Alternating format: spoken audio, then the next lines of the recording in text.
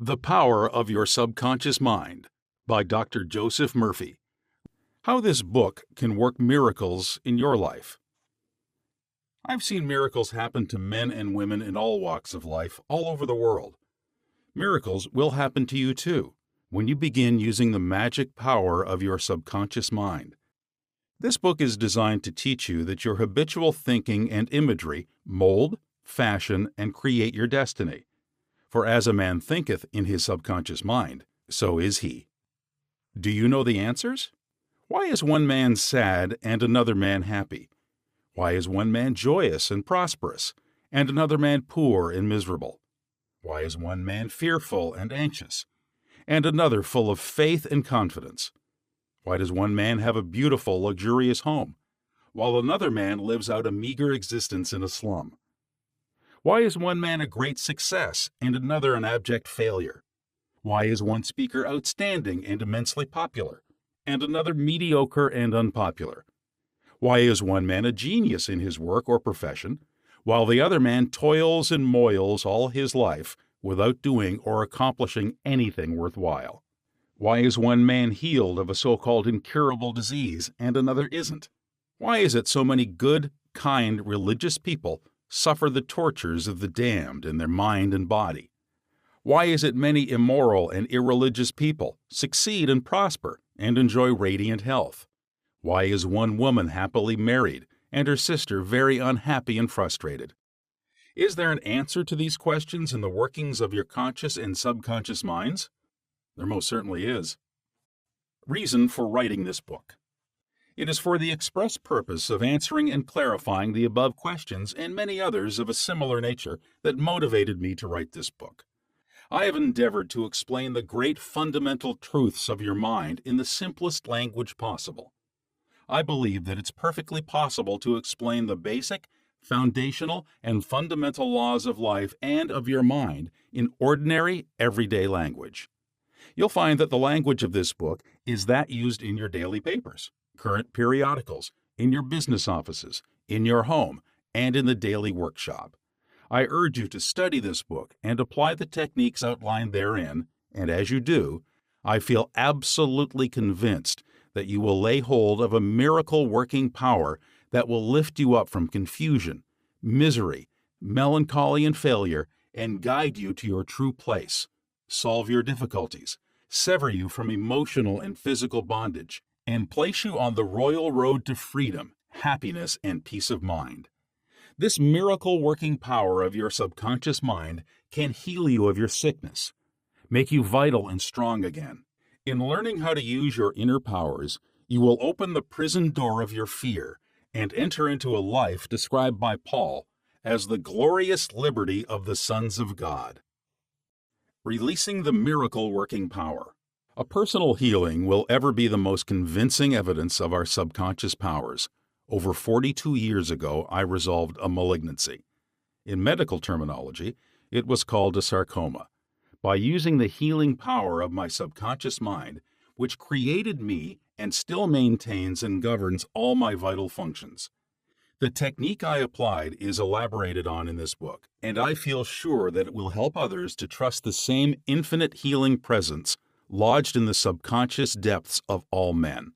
Through the kindly offices of my doctor friend, I suddenly realized that it was natural to assume that the creative intelligence which made all of my organs, fashioned my body, and started my heart could heal its own handiwork. The ancient proverb says, quote, "The doctor dresses the wound, and God heals it." Unquote. Wonders happen when you pray effectively. Scientific prayer is the harmonious interaction of the conscious and subconscious levels of mind, scientifically directed for a specific purpose. This book will teach you the scientific way to tap the realm of infinite power within you, enabling you to get what you really want in life. You desire a happier, fuller, and richer life. Begin to use this miracle-working power and smooth your way in daily affairs, solve business problems, and bring harmony in family relationships. Be sure that you read this book several times. The many chapters will show you how this wonderful power works and how you can draw out the hidden inspiration and wisdom that is within you. Learn the simple techniques of impressing the subconscious mind. Follow the new scientific way in tapping the infinite storehouse. Read this book carefully, earnestly, and lovingly. Prove to yourself the amazing way it can help you. It could be, and I believe it will be, the turning point of your life. Everybody prays. Do you know how to pray effectively? How long is it since you prayed as part of your everyday activities? In an emergency, in time of danger or trouble, in illness, and when death lurks, prayers pour forth, your own and friends. Just read your daily newspaper. It is reported that prayers are being offered up all over the nation for a child stricken with a so-called incurable ailment, for peace among nations, for a group of miners trapped in a flooded mine. Later, it's reported that when rescued, the miners said that they prayed while waiting for rescue. An airplane pilot says that he prayed as he made a successful emergency landing. Certainly, prayer is an ever-present help in time of trouble. But you do not have to wait for trouble to make prayer an integral and constructive part of your life. The dramatic answers to prayer make headlines and are the subject of testimonies to the effectiveness of prayer. What of the many humble prayers of children, the simple thanksgiving of grace at the table daily, the faithful devotions wherein the individual seeks only communion with God? My work with people has made it necessary for me to study the various approaches to prayer. I have experienced the power of prayer in my own life, and I have talked and worked with many people who also enjoyed the help of prayer. The problem usually is how to tell others how to pray. People who are in trouble have difficulty in thinking and acting reasonably. They need an easy formula to follow, an obviously workable pattern that is simple and specific. Often, they must be led to approach the emergency. Unique feature of this book. The unique feature of this book is its down-to-earth practicality. Here, you're presented with simple, usable techniques and formulas, which you can easily apply in your workaday world. I've taught these simple processes to men and women all over the world, and recently, over 1,000 men and women of all religious affiliations attended a special class in Los Angeles, where I presented the highlights of what is offered in the pages of this book. Many came from distances of 200 miles for each class lesson. The special features of this book will appeal to you because they show you why oftentimes you get the opposite of what you prayed for and reveal to you the reasons why. People have asked me in all parts of the world and thousands of times, why is it that I have prayed and got no answer? In this book, you'll find the reasons for this common complaint. The many ways of impressing the subconscious mind and getting the right answers make this an extraordinarily valuable book and an ever-present help in time of trouble. What do you believe? It is not the thing believed in that brings an answer to man's prayer. The answer to prayer results when the individual's subconscious mind responds to the mental picture or thought in his mind. This law of belief is operating in all religions of the world, and is the reason why they are psychologically true. The Buddhist, the Christian, the Muslim, and the Hebrew all may get answers to their prayers, not because of the particular creed, religion, affiliation, ritual, ceremony, formula, liturgy, incantation, sacrifices, or offerings, but solely because of belief or mental acceptance and receptivity about that for which they pray. The law of life is the law of belief. And belief could be summed up briefly as a thought in your mind. As a man thinks, feels, and believes, so is the condition of his mind, body, and circumstances. A technique, a methodology based on an understanding of what you're doing and why you are doing it, will help you to bring about a subconscious embodiment of all good things of life. Essentially, answered prayer is the realization of your heart's desire. Desire is prayer. Everyone desires health, happiness, security, peace of mind, true expression, but many fail to achieve clearly defined results. A university professor admitted to me recently, "I know that if I changed my mental pattern and redirected my emotional life, my ulcers would not recur, but I do not have any technique, process, or modus operandi. My mind wanders back and forth on my many problems, and I feel frustrated, defeated, and unhappy." This professor had a desire for perfect health. He needed a knowledge of the way his mind worked, which would enable him to fulfill his desire. By practicing the healing methods outlined in this book, he became whole and perfect. There is one mind common to all individual men. Emerson. The miracle working powers of your subconscious mind existed before you and I were born, before any church or world existed. The great eternal truths and principles of life antedate all religions. It is with these thoughts in mind that I urge you in the following chapters to lay hold of this wonderful, magical, transforming power, which will bind up mental and physical wounds, proclaim liberty to the fear-ridden mind, and liberate you completely from the limitations of poverty, failure, misery, lack, and frustration. All you have to do is unite mentally and emotionally with the good you wish to embody, and the creative powers of your subconscious will respond accordingly. Begin now, today. Let wonders happen in your life.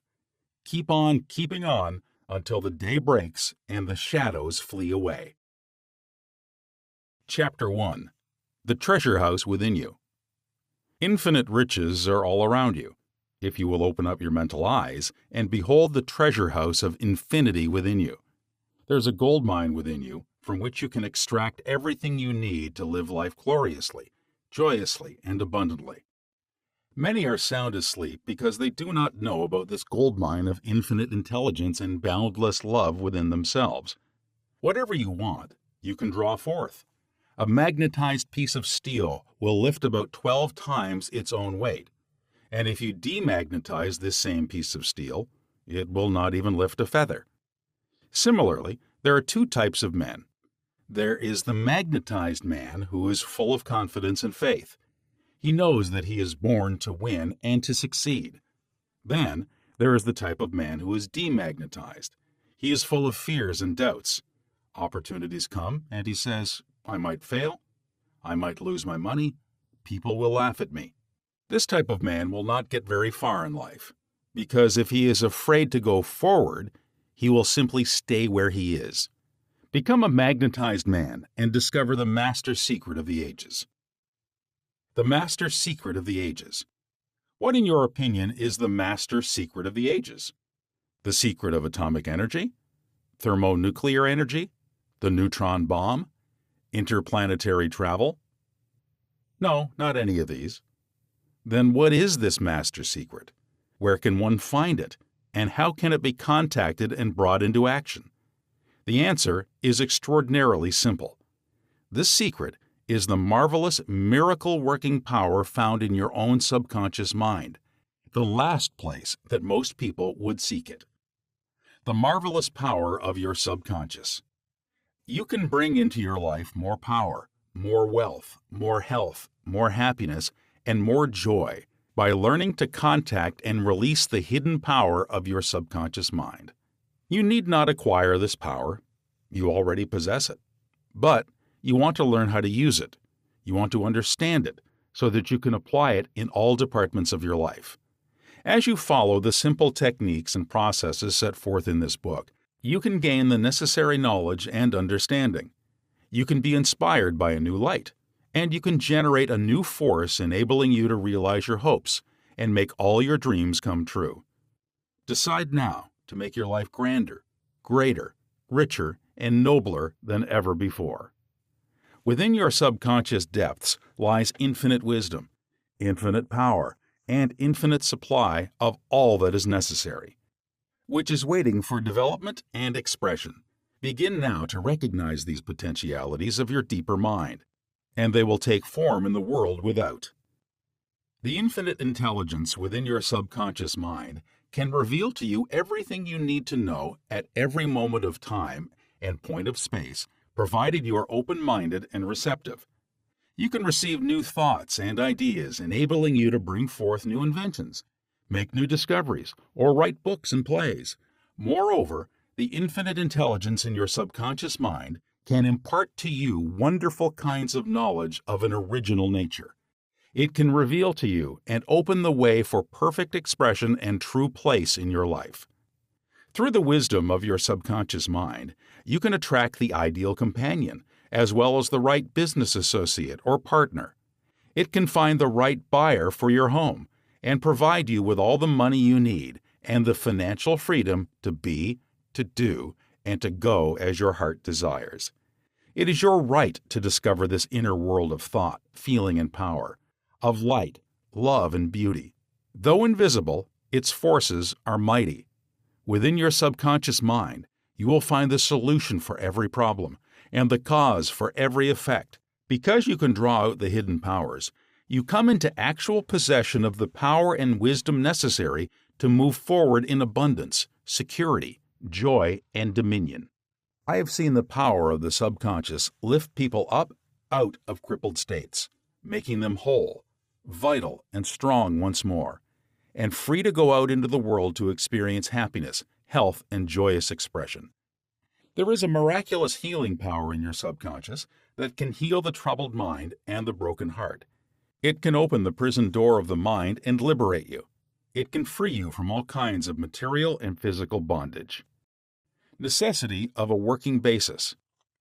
Substantial progress in any field of endeavor is impossible in the absence of a working basis, which is universal in its application. You can become skilled in the operation of your subconscious mind. You can practice its powers with a certainty of results in exact proportion to your knowledge of its principles and to your application of them for definite specific purposes and goals you wish to achieve. Being a former chemist, I would like to point out that if you combine hydrogen and oxygen in the proportions of 2 atoms of the former to 1 of the latter, water will be the result. You are very familiar with the fact that 1 atom of oxygen and 1 atom of carbon will produce carbon monoxide, a poisonous gas.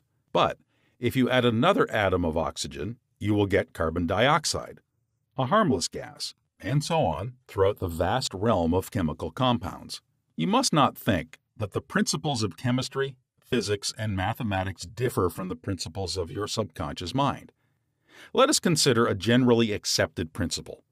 Water seeks its own level. This is a universal principle, which is applicable to water everywhere. Consider another principle. Matter expands when heated. This is true anywhere, at any time, and under all circumstances. You can heat a piece of steel, and it will expand regardless whether the steel is found in China, England, or India. It is a universal truth that matter expands when heated. It is also a universal truth that whatever you impress on your subconscious mind is expressed on the screen of space as condition, experience, and event.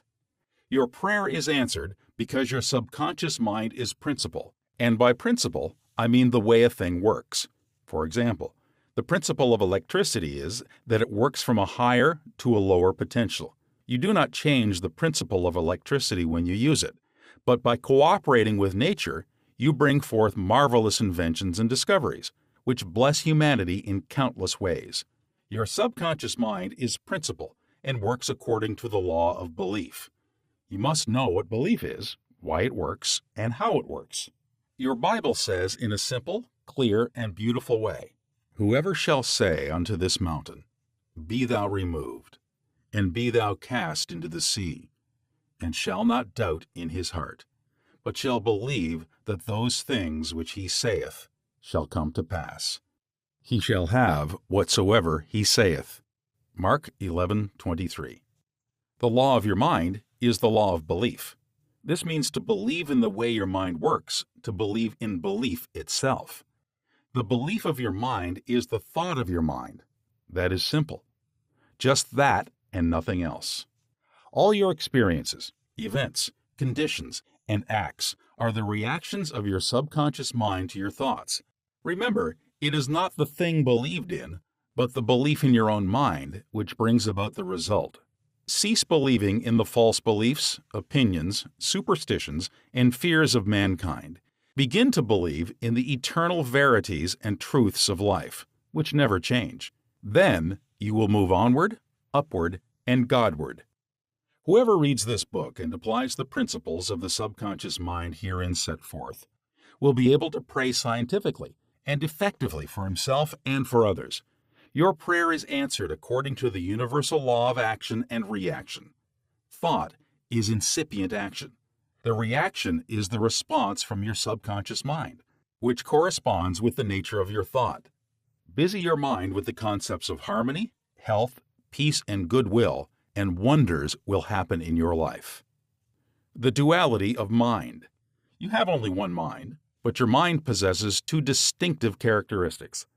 The line of demarcation between the two is well known to all thinking men and women today. The two functions of your mind are essentially unlike.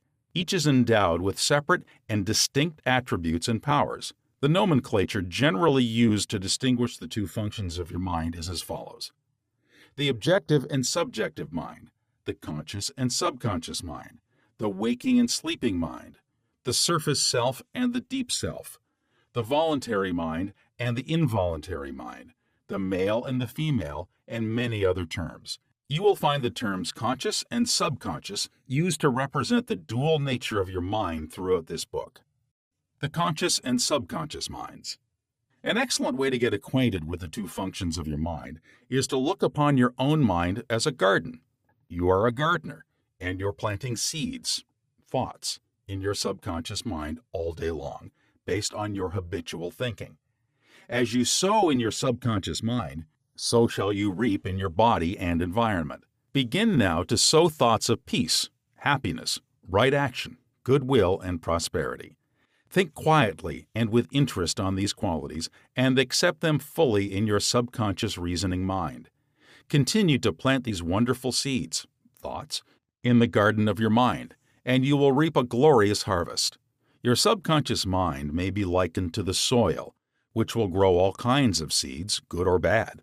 Do men gather grapes of thorns or figs of thistles? Every thought is, therefore, a cause, and every condition is an effect. For this reason, it is essential that you take charge of your thoughts so as to bring forth only desirable conditions. When your mind thinks correctly, when you understand the truth, when the thoughts deposited in your subconscious mind are constructive, harmonious, and peaceful, the magic working power of your subconscious will respond and bring about harmonious conditions, agreeable surroundings, and the best of everything. When you begin to control your thought processes, you can apply the powers of your subconscious to any problem or difficulty. In other words, you will actually be consciously cooperating with the infinite power and omnipotent law which governs all things. Look around you wherever you live, and you will notice that the vast majority of mankind lives in the world without. The more enlightened men are intensely interested in the world within. Remember, it is the world within, namely your thoughts, feelings, and imagery, that makes your world without. It is, therefore, the only creative power, and everything that you find in your world of expression has been created by you in the inner world of your mind, consciously or unconsciously. A knowledge of the interaction of your conscious and subconscious minds will enable you to transform your whole life. In order to change external conditions, you must change the cause. Most men try to change conditions and circumstances by working with conditions and circumstances to remove discord, confusion, lack, and limitation. You must remove the cause, and the cause is the way you are using your conscious mind. In other words, the way you are thinking and picturing in your mind. You are living in a fathomless sea of infinite riches. Your subconscious is very sensitive to your thoughts. Your thoughts form the mold or matrix through which the infinite intelligence, wisdom, vital forces, and energies of your subconscious flow. The practical application of the laws of your mind, as illustrated in each chapter of this book, will cause you to experience abundance for poverty, wisdom for superstition and ignorance, peace for pain, joy for sadness, light for darkness, harmony for discord, faith and confidence for fear, success for failure, and freedom from the law of averages. Certainly, there can be no more wonderful blessing than these from a mental, emotional, and material standpoint. Most of the great scientists, artists, poets, singers, writers, and inventors have a deep understanding of the workings of the conscious and subconscious minds. One time Caruso, the great operatic tenor, was struck with stage fright. He said his throat was paralyzed due to spasms caused by intense fear, which constricted the muscles of his throat. Perspiration poured copiously down his face. He was ashamed because in a few minutes He had to go out on stage. Yet he was shaking with fear and trepidation. He said, "They will laugh at me. I can't sing." Then he shouted in the presence of those behind the stage, "The little me wants to strangle the big me within." He said to the little me, "Get out of here. The big me wants to sing through me." By the big me, he meant the limitless power and wisdom of his subconscious mind. And he began to shout, "Get out! Get out! The big me is going to sing." His subconscious mind responded, releasing the vital forces within him. When the call came, he walked out on the stage and sang gloriously and majestically, enthralling the audience. It is obvious to you now that Caruso must have understood the two levels of mind, the conscious or rational, and the subconscious or irrational level. Your subconscious mind is reactive and responds to the nature of your thoughts. When your conscious mind, the little me, is full of fear, worry, and anxiety, the negative emotions engendered in your subconscious mind, the big me, are released and flood the conscious mind with a sense of panic, foreboding, and despair. When this happens, you can, like Caruso, speak affirmatively and with a deep sense of authority to the irrational emotions generated in your deeper mind as follows: "Be still, be quiet, I am in control. You must obey me. You are subject to my command. You cannot intrude where you do not belong." It is fascinating and intensely interesting to observe how you can speak authoritatively and with conviction to the irrational movement of your deeper self, bringing silence, harmony, and peace to your mind. The subconscious is subject to the conscious mind, and that is why it is called subconscious or subjective. Outstanding differences in modes of operation. You will perceive the main differences by the following illustrations. The conscious mind is like the navigator or captain at the bridge of a ship. He directs the ship and signals orders to men in the engine room, who in turn control all the boilers, instruments, gauges, etc. The men in the engine room do not know where they're going. They follow orders. They would go on the rocks if the man on the bridge issued faulty or wrong instructions based on his findings with the compass, sextant, or other instruments. The men in the engine room obey him because he is in charge and issues orders, which are automatically obeyed. Members of the crew do not talk back to the captain, they simply carry out orders. The captain is the master of his ship, and his decrees are carried out. Likewise, your conscious mind is the captain and master of your ship, which represents your body, environment, and all your affairs. Your subconscious mind takes the orders you give it based upon what your conscious mind believes and accepts as true. When you repeatedly say to people, "I can't afford it," then your subconscious mind takes that at your word and sees to it that you will not be in a position to purchase what you want. As long as you persist in saying, "Can't afford that car, that trip to Europe, that home, that fur coat, or ermine wrap," you can rest assured that your subconscious mind will follow your orders, and you will go through life experiencing the lack of all these things. Last Christmas Eve, a beautiful young university student looked at an attractive and rather expensive traveling bag in a store window. She was going home to Buffalo, New York for the holidays. She was about to say, "I can't afford that bag," when she recalled something she had heard at one of my lectures, which was, "Never finish a negative statement, reverse it immediately, and wonders will happen in your life." She said, "That bag is mine. It is for sale. I accept it mentally, and my subconscious sees to it that I receive it." At 8 o'clock Christmas Eve, her fiancé presented her with a bag exactly the same as the one she had looked at and mentally identified herself with at 10 o'clock the same morning. She had filled her mind with the thought of expectancy and released the whole thing to her deeper mind, which has the know-how of accomplishment. This young girl, a student at the University of Southern California, said to me, "I didn't have the money to buy that bag, but now I know where to find money and all the things I need, and that is in the treasure house of eternity within me." Another simple illustration is this. When you say, "I do not like mushrooms," and the occasion subsequently comes to you that you are served mushrooms in sauces or salads, you will get indigestion because your subconscious mind says to you, "The boss," your conscious mind, does not like mushrooms. This is an amusing example of the outstanding differences in modes of operation of your conscious and subconscious minds. A woman may say, "Wake up at 3 o'clock if I drink coffee at night." Whenever she drinks coffee, her subconscious mind nudges her as if to say, "The boss wants you to stay awake tonight." Your subconscious mind works 24 hours a day and makes provisions for your benefit, pouring all the fruit of your habitual thinking into your lap. How her subconscious responded. A woman wrote me a few months ago as follows: "I am 75 years old, a widow with a grown family. I was living alone and on a pension. I heard your lectures on the powers of the subconscious mind, wherein you said that ideas could be conveyed to the subconscious mind by repetition, faith, and expectancy. I began to repeat frequently with feeling, 'I am wanted. I am happily married to a kind, loving, and spiritual-minded man. I am secure.' I kept on doing this many times a day for about 2 weeks. And one day at the corner drugstore, I was introduced to a retired pharmacist I found to be kind, understanding, and very religious.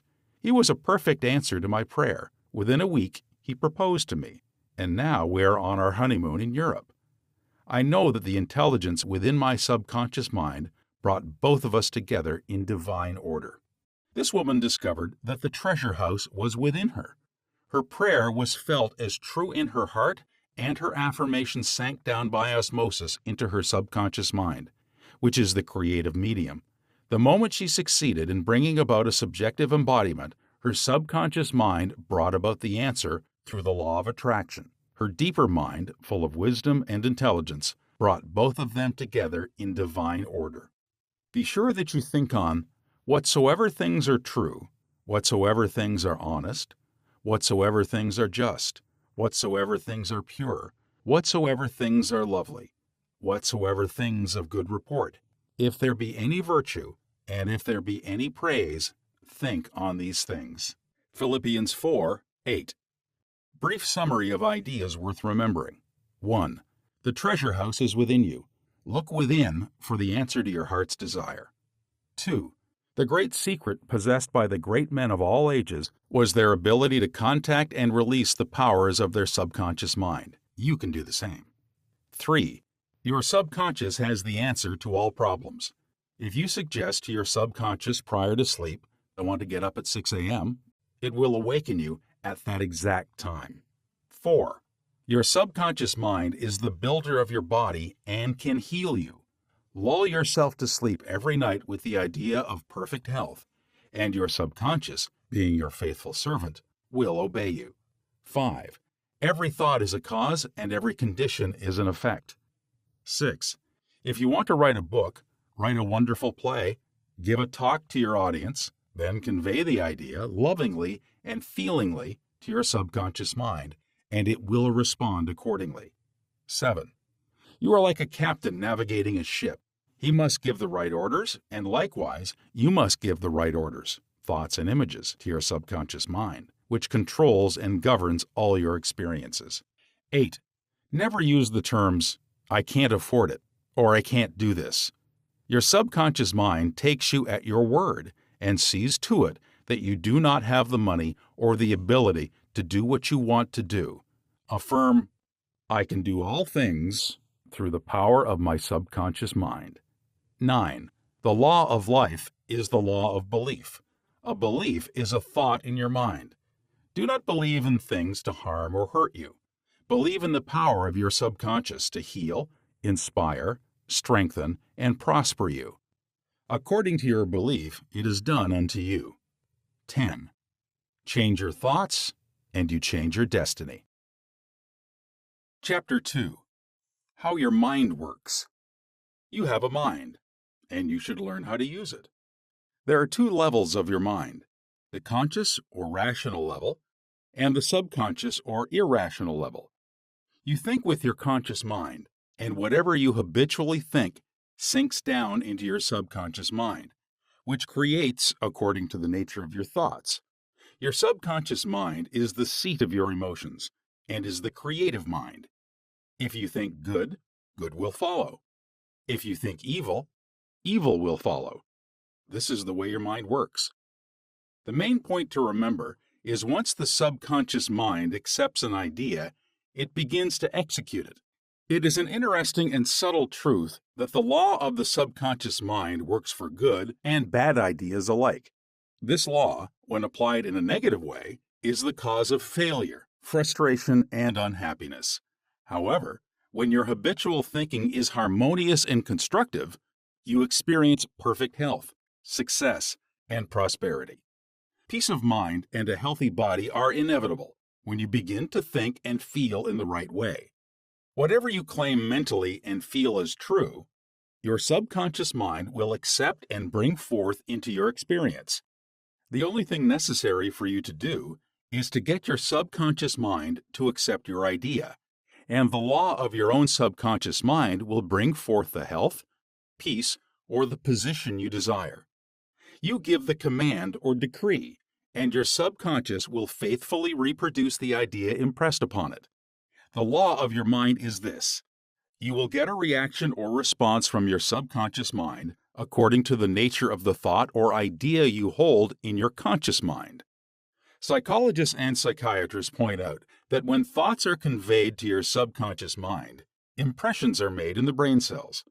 As soon as your subconscious accepts any idea, it proceeds to put it into effect immediately. It works by association of ideas and uses every bit of knowledge that you have gathered in your lifetime to bring about its purpose. It draws on the infinite power, energy, and wisdom within you. It lines up all the laws of nature to get its way. Sometimes it seems to bring about an immediate solution to your difficulties, but at other times it may take days, weeks, or longer. Its ways are past finding out. Conscious and subconscious terms differentiated. You must remember that these are not two minds. They are merely two spheres of activity within one mind.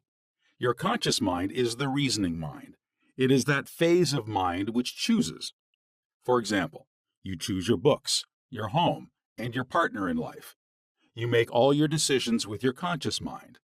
On the other hand, without any conscious choice on your part, your heart is kept functioning automatically, and the process of digestion, circulation, and breathing are carried on by your subconscious mind through processes independent of your conscious control. Your subconscious mind accepts what is impressed upon it, or what you consciously believe. It does not reason things out like your conscious mind, and it does not argue with you controversially. Your subconscious mind is like the soil, which accepts any kind of seed, good or bad. Your thoughts are active and might be likened unto seeds. Negative, destructive thoughts continue to work negatively in your subconscious mind, and in due time will come forth into outer experience, which corresponds with them. Remember, your subconscious mind does not engage in proving whether your thoughts are good or bad, true or false, but it responds according to the nature of your thoughts or suggestions. For example, if you consciously assume something as true, even though it may be false, your subconscious mind will accept it as true and proceed to bring about results, which must necessarily follow, because you consciously assumed it to be true. Experiments by psychologists. Innumerable experiments by psychologists and others on persons in the hypnotic state have shown that the subconscious mind is incapable of making selections and comparisons, which are necessary for a reasoning process. They have shown repeatedly that your subconscious mind will accept any suggestions, however false. Having once accepted any suggestion, it responds according to the nature of the suggestion given. To illustrate the amenability of your subconscious mind to suggestion, if a practiced hypnotist suggests to one of his subjects that he is Napoleon Bonaparte, or even a cat or a dog, he will act out the part with inimitable accuracy. His personality becomes changed for the time being. He believes himself to be whatever the operator tells him he is. A skilled hypnotist may suggest to one of his students in the hypnotic state that his back itches, to another that his nose is bleeding, to another that he is a marble statue, to another that he is freezing and the temperature is below zero. Each one will follow out the line of his particular suggestion, totally oblivious to all his surroundings, which do not pertain to his idea. These simple illustrations portray clearly the difference between your conscious reasoning mind and your subconscious mind, which is impersonal, non-selective, and accepts as true whatever your conscious mind believes to be true. Hence, the importance of selecting thoughts, ideas, and premises which bless, heal, inspire, and fill your soul with joy. The terms objective and subjective mind clarified. Your conscious mind is sometimes referred to as your objective mind because it deals with outward objects. The objective mind takes cognizance of the objective world. Its media of observation are your 5 physical senses. Your objective mind is your guide and director in your contact with your environment. You gain knowledge through your 5 senses. Your objective mind learns through observation, experience, and education. As previously pointed out, the greatest function of the objective mind is that of reasoning. Suppose you are one of the thousands of tourists who come to Los Angeles annually. You would come to the conclusion that it is a beautiful city based upon your observation of the parks, pretty gardens, majestic buildings, and lovely homes. This is the working of your objective mind. Your subconscious mind is oftentimes referred to as your subjective mind. Your subjective mind takes cognizance of its environment by means independent of the 5 senses. Your subjective mind perceives by intuition. It is the seat of your emotion and the storehouse of memory. Your subjective mind performs its highest functions when your objective senses are in abeyance. In a word, it is that intelligence which makes itself manifest when the objective mind is suspended or in a sleepy, drowsy state. Your subjective mind sees without the use of the natural organs of vision. It has the capacity of clairvoyance and clairaudience. Your subjective mind can leave your body, travel to distant lands, and bring back information oftentimes of the most exact and truthful character. Through your subjective mind, you can read the thoughts of others, read the contents of sealed envelopes and closed safes. Your subjective mind has the ability to apprehend the thoughts of others without the use of the ordinary objective means of communication. It is of the greatest importance that we understand the interaction of the objective and subjective mind in order to learn the true art of prayer. The subconscious cannot reason like your conscious mind. Your subconscious mind cannot argue controversially. Hence, if you give it wrong suggestions, it will accept them as true and will proceed to bring them to pass as conditions, experiences, and events. All things that have happened to you are based on thoughts impressed on your subconscious mind through belief. If you have conveyed erroneous concepts to your subconscious mind, the sure method of overcoming them is by the repetition of constructive, harmonious thoughts frequently repeated, which your subconscious mind accepts, thus forming new and healthy habits of thought and life, for your subconscious mind is the seat of habit. The habitual thinking of your conscious mind establishes deep grooves in your subconscious mind. This is very favorable for you if your habitual thoughts are harmonious, peaceful, and constructive. If you have indulged in fear, worry, and other destructive forms of thinking, the remedy is to recognize the omnipotence of your subconscious mind and decree freedom, happiness, and perfect health. Your subconscious mind, being creative and one with your divine source, will proceed to create the freedom and happiness which you have earnestly decreed. The tremendous power of suggestion. You must realize by now that your conscious mind is the watchman at the gate, and its chief function is to protect your subconscious mind from false impressions. You are now aware of one of the basic laws of mind. Your subconscious mind is amenable to suggestion. As you know, your subconscious mind does not make comparisons or contrasts, neither does it reason and think things out for itself. This latter function belongs to your conscious mind. It simply reacts to the impressions given to it by your conscious mind. It does not show a preference for one course of action over another. The following is a classic example of the tremendous power of suggestion. Suppose you approach a timid-looking passenger on board ship and say to him something like this: "You look very ill. How pale you are. I feel certain you are going to be seasick. Let me help you to your cabin." The passenger turns pale. Your suggestion of seasickness associates itself with his own fears and forebodings. He accepts your aid down to the berth, and there your negative suggestion, which was accepted by him, is realized. Different reactions to the same suggestion. It is true that different people will react in different ways to the same suggestion because of their subconscious conditioning or belief. For example, if you go to a sailor on the ship and say to him sympathetically, "My dear fellow, you're looking very ill. Aren't you feeling sick? You look to me as if you were going to be seasick." According to his temperament, he either laughs at your joke or expresses a mild irritation. Your suggestion fell on deaf ears in this instance because your suggestion of seasickness was associated in his mind with his own immunity from it. Therefore, it called up not fear or worry, but self-confidence. The dictionary says that a suggestion is the act or instance of putting something into one's mind, the mental process by which the thought or idea suggested is entertained, accepted, or put into effect. You must remember that a suggestion cannot impose something on the subconscious mind against the will of the conscious mind. In other words, your conscious mind has the power to reject the suggestion given. In the case of the sailor, he had no fear of seasickness. He had convinced himself of his immunity, and the negative suggestion had absolutely no power to evoke fear. The suggestion of seasickness to the other passenger called forth his indwelling fear of seasickness. Each of us has his own inner fears, beliefs, opinions, and these inner assumptions rule and govern our lives.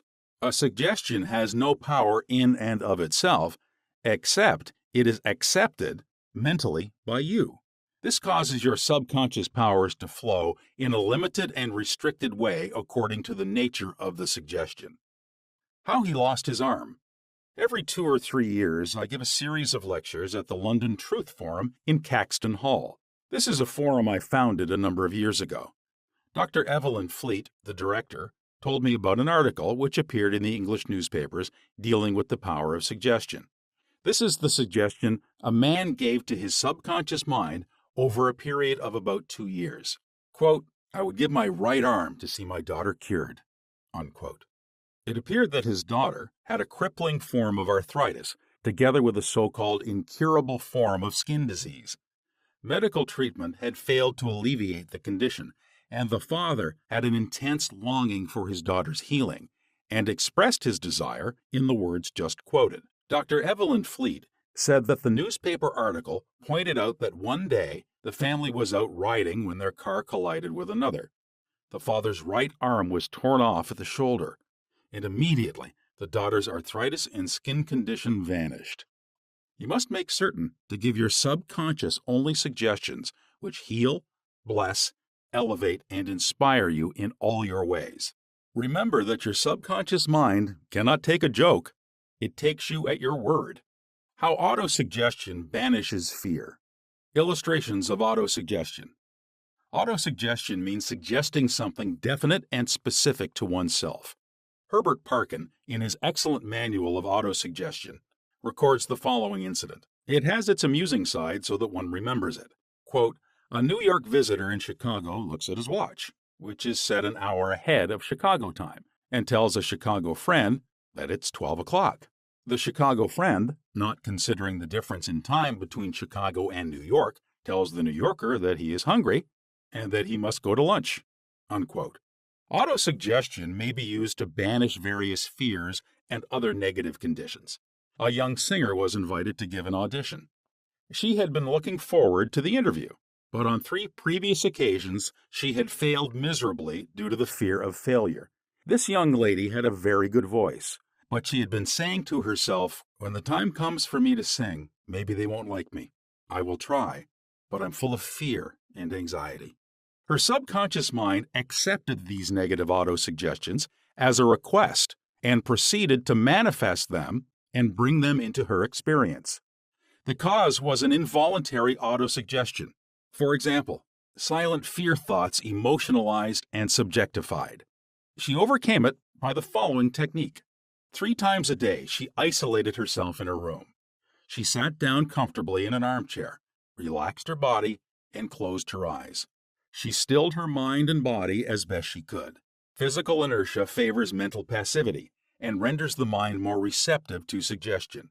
She counteracted the fear suggestion by saying to herself, "I sing beautifully. I am poised, serene, confident, and calm. She repeated this statement slowly, quietly, and with feeling from 5 to 10 times at each sitting. She had 3 such sittings every day and one immediately prior to sleep.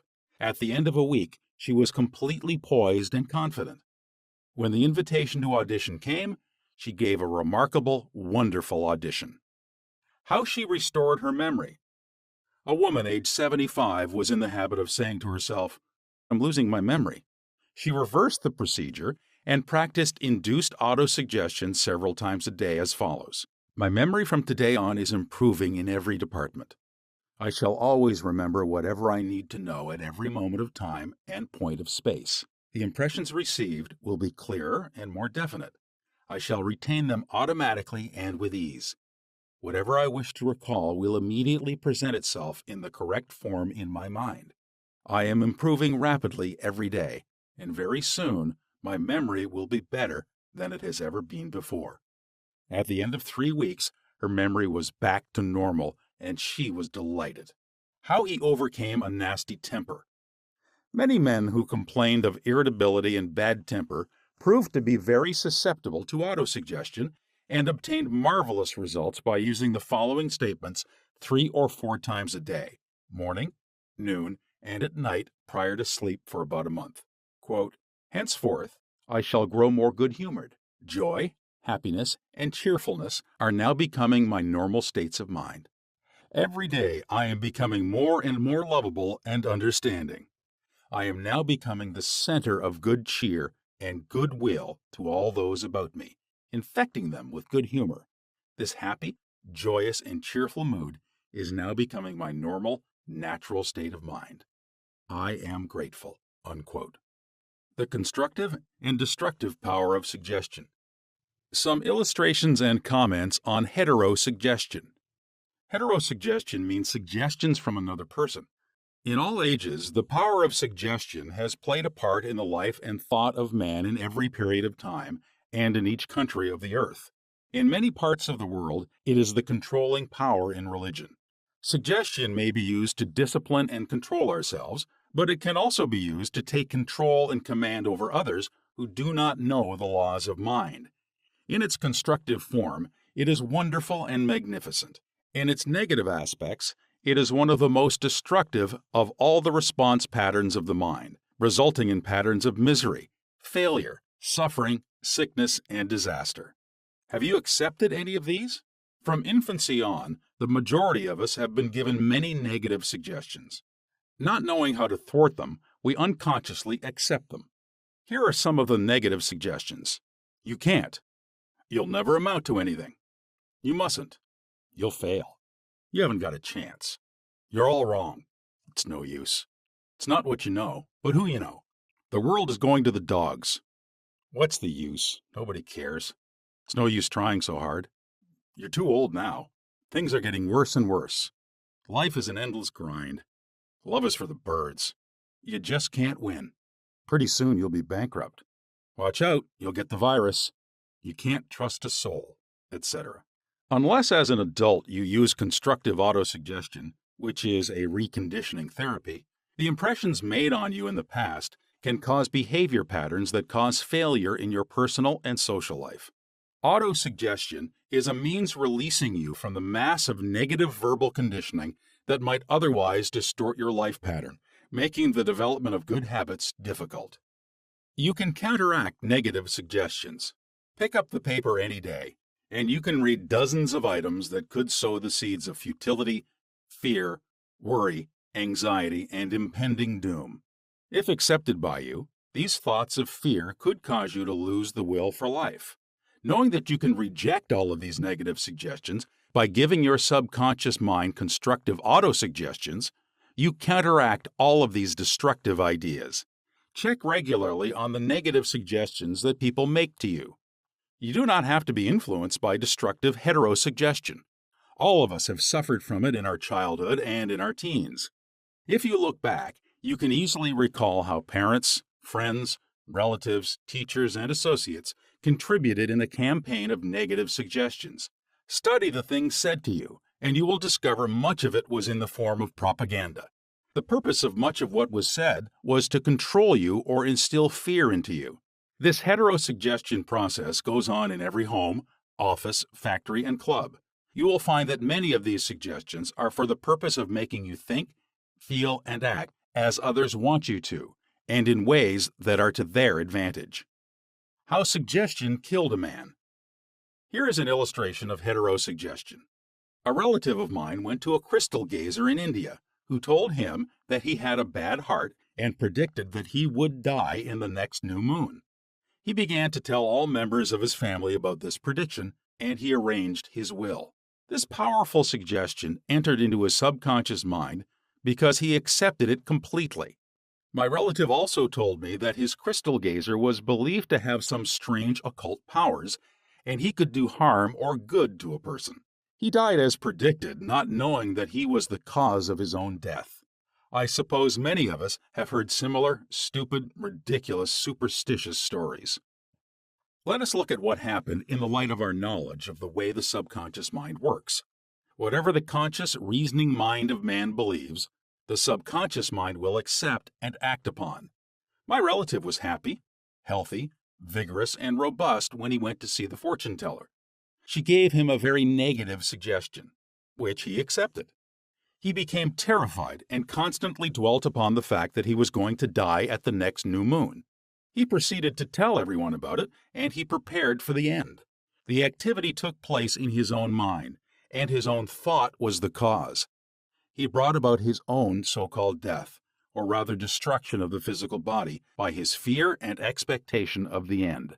The woman who predicted his death had no more power than the stones and sticks in the field. Her suggestion had no power to create or bring about the end she suggested. If he had known the laws of his mind, he would have completely rejected the negative suggestion and refused to give her words any attention, knowing in his heart that he was governed and controlled by his own thought and feeling. Like tin arrows aimed at a battleship, her prophecy could have been completely neutralized and dissipated without hurting him. The suggestions of others in themselves have absolutely no power whatever over you, except the power that you give them through your own thoughts. You have to give your mental consent. You have to entertain the thought. Then it becomes your thought, and you do the thinking. Remember, you have the capacity to choose. Choose life. Choose love. Choose health. Choose abundance. The power of an assumed major premise. Your mind works like a syllogism. This means that whatever major premise your conscious mind assumes to be true determines the conclusion your subconscious mind comes to in regard to any particular question or problem in your mind. If your premise is true, the conclusion must be true, as in the following example. Every virtue is laudable. Kindness is a virtue. Therefore, kindness is laudable. Another example is as follows. All formed things change and pass away. The pyramids of Egypt are formed things. Therefore, someday, the pyramids will pass away. The first statement is referred to as a major premise, and the right conclusion must necessarily follow the right premise. A college professor who attended some of my Science of Mind lectures in May 1962 at Town Hall, New York, said to me, "Everything in my life is topsy-turvy, and I have lost health, wealth, and friends. Everything I touch turns out wrong." I explained to him that he should establish a major premise in his thinking, that the infinite intelligence of his subconscious mind was guiding, directing, and prospering him spiritually, mentally, and materially. Then, his subconscious mind would automatically direct him wisely in his investments, decisions, and also heal his body and restore his mind to peace and tranquility.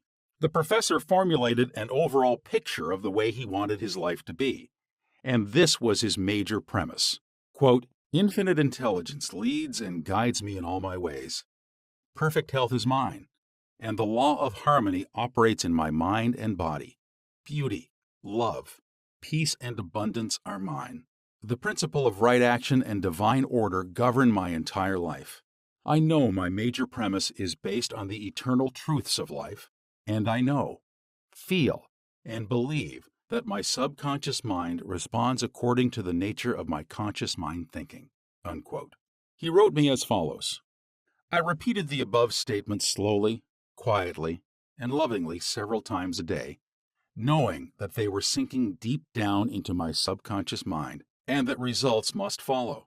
I am deeply grateful for the interview you gave me, and I would like to add that all departments of my life are changing for the better. It works. The subconscious does not argue controversially. Your subconscious mind is all-wise and knows the answers to all questions. It does not argue with you or talk back to you. It does not say, "You must not impress me with that." For example, when you say, "I can't do this. I am too old now. I can't meet this obligation. I was born on the wrong side of the tracks. I don't know the right politician." You are impregnating your subconscious with these negative thoughts, and it responds accordingly. You are actually blocking your own good, thereby bringing lack, limitation, and frustration into your life. When you set up obstacles, impediments, and delays in your conscious mind, you are denying the wisdom and intelligence resident in your subconscious mind. You are actually saying, in effect, that your subconscious mind cannot solve your problem. This leads to mental and emotional congestion, followed by sickness and neurotic tendencies. To realize your desire and overcome your frustration, affirm boldly several times a day, "The infinite intelligence which gave me this desire leads, guides, and reveals to me the perfect plan for the unfolding of my desire. I know the deeper wisdom of my subconscious is now responding, and what I feel and claim within is expressed in the without. There is a balance, equilibrium, and equanimity. If you say, 'There's no way out. I'm lost. There is no way out of this dilemma. I am stymied and blocked,' you will get no answer or response from your subconscious mind. If you want the subconscious mind to work for you, give it the right request and attain its cooperation. It is always working for you. It is controlling your heartbeat this minute and also your breathing. It heals a cut on your finger, and its tendency is lifeward, forever seeking to take care of you and preserve you. Your subconscious has a mind of its own, but it accepts your patterns of thought and imagery. When you are seeking an answer to a problem, your subconscious will respond, but it expects you to come to a decision and to a true judgment in your conscious mind. You must acknowledge the answer is in your subconscious mind. However, if you say, "I don't think there is any way out. I am all mixed up and confused. Why don't I get an answer?" you are neutralizing your prayer. Like the soldier marking time, you do not get anywhere. Still, the wheels of your mind relax, let go, and quietly affirm, "My subconscious knows the answer. It is responding to me now. I give thanks because I know the infinite intelligence of my subconscious knows all things and is revealing the perfect answer to me now. My real conviction is now setting free the majesty and glory of my subconscious mind. I rejoice that it is so." Review of highlights. 1. Think good, and good follows. Think evil, and evil follows. You are what you think all day long. 2. Your subconscious mind does not argue with you. It accepts what your conscious mind decrees. If you say, "I can't afford it," it may be true, but do not say it. Select a better thought decree. "I'll buy it. I accept it in my mind." 3. You have the power to choose. Choose health and happiness. You can choose to be friendly or you can choose to be unfriendly. Choose to be cooperative, joyous, friendly, lovable, and the whole world will respond.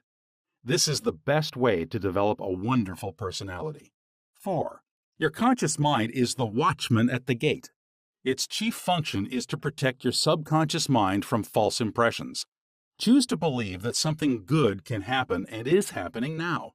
Your greatest power is your capacity to choose. Choose happiness and abundance. 5. The suggestions and statements of others have no power to hurt you.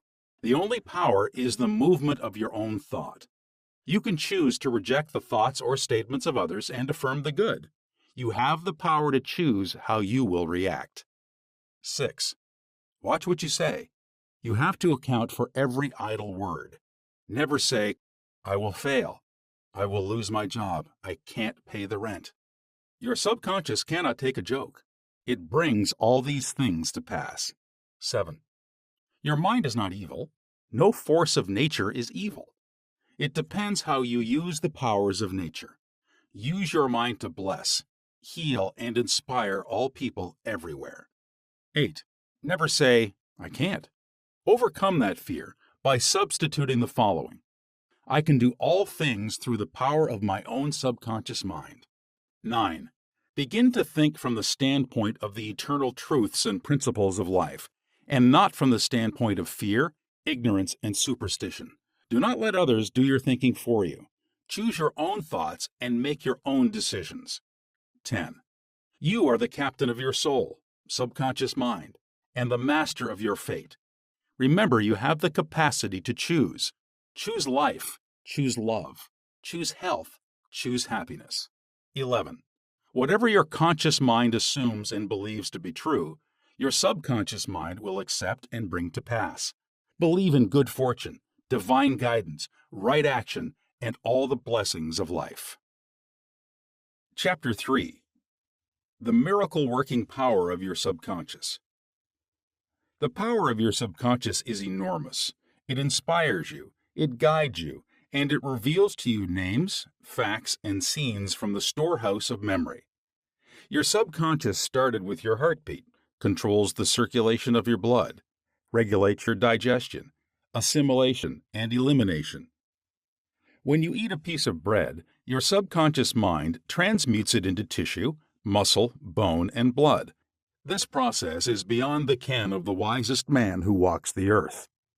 Your subconscious mind controls all the vital processes and functions of your body and knows the answer to all problems. Your subconscious mind never sleeps and never rests. It is always on the job. You can discover the miracle-working power of your subconscious by plainly stating to your subconscious prior to sleep that you wish a certain specific thing accomplished. You will be delighted to discover that forces within you will be released, leading to the desired result. Here, then, is a source of power and wisdom, which places you in touch with omnipotence, or the power that moves the world, guides the planets in their course, and causes the sun to shine. Your subconscious mind is the source of your ideals, aspirations, and altruistic urges. It was through the subconscious mind that Shakespeare perceived great truths hidden from the average man of his day. Undoubtedly, it was the response of his subconscious mind that caused the Greek sculptor Phidias to portray beauty, order, symmetry, and proportion in marble and bronze. It enabled the Italian artist Raphael to paint Madonnas and Ludwig van Beethoven to compose symphonies. In 1955, I lectured at the Yoga Forest University, Rishikesh, India, and there I chatted with a visiting surgeon from Bombay. He told me about Dr. James Esdale, a Scotch surgeon who worked in Bengal before ether or other modern methods of anesthesia were discovered. Between 1843 and 1846, Dr. Esdale performed about 400 major operations of all kinds, such as amputations, removal of tumors and cancerous growths, as well as operations on the eye, ear, and throat. All operations were conducted under mental anesthesia only. This Indian doctor at Rishikesh informed me that the post-operative mortality rate of patients operated on by Dr. Esdale was extremely low, probably 2 or 3%. Patients felt no pain, and there were no deaths during the operations.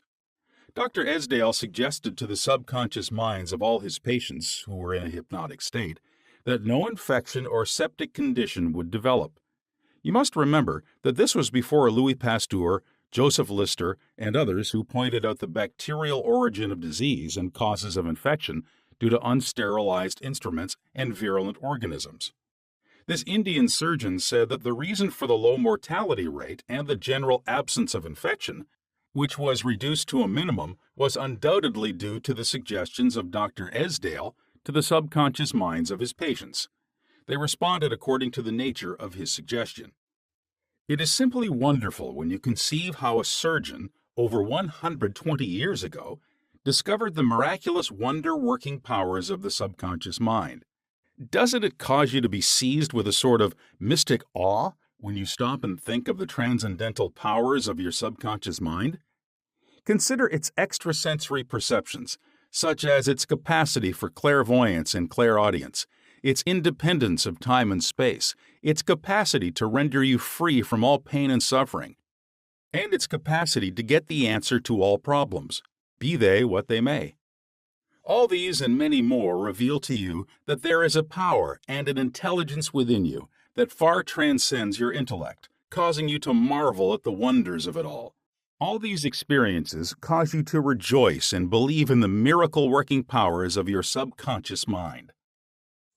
Your subconscious is your book of life.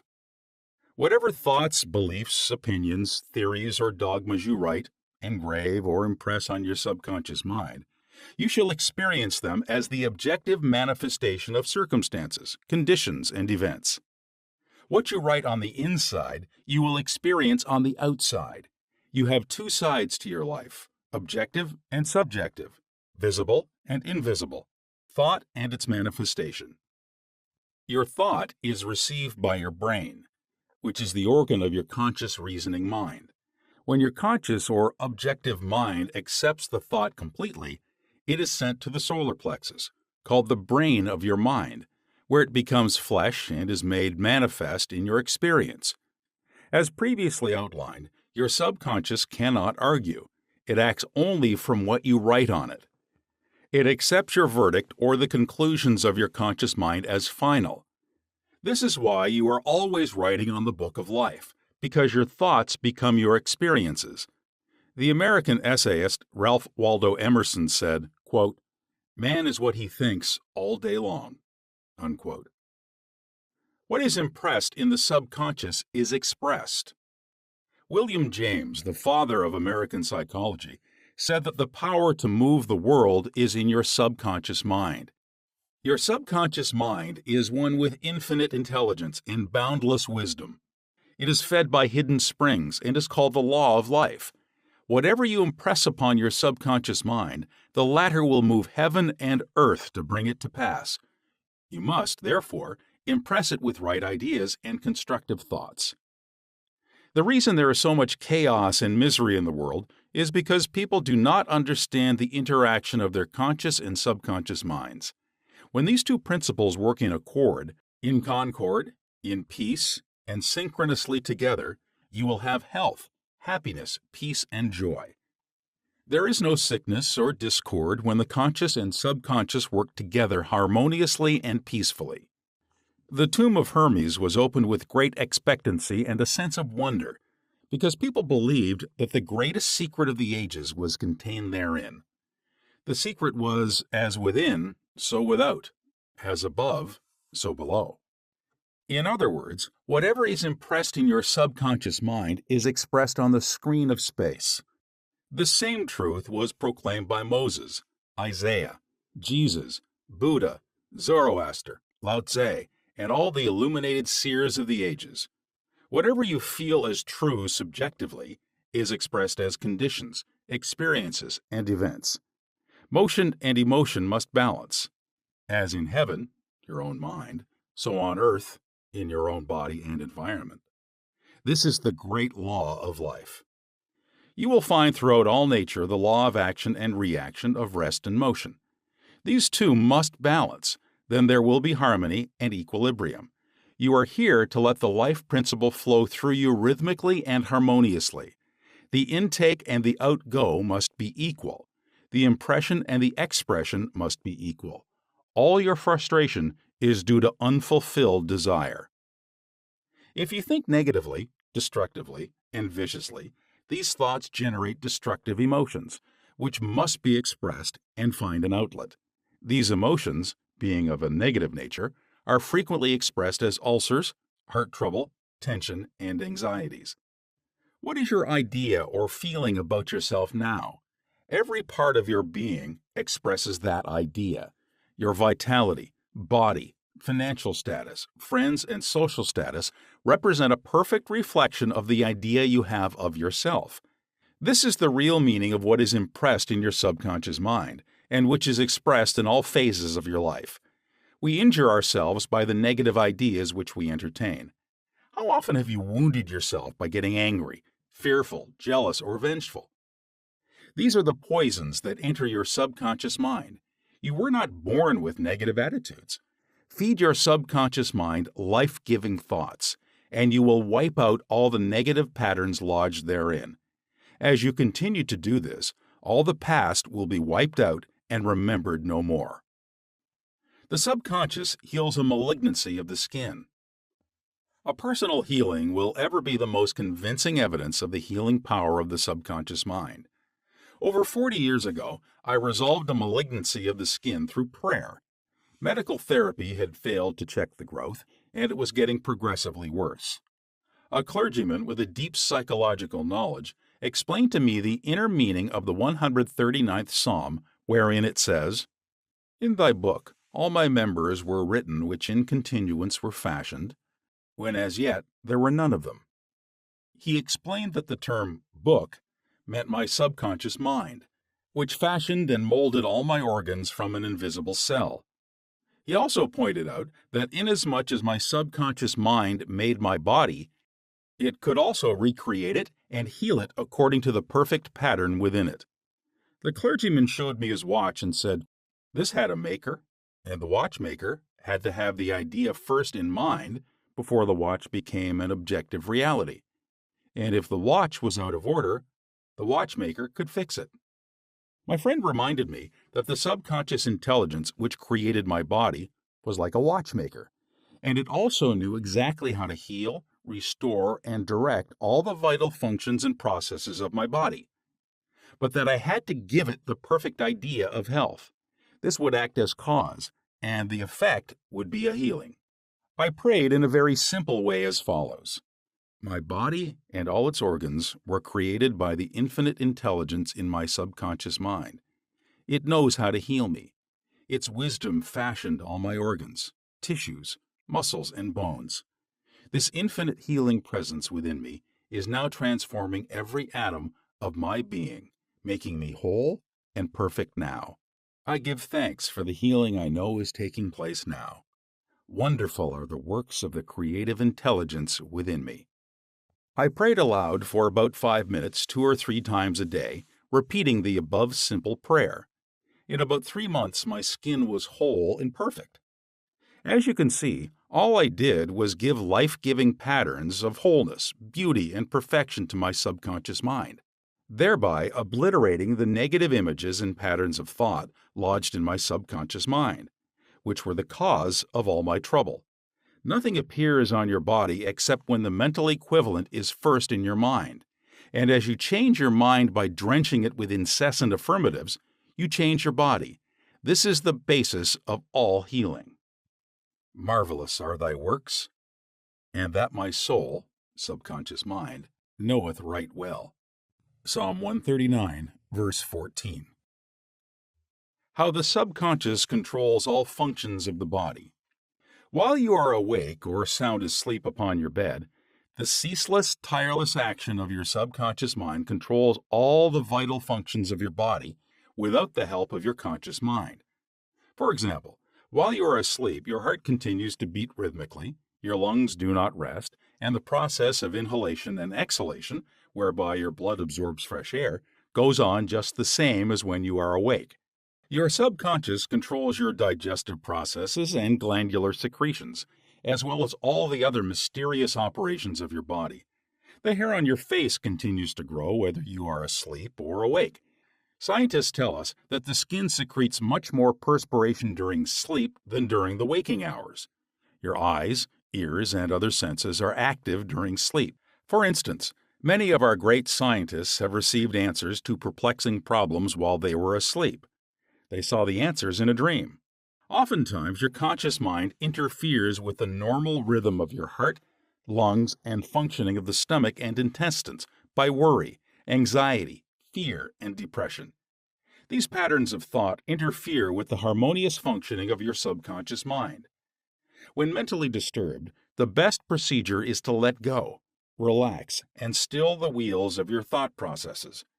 Speak to your subconscious mind, telling it to take over in peace, harmony, and divine order. You will find that all the functions of your body will become normal again. Be sure to speak to your subconscious mind with authority and conviction. and it will conform to your command. Your subconscious seeks to preserve your life and restore you to health at all costs.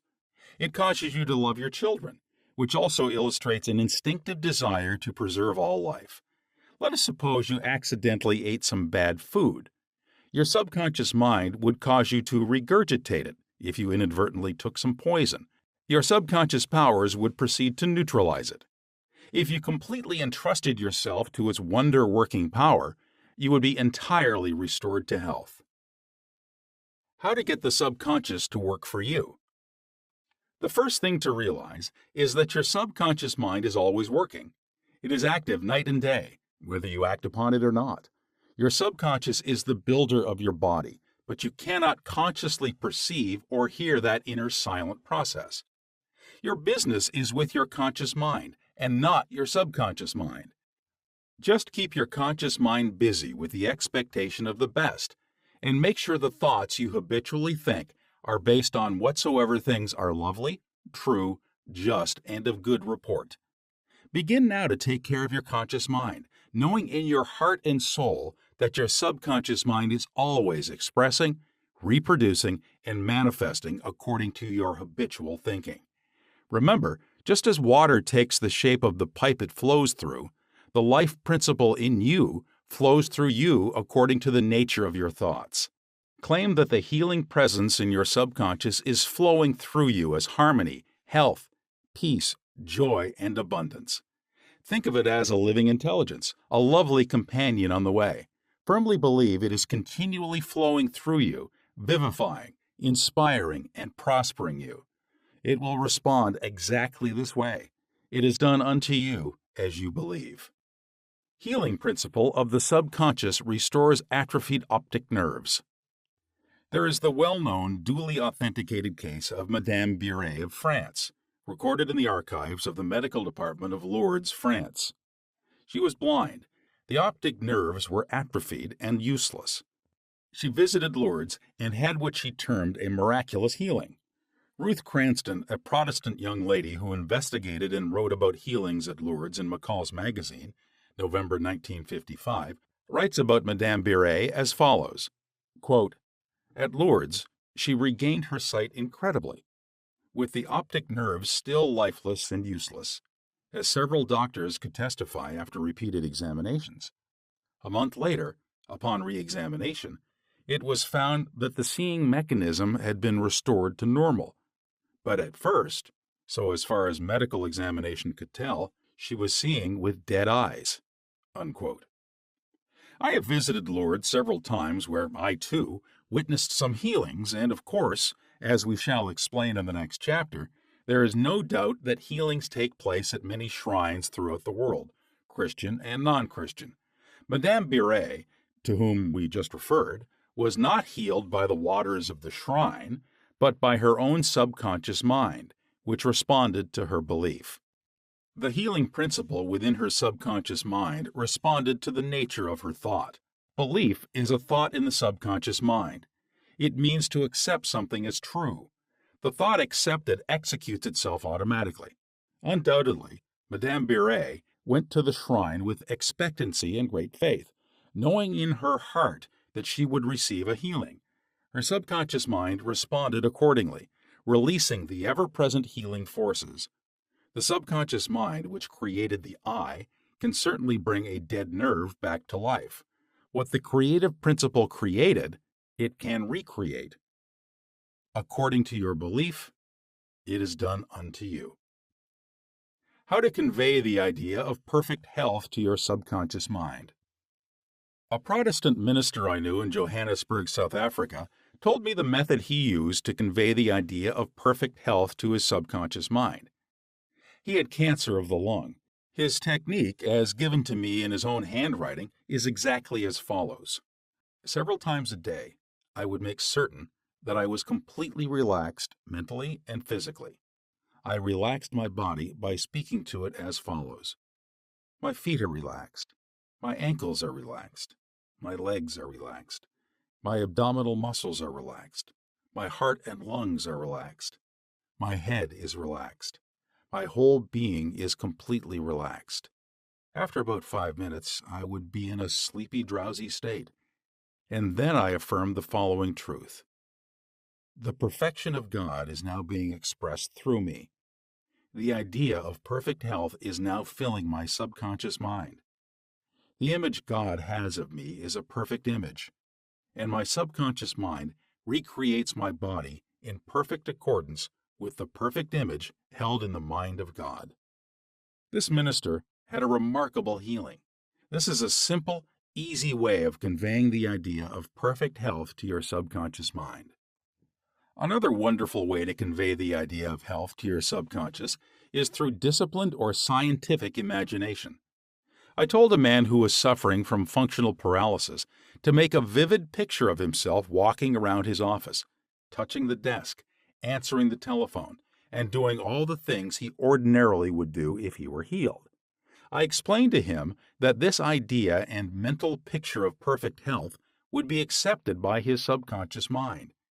He lived the role and actually felt himself back in the office. He knew that he was giving his subconscious mind something definite to work upon. His subconscious mind was the film upon which the picture was impressed. One day, after several weeks of frequent conditioning of the mind with his mental picture, the telephone rang by prearrangement and kept ringing while his wife and nurse were out. The telephone was about 12 feet away, but nevertheless he managed to answer it. He was healed at that hour. The healing power of his subconscious mind responded to his mental imagery, and a healing followed. This man had a mental block, which prevented impulses from the brain reaching his legs. Therefore, he said he could not walk. When he shifted his attention to the healing power within him, the power flowed through his focused attention, enabling him to walk. Whatsoever ye shall ask in prayer, believing ye shall receive. Matthew chapter 21, verse 22. Ideas worth remembering. 1. Your subconscious mind controls all the vital processes of your body and knows the answer to all problems. 2. Prior to sleep, turn over a specific request to your subconscious mind and prove its miracle-working power to yourself. 3. Whatever you impress on your subconscious mind is expressed on the screen of space as conditions, experiences, and events. Therefore, you should carefully watch all ideas and thoughts entertained in your conscious mind. 4. The law of action and reaction is universal. Your thought is action, and the reaction is the automatic response of your subconscious mind to your thought. Watch your thoughts. 5. All frustration is due to unfulfilled desires. If you dwell on obstacles, delays, and difficulties, your subconscious mind responds accordingly, and you are blocking your own good. 6. The life principle will flow through you rhythmically and harmoniously if you consciously affirm, I believe that the subconscious power which gave me this desire is now fulfilling it through me. This dissolves all conflicts. 7. You can interfere with the normal rhythm of your heart, lungs, and other organs by worry, anxiety, and fear. Feed your subconscious with thoughts of harmony, health, and peace, and all the functions of your body will become normal again. 8. Keep your conscious mind busy with the expectation of the best, and your subconscious will faithfully reproduce your habitual thinking. 9. Imagine the happy ending or solution to your problem. Feel the thrill of accomplishment, and what you imagine and feel will be accepted by your subconscious mind and bring it to pass. Chapter 4. Mental Healings in Ancient Times. Down through the ages, men of all nations have somehow instinctively believed that somewhere there resided a healing power, which could restore to normal the functions and sensations of man's body. They believed that this strange power could be invoked under certain conditions, and that the alleviation of human suffering would follow. The history of all nations presents testimony in support of this belief. In the early history of the world, the power of secretly influencing men for good or evil, including the healing of the sick, was supposed to be a power derived directly by them from God, and the procedures and processes of healing varied throughout the world. The healing processes took the form of supplications to God attended by various ceremonies, such as the laying on of hands, incantations, the application of amulets, talismans, rings, relics, and images. For example, in the religions of antiquity, priests in the ancient temples gave drugs to the patient and practiced hypnotic suggestions prior to the patient's sleep, telling him that the gods would visit him in his sleep and heal him. Many healings followed. Obviously, all this was the work of potent suggestions to the subconscious mind. After the performance of certain mysterious rites, the devotees of Hecate would see the goddess during sleep, provided that before going to sleep, they had prayed to her according to weird and fantastic instructions. They were told to mix lizards with resin, frankincense, and myrrh, and pound all this together in the open air under the crescent moon. Healings were reported in many cases following this grotesque procedure. It is obvious that these strange procedures, as mentioned in the illustrations given, favored suggestion and acceptance by the subconscious mind of these people by making a powerful appeal to their imagination. Actually, in all these healings, the subconscious mind of the subject was the healer. In all ages, unofficial healers have obtained remarkable results in cases where authorized medical skill has failed. This gives cause for thought. How do these healers in all parts of the world affect their cures? The answer to all these healings is due to the blind belief of the sick person, which released the healing power resident in his subconscious mind. Many of the remedies and methods employed were rather strange and fantastic, which fared the imagination of the patients, causing an aroused emotional state. This state of mind facilitated the suggestion of health and was accepted by both the conscious and subconscious mind of the sick. This will be elaborated on further in the next chapter. Biblical accounts of the use of the subconscious powers. What things soever ye desire, when ye pray, believe that ye receive them, and ye shall have them. Mark chapter 11, verse 24. Note the difference in tenses. The inspired writer tells us to believe and accept as true the fact that our desire has already been accomplished and fulfilled, that it is already completed, and that its realization will follow as a thing in the future. The success of this technique depends on the confident conviction that the thought, the idea, the picture is already a fact in mind. In order for anything to have substance in the realm of mind, it must be thought of as actually existing there.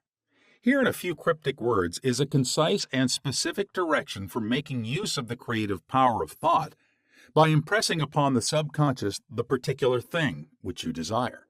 Your thought, idea, plan, or purpose is as real on its own plane as your hand or your heart. In following the biblical technique, you completely eliminate from your mind all consideration of conditions, circumstances, or anything which might imply adverse contingencies. You are planting a seed, concept, in the mind, which, if you leave it undisturbed, will infallibly germinate into external fruition. The prime condition which Jesus insisted upon was faith. Over and over again you read in the Bible, "According to your faith it is done unto you." If you plant certain types of seeds in the ground, you have faith they will grow after their kind. This is the way of seeds, and trusting the laws of growth and agriculture, you know that the seeds will come forth after their kind. Faith, as mentioned in the Bible, is a way of thinking, an attitude of mind, an inner certitude, knowing that the idea you fully accept in your conscious mind will be embodied in your subconscious mind and made manifest. Faith is, in a sense, accepting as true what your reason and senses deny. For example, a shutting out of the little, rational, analytical conscious mind, and embracing an attitude of complete reliance on the inner power of your subconscious mind. A classical instance of Bible technique is recorded in Matthew, chapter 9, verses 28 to 30. And when he was come into the house, the blind men came to him. And Jesus saith unto them, Believe ye that I am able to do this? They said unto him, Yea, Lord. Then touched he their eyes, saying, According to your faith, be it unto you. And their eyes were opened. And Jesus straitly charged them, saying, See that no man know it. In the words according to your faith, be it unto you. You can see that Jesus was actually appealing to the cooperation of the subconscious mind of the blind men. Their faith was their great expectancy, their inner feeling, their inner conviction that something miraculous would happen, and that their prayer would be answered. And it was. This is the time-honored technique of healing, utilized alike by all healing groups throughout the world, regardless of their religious affiliation. In the words, see that no man know it, Jesus enjoins the newly healed patients not to discuss their healing because they might be subjected to the skeptical and derogatory criticisms of the unbelieving. This might tend to undo the benefits they had received at the hand of Jesus by depositing thoughts of fear, doubt, and anxiety in the subconscious mind. For with authority and power he commandeth the unclean spirits, and they came out. Luke chapter 4, verse 36. When the sick came to Jesus to be healed, they were healed by their faith, together with his faith and understanding of the healing power of the subconscious mind. Whatever he decreed, he felt inwardly to be true.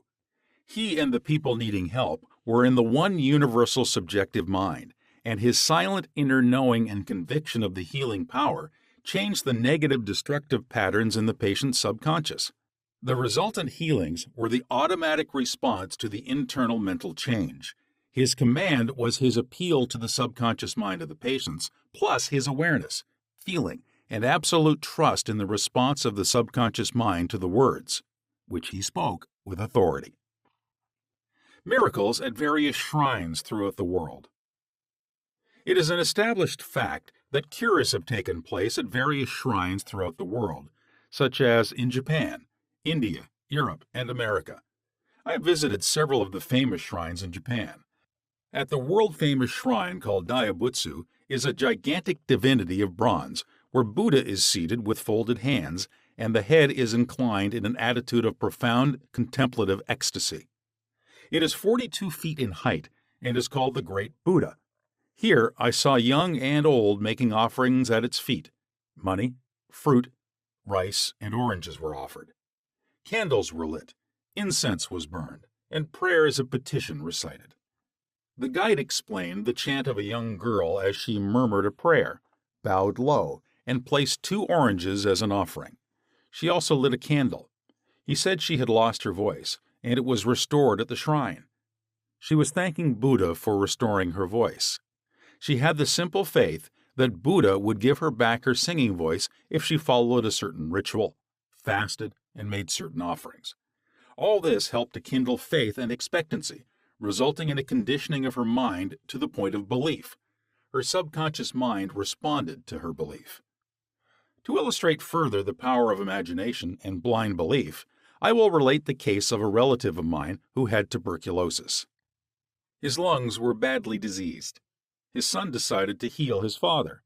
He came home to Perth, Western Australia, where his father lived, and said to him that he had met a monk who had returned from one of the healing shrines in Europe. This monk sold him a piece of the true cross. He said that he gave the monk the equivalent of $500 for it. This young man had actually picked up a splinter of wood from the sidewalk, went to the jeweler's, and had it set in a ring so that it looked real. He told his father that many were healed just by touching the ring or the cross. He inflamed and fired his father's imagination to the point that the old gentleman snatched the ring from him, placed it over his chest, prayed silently, and went to sleep. In the morning, he was healed. All the clinic's tests proved negative. You know, of course, it was not the splinter of wood from the sidewalk that healed him. It was his imagination aroused to an intense degree, plus the confident expectancy of a perfect healing. Imagination was joined to faith, or subjective feeling, and the union of the two brought about a healing. The father never learned of the trick that had been played upon him. If he had, he probably would have had a relapse. He remained completely cured and passed away 15 years later at the age of 89. One universal healing principle. It is a well-known fact that all of the various schools of healing effect cures of the most wonderful character. The most obvious conclusion, which strikes your mind, is that there must be some underlying principle which is common to them all, namely the subconscious mind, and the one process of healing is faith. It will now be in order to recall to your mind once more the following fundamental truths. First, that you possess mental functions which have been distinguished by designating one, the conscious mind, and the other, the subconscious mind. Secondly, your subconscious mind is constantly amenable to the power of suggestion. Furthermore, your subconscious mind has complete control of the functions, conditions, and sensations of your body. I venture to believe that all the readers of this book are familiar with the fact that symptoms of almost any disease can be induced in hypnotic subjects by suggestion. For example, a subject in the hypnotic state can develop a high temperature, flushed face, or chills according to the nature of the suggestion given. By experiment, you can suggest to the person that he is paralyzed and cannot walk. It will be so. By illustration, you can hold a cup of cold water under the nose of the hypnotic subject and tell him, "This is full of pepper, smell it." He will proceed to sneeze. What do you think caused him to sneeze? The water or the suggestion? If a man says he is allergic to timothy grass, you can place a synthetic flower or an empty glass in front of his nose when he is in a hypnotic state and tell him it is timothy grass. He will portray the usual allergic symptoms. This indicates that the cause of the disease is in the mind. The healing of the disease can also take place mentally. You realize that remarkable healings take place through osteopathy, chiropractic medicine, and naturopathy, as well as through all the various religious bodies throughout the world. But it is obvious that all these healings are brought about through the subconscious mind, the only healer there is.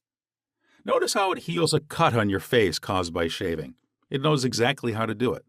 The doctor dresses the wound and says, "Nature heals it."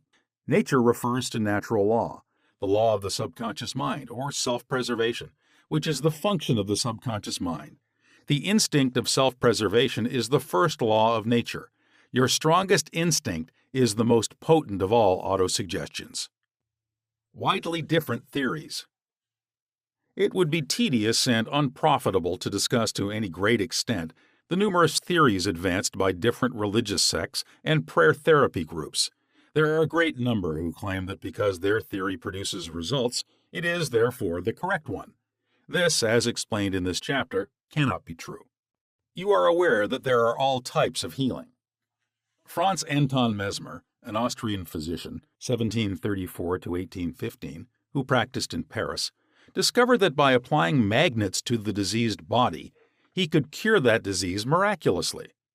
He also performed cures with various other pieces of glass and metals.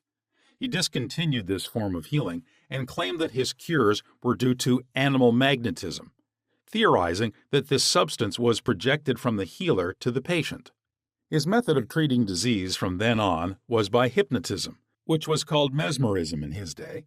Other physicians said that all his healings were due to suggestion and nothing else. All of these groups, such as psychiatrists, psychologists, osteopaths, chiropractors, physicians, and all the churches are using the one universal power resident in the subconscious mind. Each may proclaim the healings are due to their theory. The process of all healing is a definite, positive, mental attitude, an inner attitude, or a way of thinking called faith. Healing is due to a confident expectancy, which acts as a powerful suggestion to the subconscious mind, releasing its healing potency. One man does not heal by a different power than another. It is true, he may have his own theory or method. There is only one process of healing, and that is faith. There is only one healing power, namely your subconscious mind. Select the theory and method you prefer. You can rest assured, if you have faith, you shall get results. Views of Paracelsus. Philippus Paracelsus, a famous Swiss alchemist and physician, who lived from 1493 to 1541, was a great healer in his day. He stated what is now an obvious scientific fact when he uttered these words: "Whether the object of your faith be real or false, you will nevertheless obtain the same effects."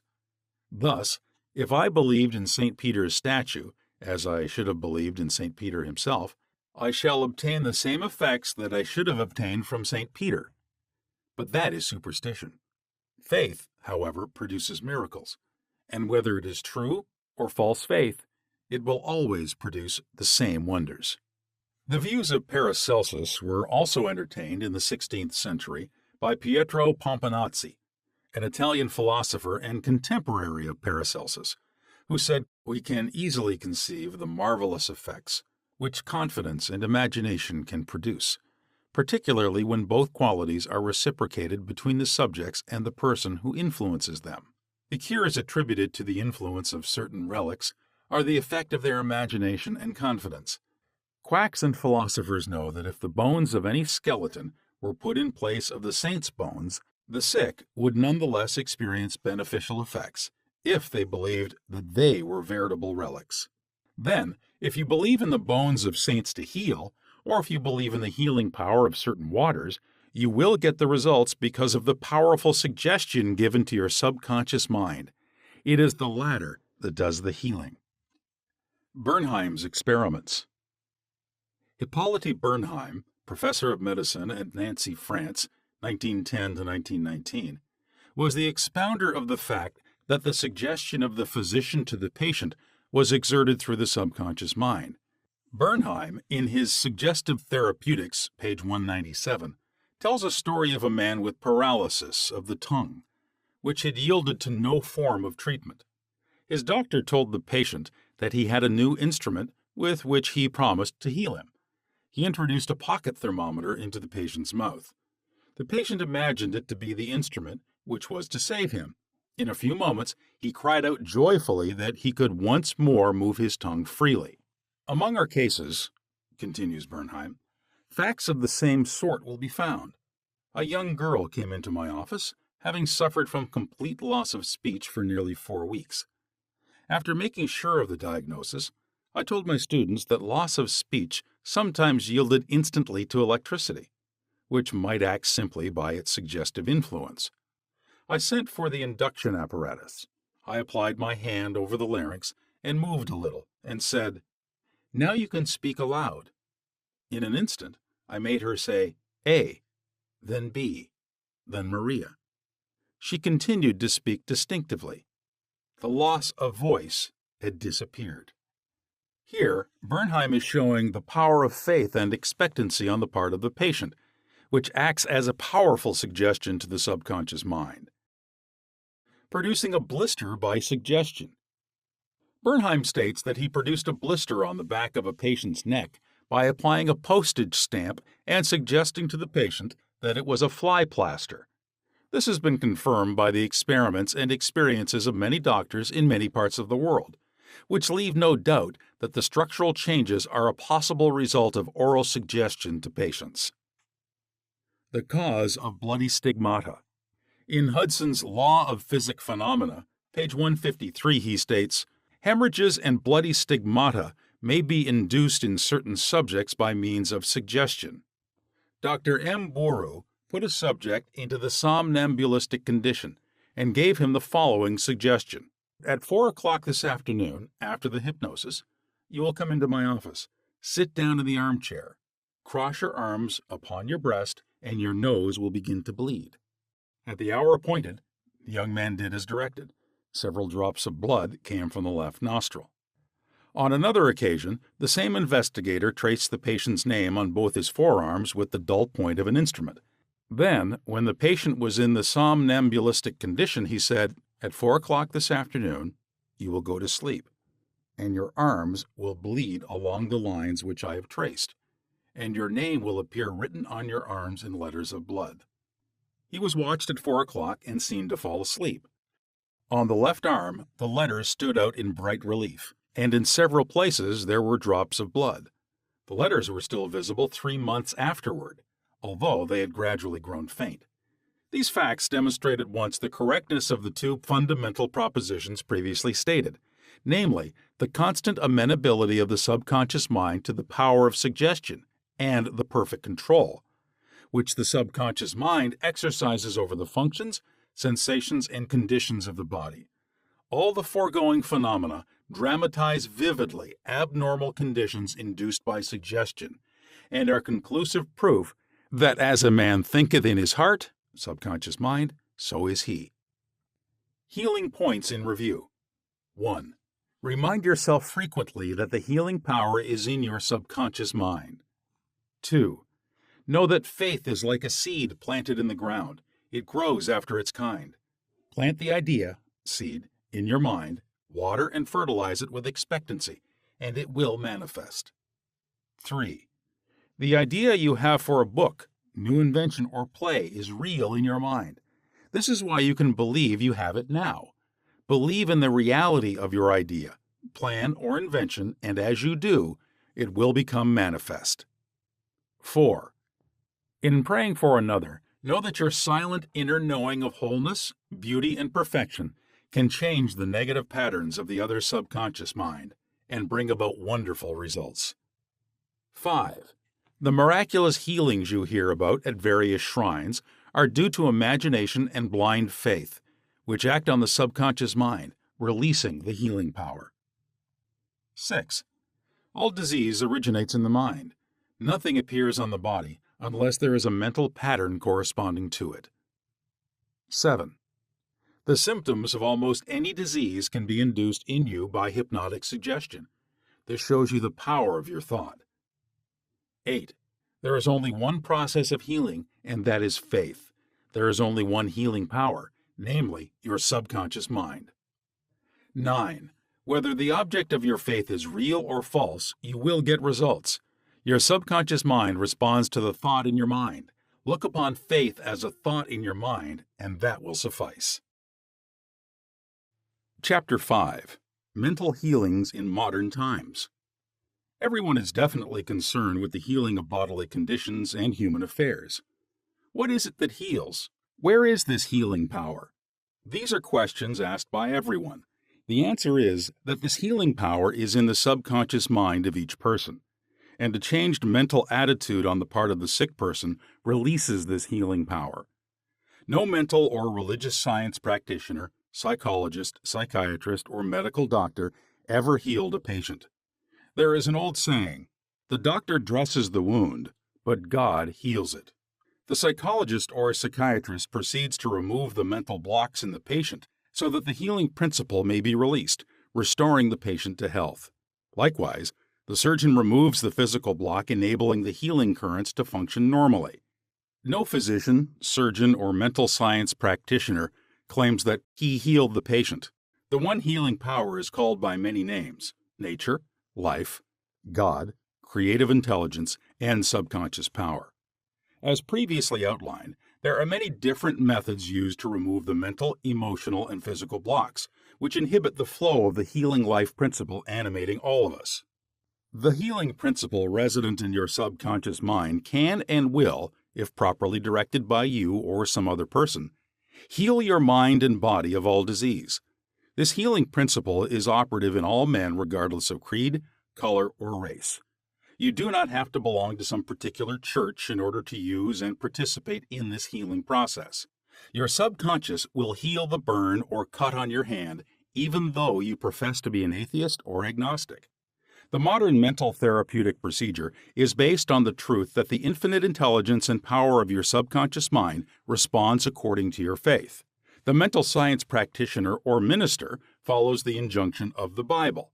For example, he goes into his closet and shuts the door, which means he stills his mind, relaxes, lets go, and thinks of the infinite healing presence within him. He closes the door of his mind to all outside distractions as well as appearances, and then he quietly and knowingly turns over his request or desire to his subconscious mind, realizing that the intelligence of his mind will answer him according to his specific needs.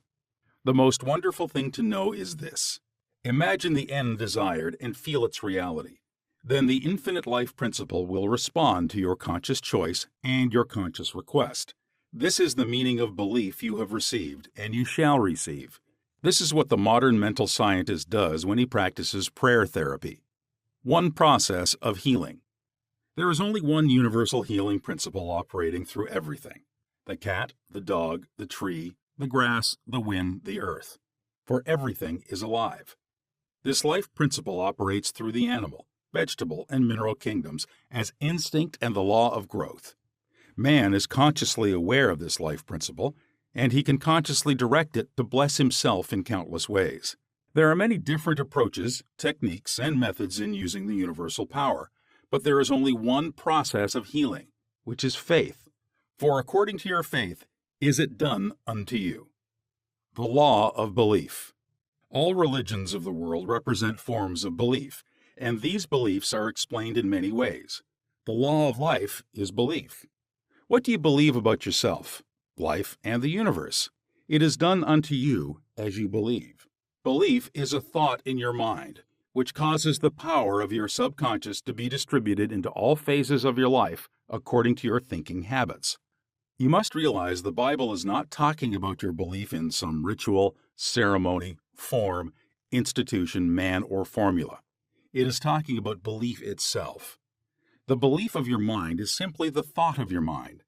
If thou canst believe, all things are possible to him that believeth. Mark chapter 9, verse 23. It is foolish to believe in something to hurt or harm you. Remember, it is not the thing believed in that hurts or harms you, but the belief or thought in your mind which creates the result. All your experiences, all your actions, and all the events and circumstances of your life are but the reflections and reactions to your own thought. Prayer therapy is the combined function of the conscious and subconscious mind scientifically directed. Prayer therapy is the synchronized, harmonious, and intelligent function of the conscious and subconscious levels of mind specifically directed for a definite purpose. In scientific prayer or prayer therapy, you must know what you are doing and why you are doing it. You trust the law of healing. Prayer therapy is sometimes referred to as mental treatment, and another term is scientific prayer. In prayer therapy, you consciously choose a certain idea, mental picture or plan, which you desire to experience. You realize your capacity to convey this idea or mental image to your subconscious by feeling the reality of the state assumed. As you remain faithful in your mental attitude, your prayer will be answered. Prayer therapy is a definite mental action for a definite specific purpose. Let us suppose that you decide to heal a certain difficulty by prayer therapy. You are aware that your problem or sickness, whatever it may be, must be caused by negative thoughts charged with fear and lodged in your subconscious mind, and that if you can succeed in cleansing your mind of these thoughts, you will get a healing. You, therefore, turn to the healing power within your subconscious mind and remind yourself of its infinite power and intelligence, and its capacity to heal all conditions. As you dwell on these truths, your fear will begin to dissolve, and the recollection of these truths also corrects the erroneous beliefs. You give thanks for the healing that you know will come, and then you keep your mind off the difficulty until you feel guided, after an interval, to pray again. While you're praying, you absolutely refuse to give any power to the negative conditions or to admit for a second that the healing will not come. This attitude of mind brings about the harmonious union of the conscious and subconscious mind, which releases the healing power. Faith healing, what it means and how blind faith works. What is popularly termed faith healing is not the faith mentioned in the Bible, which means a knowledge of the interaction of the conscious and subconscious mind. A faith healer is one who heals without any real scientific understanding of the powers and forces involved. He may claim that he has a special gift of healing, and the sick person's blind belief in him or his powers may bring results. The voodoo doctor in South Africa and other parts of the world may heal by incantations, or a person may be healed by touching the so-called bones of saints, or anything else which cause the patients to honestly believe in the method or process. Any method which causes you to move from fear and worry to faith and expectancy will heal. There are many persons, each of whom claims that because his personal theory produces results, it is, therefore, the correct one. This, as already explained in this chapter, cannot be true. To illustrate how blind faith works, you will recall our discussion of the Swiss physician Franz Anton Mesmer.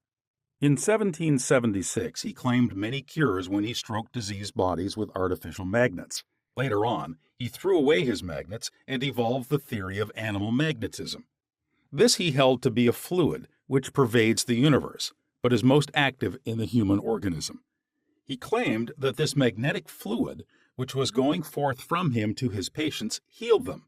People flocked to him, and many wonderful cures were effected. Mesmer moved to Paris, and while there, the government appointed a commission composed of physicians and members of the Academy of Science, of which Benjamin Franklin was a member, to investigate his cures. The report admitted the leading facts claimed by Mesmer, but held that there was no evidence to prove the correctness of his magnetic fluid theory, and said the effects were due to the imagination of the patients.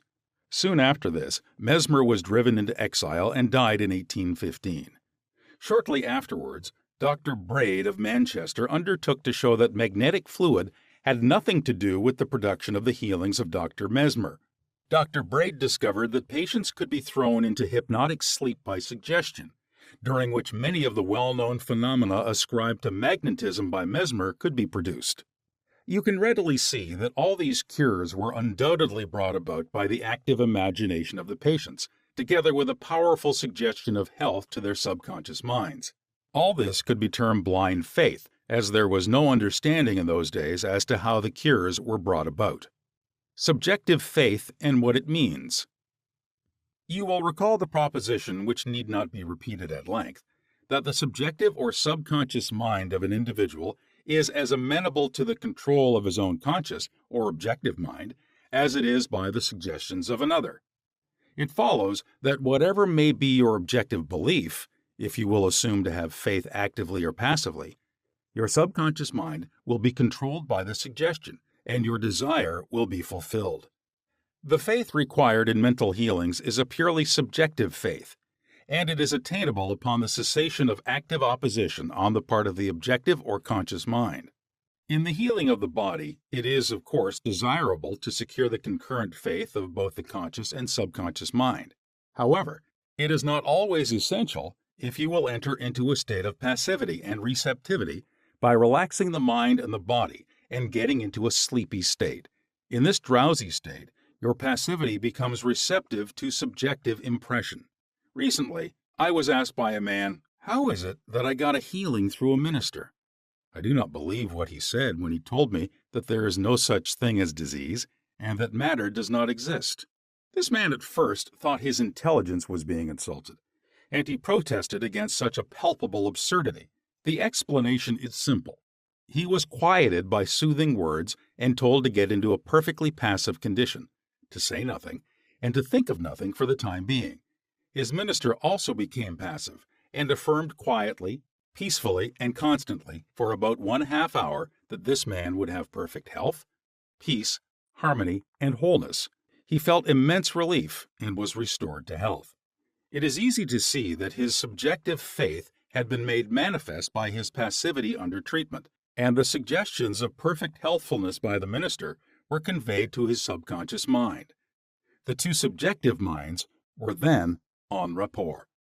The minister was not handicapped by antagonistic autosuggestions of the patient arising from objective doubt of the power of the healer or the correctness of the theory. In this sleepy, drowsy state, the conscious mind resistance is reduced to a minimum and results followed. The subconscious mind of the patient, being necessarily controlled by such suggestion, exercised its functions in accordance therewith, and a healing followed. The meaning of absent treatment. Suppose you learned that your mother was sick in New York City and you lived in Los Angeles. Your mother would not be physically present where you are, but you could pray for her. It is the Father within which doeth the work. The creative law of mind, subconscious mind, serves you and will do the work. Its response to you is automatic. Your treatment is for the purpose of inducing an inner realization of health and harmony in your mentality. This inner realization, acting through the subconscious mind, operates through your mother's subconscious mind, as there is but one creative mind. Your thoughts of health, vitality, and perfection operate through the one universal subjective mind, and set a law in motion on the subjective side of life, which manifests through her body as a healing. In the mind principle, there is no time or space. It is the same mind that operates through your mother, no matter where she may be. In reality, there is no absent treatment as opposed to present treatment, for the universal mind is omnipresent. You do not try to send out thoughts or hold a thought. Your treatment is a conscious movement of thought, and as you become conscious of the qualities of health, well-being, and relaxation, these qualities will be resurrected in the experience of your mother, and results will follow. The following is a perfect example of what is called absent treatment. Recently, A listener to our radio program in Los Angeles prayed as follows for her mother in New York, who had a coronary thrombosis. The healing presence is right where my mother is. Her bodily condition is but a reflection of her thought life, like shadows cast on the screen. I know that in order to change the images on the screen, I must change the projection reel. My mind is the projection reel, and I now project in my own mind the image of wholeness, harmony, and perfect health for my mother.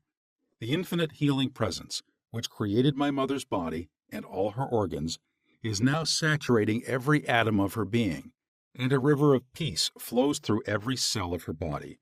The doctors are divinely guided and directed, and whoever touches my mother is guided to do the right thing.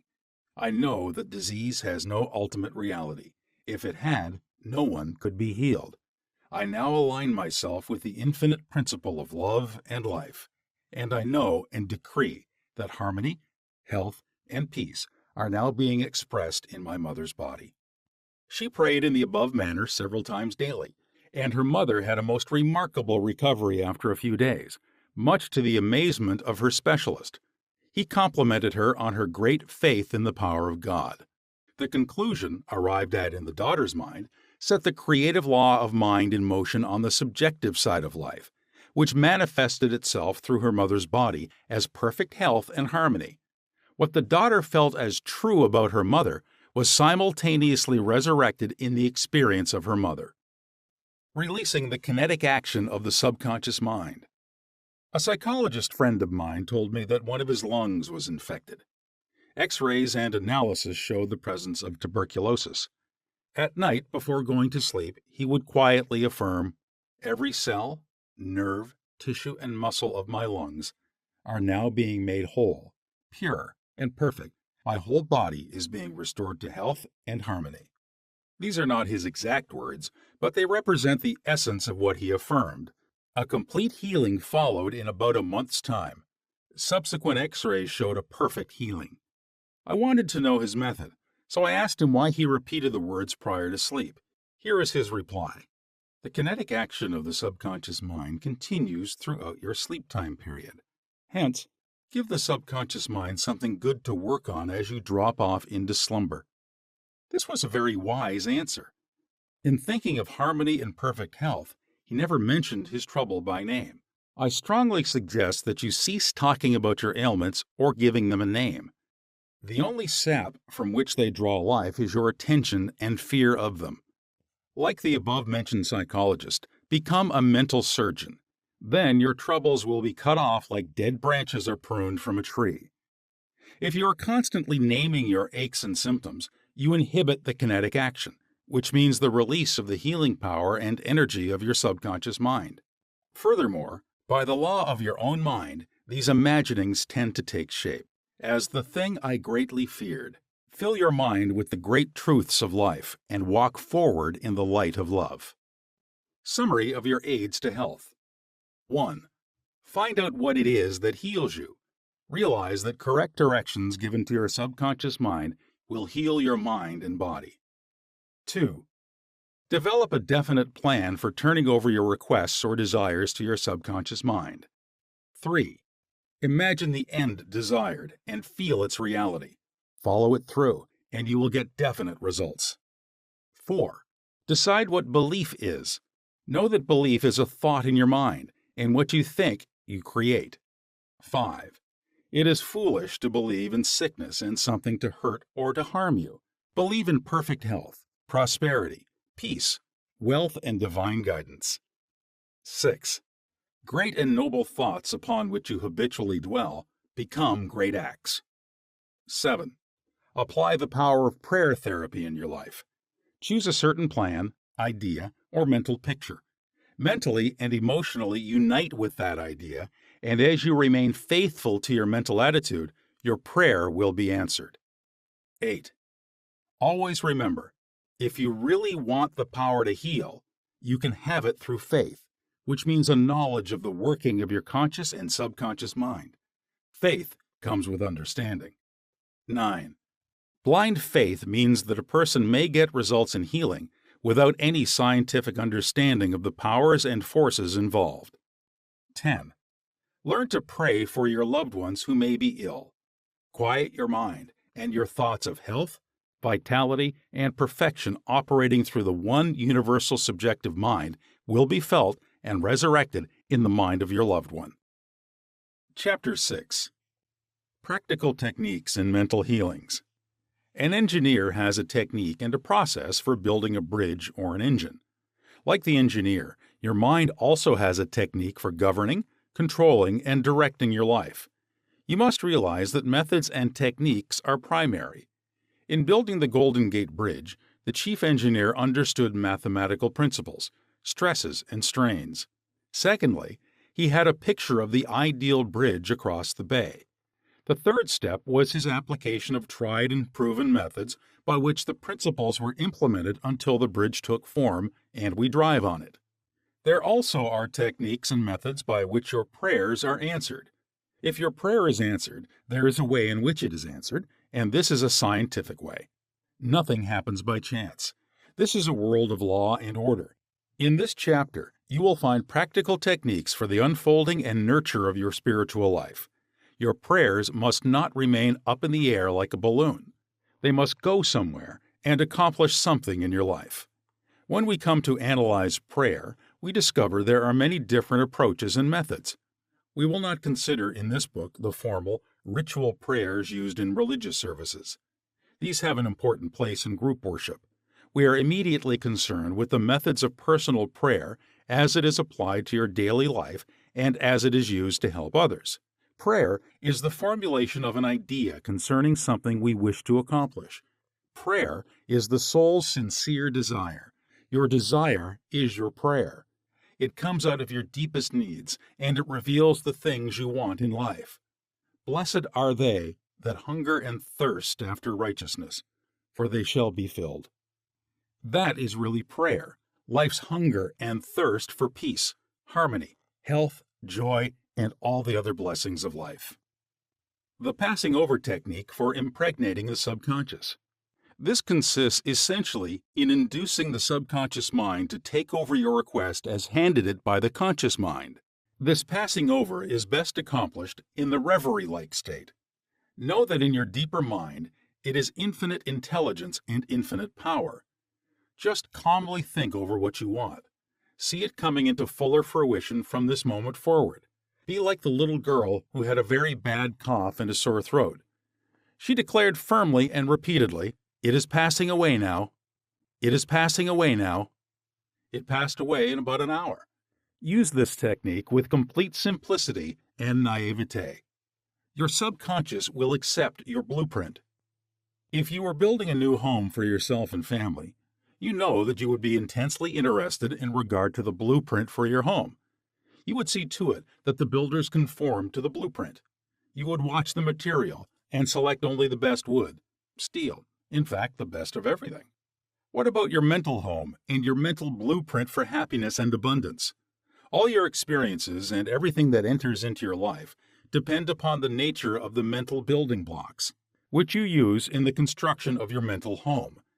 If your blueprint is full of mental patterns of fear, worry, anxiety, or lack, and if you are despondent, doubtful, and cynical, then the texture of the mental material you are weaving into your mind will come forth as more toil, care, tension, anxiety, and limitation of all kinds. The most fundamental and the most far-reaching activity in life is that which you build into your mentality every waking hour. Your word is silent and invisible. Nevertheless, it is real. You are building your mental home all the time, and your thought and mental imagery represent your blueprint. Hour by hour, moment by moment, you can build radiant health, success, and happiness by the thoughts you think, the ideas which you harbor, the beliefs that you accept, and the scenes that you rehearse in the hidden studio of your mind. This stately mansion, upon the construction of which you are perpetually engaged, is your personality, your identity in this plane, your whole life story on this earth. Get a new blueprint. Build silently by realizing peace, harmony, joy, and goodwill in the present moment. By dwelling upon these things and claiming them, your subconscious will accept your blueprint and bring all these things to pass. By their fruits ye shall know them. The science and art of true prayer. The term science means knowledge, which is coordinated, arranged, and systematized. Let us think of the science and art of true prayer as it deals with the fundamental principles of life and the techniques and processes by which they can be demonstrated in your life, as well as in the life of every human being when he applies them faithfully. The art is your technique or process, and the science behind it is the definite response of creative mind to your mental picture or thought. Ask, and it shall be given you. Seek, and ye shall find. Knock, and it shall be opened unto you. Matthew chapter 7, verse 7. Here you are told you shall receive that for which you ask. It shall be opened to you when you knock, and you shall find that for which you are searching.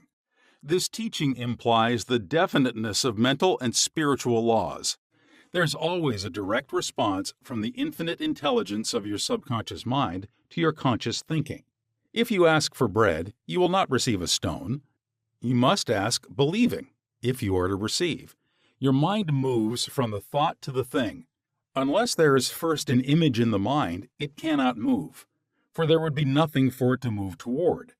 Your prayer, which is your mental act, must be accepted as an image in your mind before the power from your subconscious will play upon it and make it productive.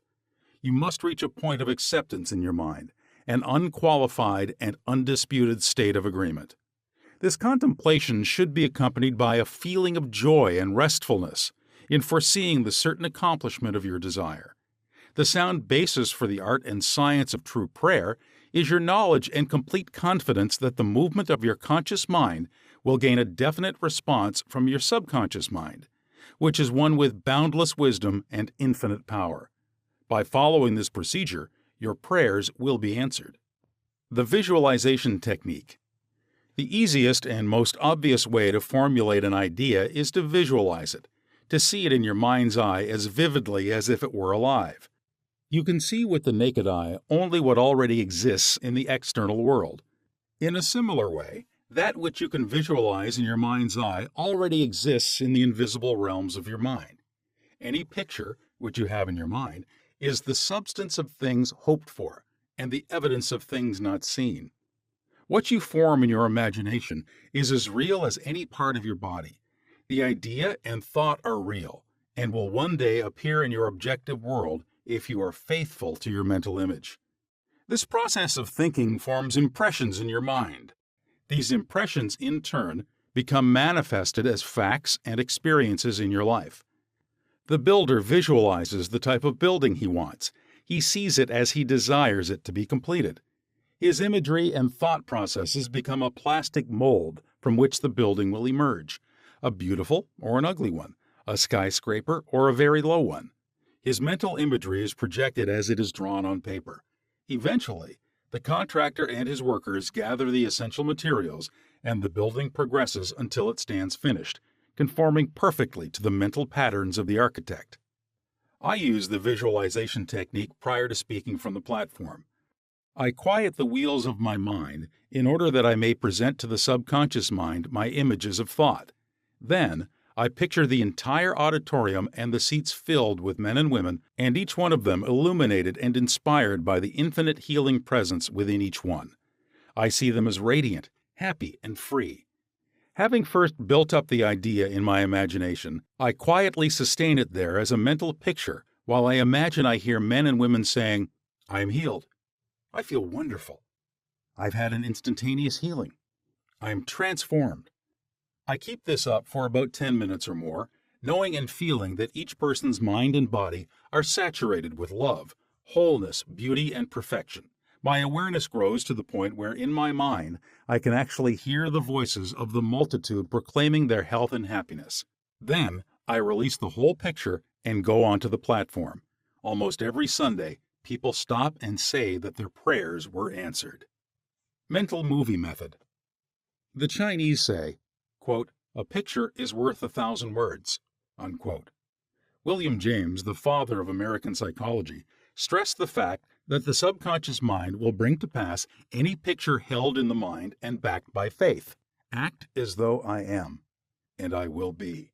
A number of years ago, I was in the Middle West lecturing in several states, and I desired to have a permanent location in the general area from which I could serve those who desired help. I traveled far, but the desire did not leave my mind. One evening, while in a hotel in Spokane, Washington, I relaxed completely on a couch, immobilized my attention, and in a quiet, passive manner, imagined that I was talking to a large audience, saying in effect, "I am glad to be here. I have prayed for the ideal opportunity." I saw in my mind's eye the imaginary audience, and I felt the reality of it all. I played the role of the actor, dramatized this mental movie, and felt satisfied that this picture was being conveyed to my subconscious mind, which would bring it to pass in its own way. The next morning, on awakening, I felt a great sense of peace and satisfaction, and in a few days' time, I received a telegram asking me to take over an organization in the Midwest, which I did, and I enjoyed it immensely for several years. The method outlined here appeals to many who have described it as the mental movie method. I have received numerous letters from people who listen to my radio talks and weekly public lectures, telling me of the wonderful results they get using this technique in the sale of their property. I suggest to those who have homes or property for sale that they satisfy themselves in their own mind that their price is right. Then, I claim that the infinite intelligence is attracting to them the buyer who really wants to have the property and who will love it and prosper in it. After having done this, I suggest that they quiet their mind, relax, let go, and get into a drowsy, sleepy state, which reduces all mental effort to a minimum. Then, they are to picture the check in their hands, rejoice in the check, give thanks for the check, and go off to sleep feeling the naturalness of the whole mental movie created in their own mind. They must act as though it were an objective reality, and the subconscious mind will take it as an impression, and through the deeper currents of the mind, the buyer and the seller are brought together. A mental picture held in the mind, backed by faith, will come to pass. The Baudouin Technique. Charles Baudouin was a professor at the Rousseau Institute in France. He was a brilliant psychotherapist and a research director of the New Nancy School of Healing, who in 1910 taught that the best way to impress the subconscious mind was to enter into a drowsy, sleepy state or a state akin to sleep in which all effort was reduced to a minimum. Then, in a quiet, passive, receptive way, by reflection, he would convey the idea to the subconscious. The following is his formula. Quote, "A very simple way of securing this impregnation of the subconscious mind is to condense the idea, which is to be the object of suggestion, to sum it up in a brief phrase, which can be readily graven on the memory, and to repeat it over and over again as a lullaby." Unquote. Some years ago, a young lady in Los Angeles was engaged in a prolonged, bitter family lawsuit over a will. Her husband had bequeathed his entire estate to her, and his sons and daughters by a previous marriage were bitterly fighting to break the will. The Baudouin technique was outlined to her, and this is what she did. She relaxed her body in an armchair, entered into the sleepy state, and as suggested, condensed the idea of her need into a phrase consisting of 6 words easily graven on the memory. "It is finished in divine order." The significance to her of these words meant that infinite intelligence operating through the laws of her subconscious mind would bring about a harmonious adjustment through the principle of harmony. She continued this procedure every night for about 10 nights. After she got into a sleepy state, she would affirm slowly, quietly, and feelingly the statement, "It is finished in divine order," over and over again, feeling a sense of inner peace and an all-pervading tranquility. Then she went off into her deep, normal sleep. On the morning of the 11th day, following the use of the above technique, she awakened with a sense of well-being, a conviction that it was finished. Her attorney called her the same day, saying that the opposing attorney and his clients were willing to settle. A harmonious agreement was reached, and litigation was discontinued. The sleeping technique. By entering into a sleepy, drowsy state, effort is reduced to a minimum. The conscious mind is submerged to a great extent when in a sleepy state. The reason for this is that the highest degree of outcropping of the subconscious occurs prior to sleep, and just after we awaken. In this state, the negative thoughts, which tend to neutralize your desire and so prevent acceptance by your subconscious mind, are no longer present. Suppose you want to get rid of a destructive habit. Assume a comfortable posture, relax your body, and be still. Get into a sleepy state, and in that sleepy state, say quietly, over and over again as a lullaby, "I am completely free from this habit. Harmony and peace of mind reign supreme." Repeat the above slowly, quietly, and lovingly for 5 or 10 minutes, night and morning. Each time you repeat the words, the emotional value becomes greater. When the urge comes to repeat the negative habit, repeat the above formula out loud by yourself. By this means, you induce the subconscious to accept the idea, and a healing follows. The thank you technique. In the Bible, Paul recommends that we make known our requests with praise and thanksgiving. Some extraordinary results follow this simple method of prayer. The thankful heart is always close to the creative forces of the universe, causing countless blessings to flow toward it by the law of reciprocal relationship, based on a cosmic law of action and reaction. For instance, a father promises his son a car for graduation. The boy has not yet received the car, but he is very thankful and happy, and is as joyous as though he had actually received the car. He knows his father will fulfill his promise, and he is full of gratitude and joy, even though he has not yet received the car, objectively speaking. He has, however, received it with joy and thankfulness in his mind.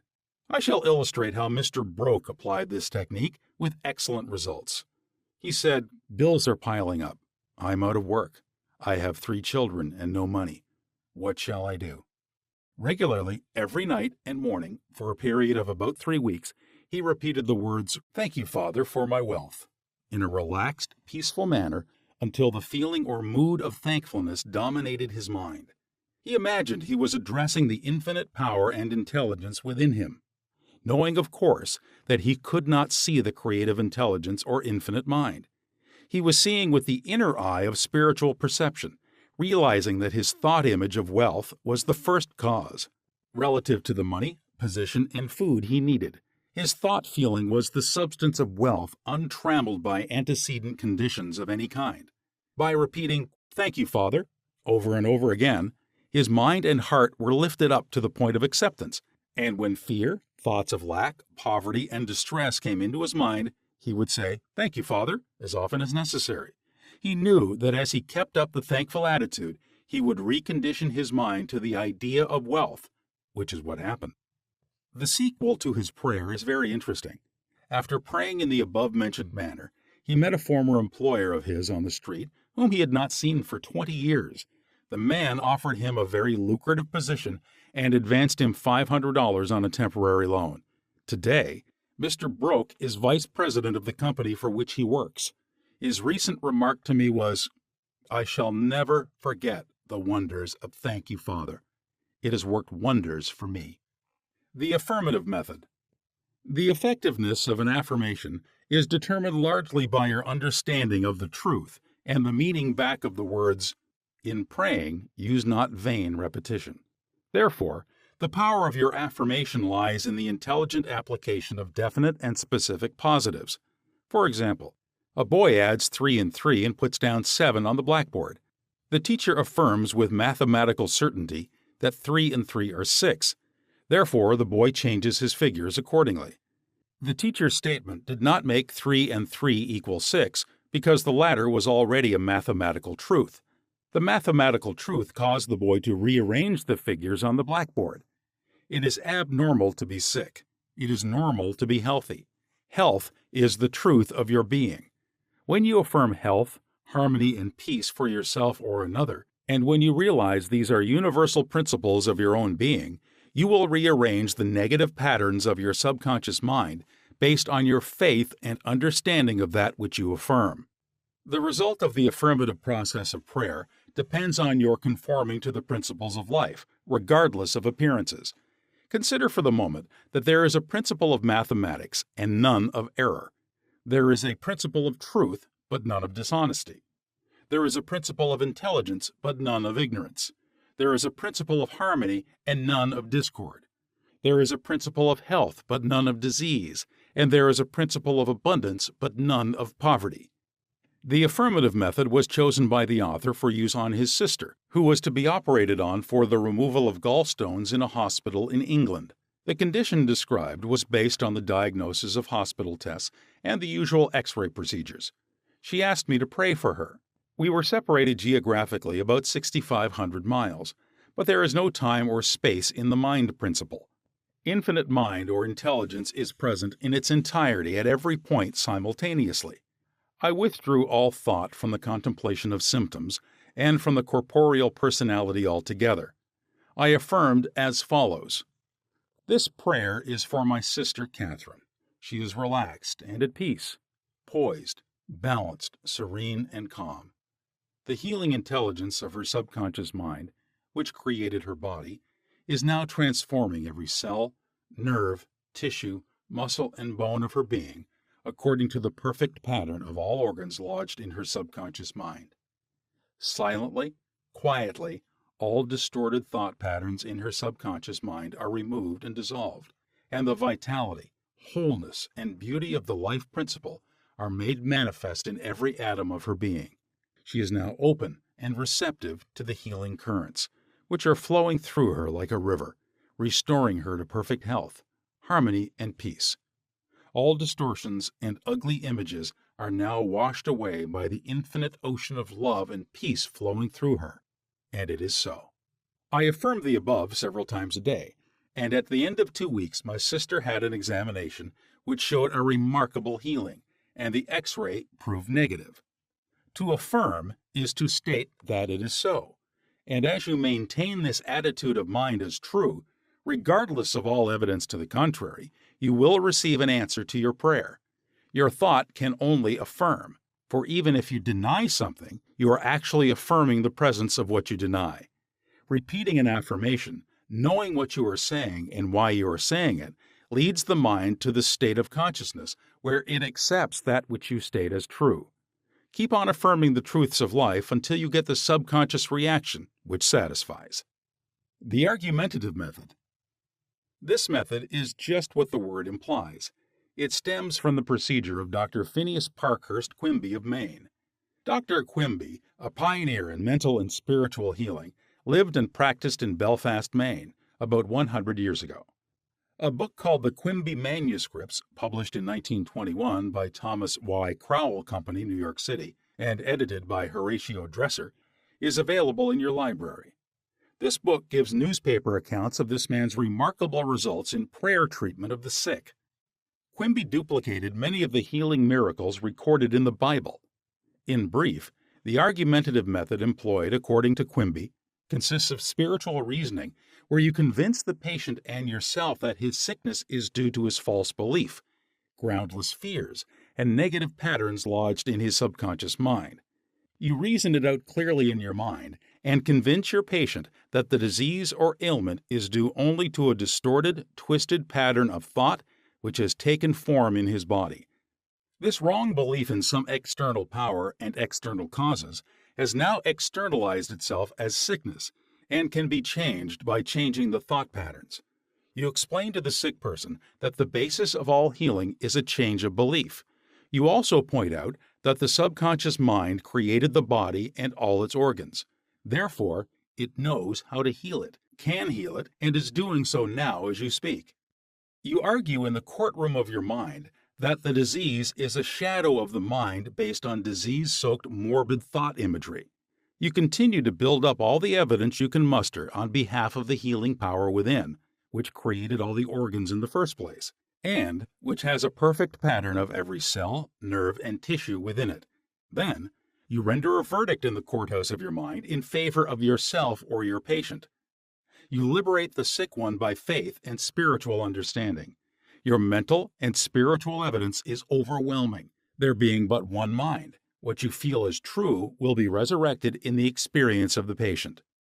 This procedure is essentially the argumentative method used by Dr. Quimby of Maine from 1849 to 1869.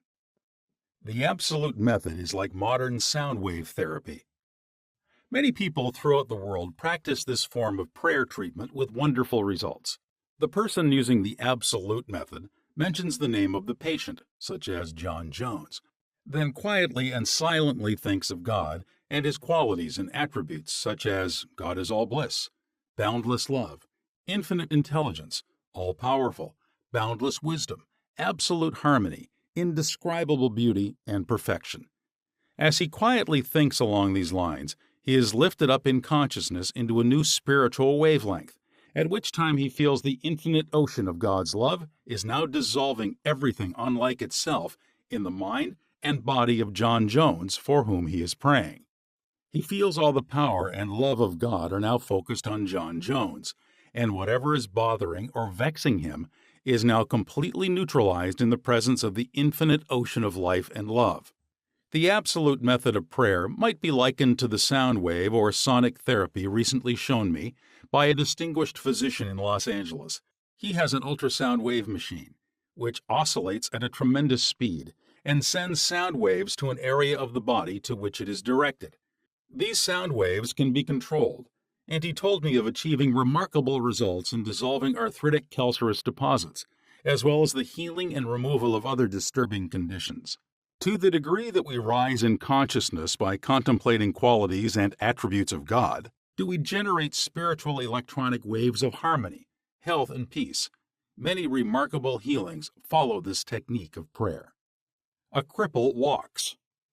Dr. Phineas Parkhurst Quimby, of whom we spoke previously in this chapter, used the absolute method in the latter years of his healing career. He was really the father of psychosomatic medicine and the first psychoanalyst.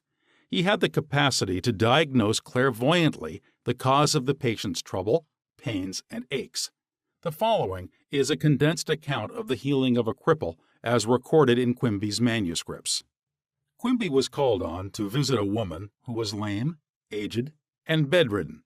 He states that her ailment was due to the fact that she was imprisoned by a creed so small and contracted that she could not stand upright and move about. She was living in the tomb of fear and ignorance. Furthermore, she was taking the Bible literally, and it frightened her. In this tomb, Quimby said, was the presence and power of God trying to burst the bands, break through the bonds, and rise from the dead. When she would ask others for an explanation of some passage of the Bible, the answer would be a stone. Then she would hunger for the bread of life. Dr. Quimby diagnosed her case as a mind cloudy and stagnated due to excitation and fear, caused by the inability to see clearly the meaning of the passage of the Bible which she had been reading. This showed itself in the body by her heavy and sluggish feeling, which would terminate as paralysis. At this point, Quimby asked her what was meant in the Bible verses, "Yet a little while am I with you, and then I go unto him that sent me. Ye shall seek me, and shall not find me, and where I am, thither ye cannot come." John chapter 7, verses 33 to 34. She replied that it meant Jesus went to heaven. Quimby explained what it really meant by telling her that being with her a little while meant his expression of her symptoms, feelings, and their causes. For example, he had compassion and sympathy for her momentarily, but he could not remain in that mental state. The next step was to go to him that sent us, which, as Quimby pointed out, was the creative power of God in all of us. Quimby immediately traveled in his mind and contemplated the divine ideal. For example, the vitality, intelligence, harmony, and power of God functioning in the sick person. This is why he said to the woman, "Therefore, where I go, you cannot come, for you are in your narrow, restricted belief, and I am in health." This prayer and explanation produced an instantaneous sensation, and a change came over her mind.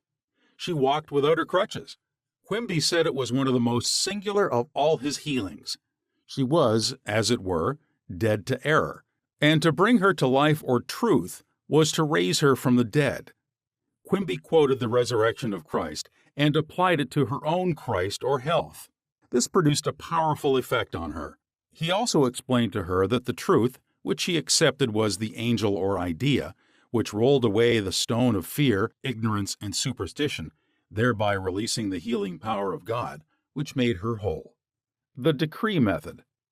Power goes into our word according to the feeling and faith behind it. When we realize the power that moves the world is moving on our behalf and is backing up our word, our confidence and assurance grow. You do not try and add power to power. Therefore, there must be no mental striving, coercion, force, or mental wrestling. A young girl used the decree method on a young man who was constantly phoning her, pressing her for dates, and meeting her at her place of business. She found it very difficult to get rid of him. She decreed as follows: I release blank unto God. He is in his true place at all times. I am free, and he is free. I now decree that my words go forth into infinite mind, and it brings it to pass. It is so. She said he vanished, and she has never seen him since, adding, it was as though the ground swallowed him up. Thou shalt decree a thing, and it shall be established unto thee, and the light shall shine upon thy ways. Job chapter 22, verse 28. Serve yourself with scientific truth. 1. Be a mental engineer and use tried and proven techniques in building a grander and greater life. 2. Your desire is prayer. Picture the fulfillment of your desire now and feel its reality, and you will experience the joy of the answered prayer. 3. Desire to accomplish things the easy way with the sure aid of mental science. 4. You can build radiant health, success, and happiness by the thoughts you think in the hidden studio of your mind. 5. Experiment scientifically until you personally prove that there is always a direct response from the infinite intelligence of your subconscious mind to your conscious thinking. 6. Feel the joy and restfulness in foreseeing the certain accomplishment of your desire.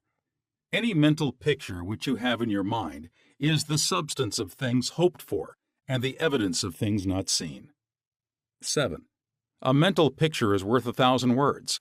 Your subconscious will bring to pass any picture held in the mind backed by faith. 8.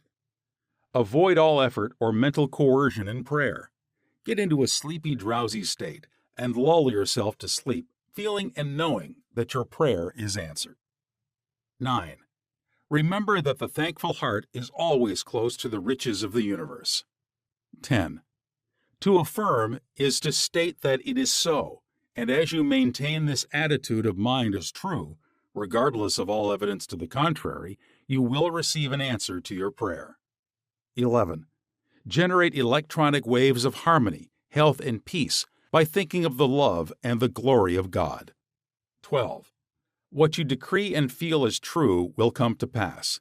Decree harmony, health, peace, and abundance. Chapter 7. The tendency of the subconscious is lifeward. Over 90% of your mental life is subconscious, so men and women who fail to make use of this marvelous power live within very narrow limits. Your subconscious processes are always lifeward and constructive. Your subconscious is the builder of your body and maintains all its vital functions. It is on the job 24 hours a day and never sleeps. It is always trying to help and preserve you from harm. Your subconscious mind is in touch with infinite life and boundless wisdom, and its impulses and ideas are always lifeward. The great aspirations, inspirations, and visions for a grander and nobler life spring from the subconscious. Your profoundest convictions are those you cannot argue about rationally because they do not come from your conscious mind. They come from your subconscious mind. Your subconscious speaks to you in intuitions, impulses, hunches, intimations, urges, and ideas, and it is always telling you to rise, transcend, grow, advance, adventure, and move forward to greater heights. The urge to love, to save the lives of others, comes from the depths of your subconscious. For example, during the great San Francisco earthquake and fire of April 18, 1906, invalids and cripples who had been confined to bed for long periods of time rose up and performed some of the most amazing feats of bravery and endurance. The intense desire welled up within them to save others at all costs, and their subconscious responded accordingly. Great artists, musicians, poets, speakers, and writers tune in with their subconscious powers and become animated and inspired. For example, Robert Louis Stevenson, before he went to sleep, used to charge his subconscious with the task of evolving stories for him while he slept. He was accustomed to ask his subconscious to give him a good, marketable thriller when his bank account was low. Stevenson said the intelligence of his deeper mind gave him the story piece by piece, like a serial. This shows how your subconscious will speak lofty and wise sayings through you, which your conscious mind knows nothing about. Mark Twain confided to the world on many occasions that he never worked in his life. All his humor and all his great writings were due to the fact that he tapped the inexhaustible reservoir of his subconscious mind. How the body portrays the workings of the mind. The interaction of your conscious and subconscious mind requires a similar interaction between the corresponding system of nerves.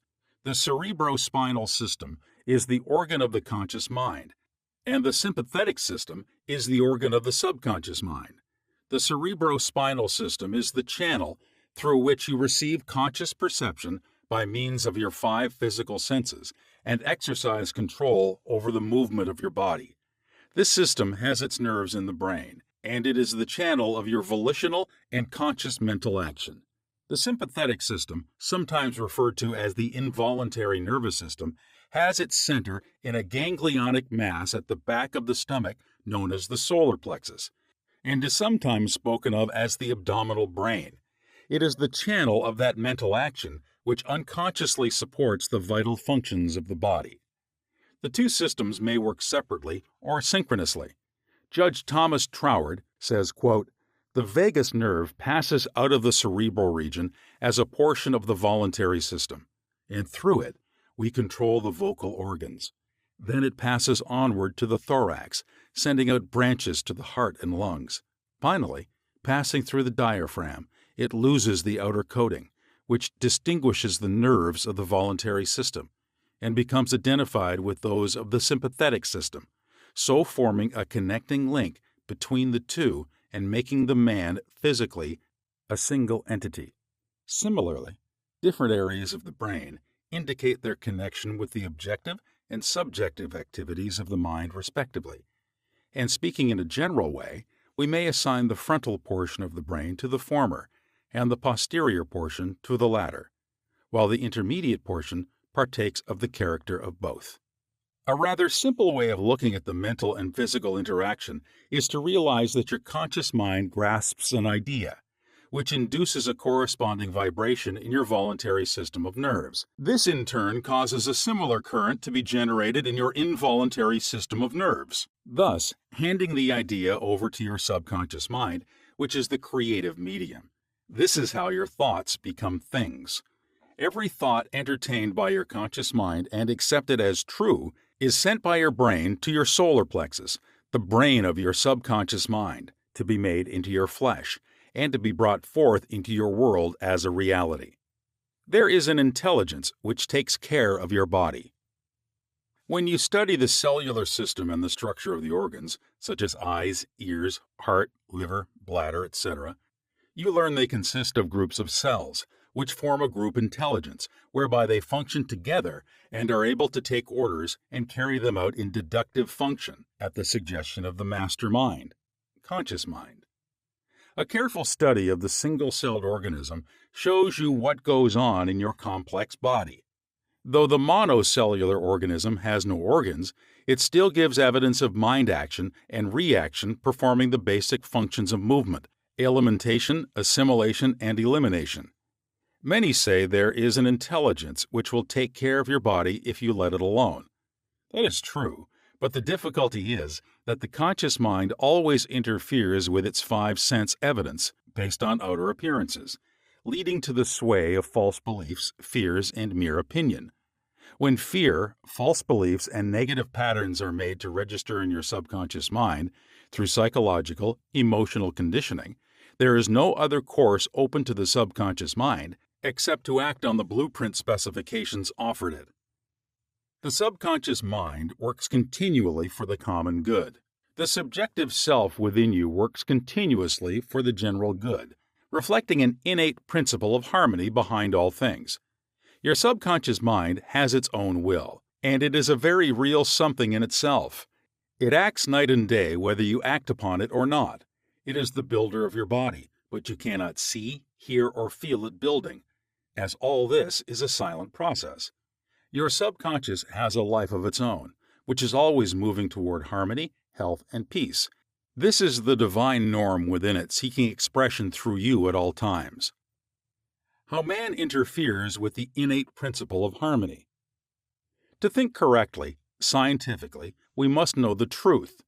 To know the truth is to be in harmony with the infinite intelligence and power of your subconscious mind, which is always moving lifeward.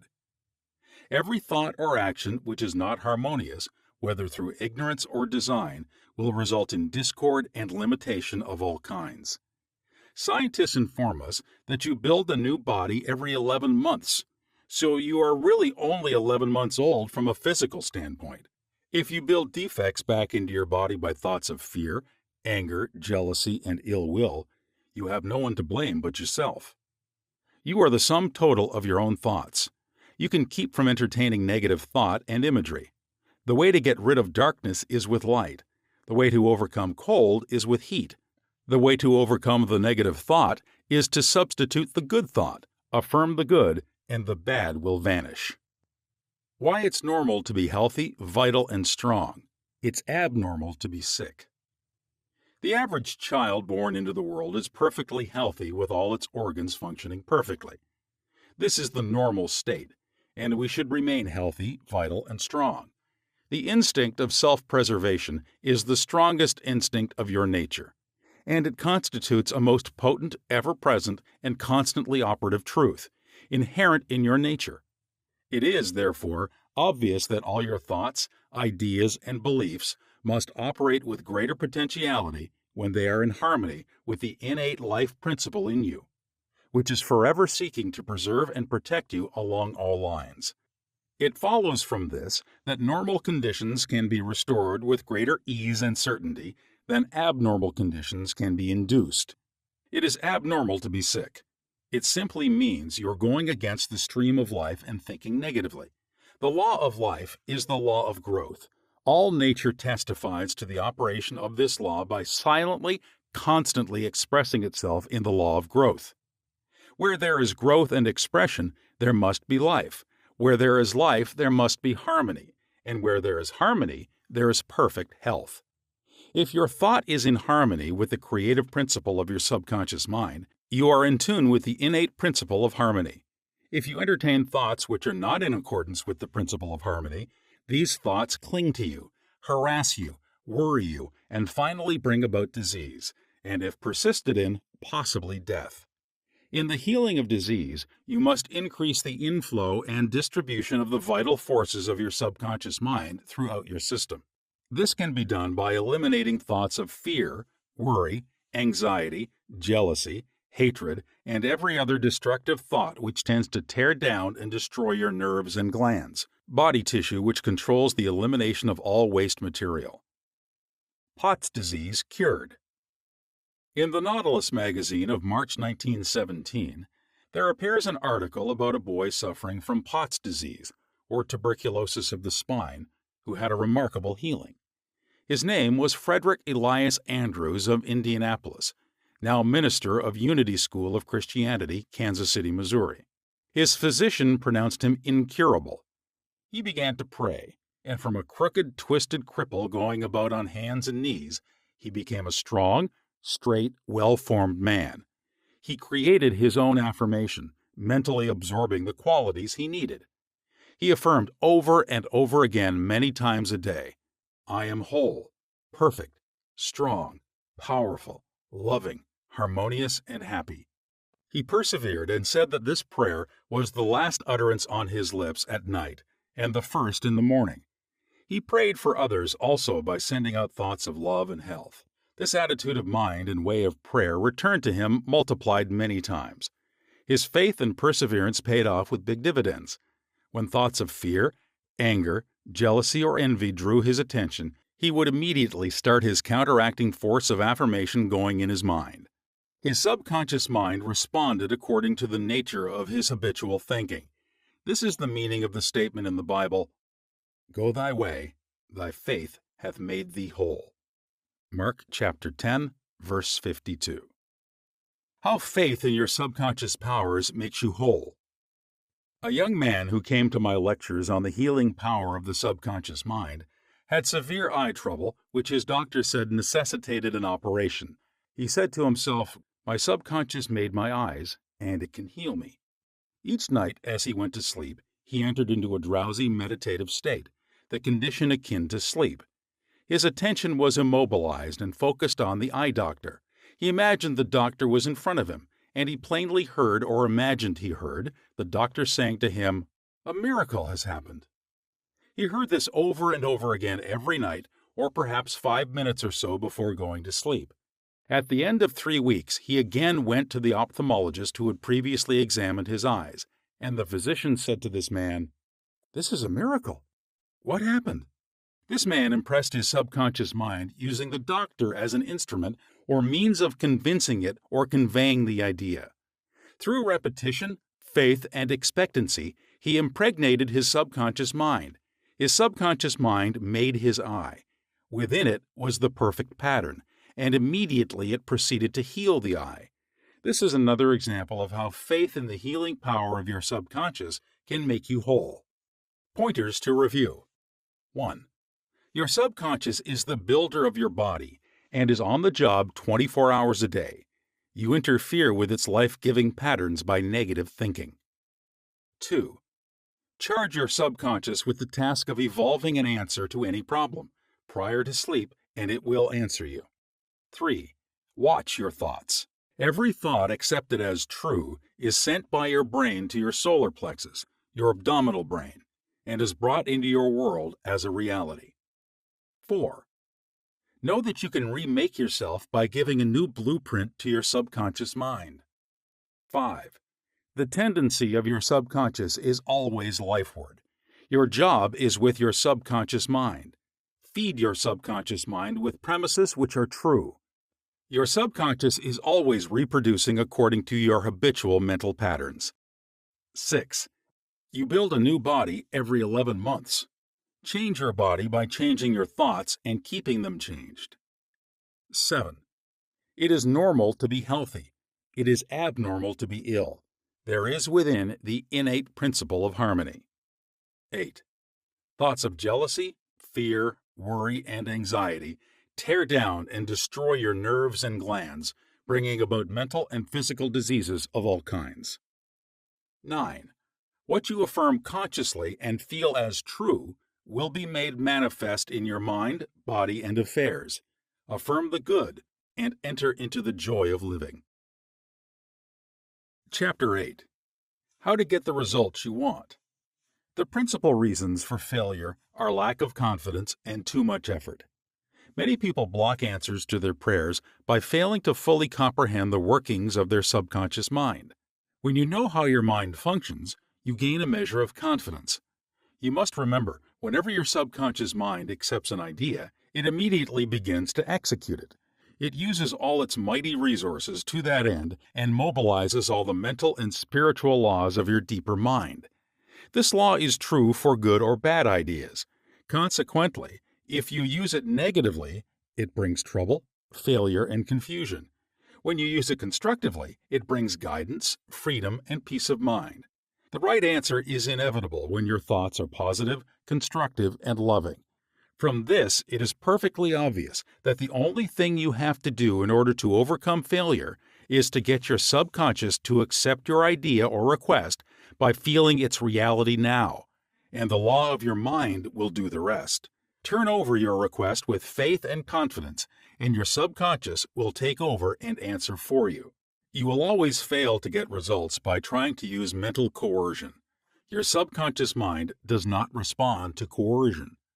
It responds to your faith or conscious mind acceptance. Your failure to get results may also arise from such statements as, "Things are getting worse. I will never get an answer. I see no way out. It is hopeless. I don't know what to do. I'm all mixed up." When you use such statements, you get no response or cooperation from your subconscious mind. Like a soldier marking time, you neither go forward nor backward. In other words, you don't get anywhere. If you get into a taxi and give a half dozen different directions to the driver in 5 minutes, he would become hopelessly confused and probably would refuse to take you anywhere. It is the same when working with your subconscious mind.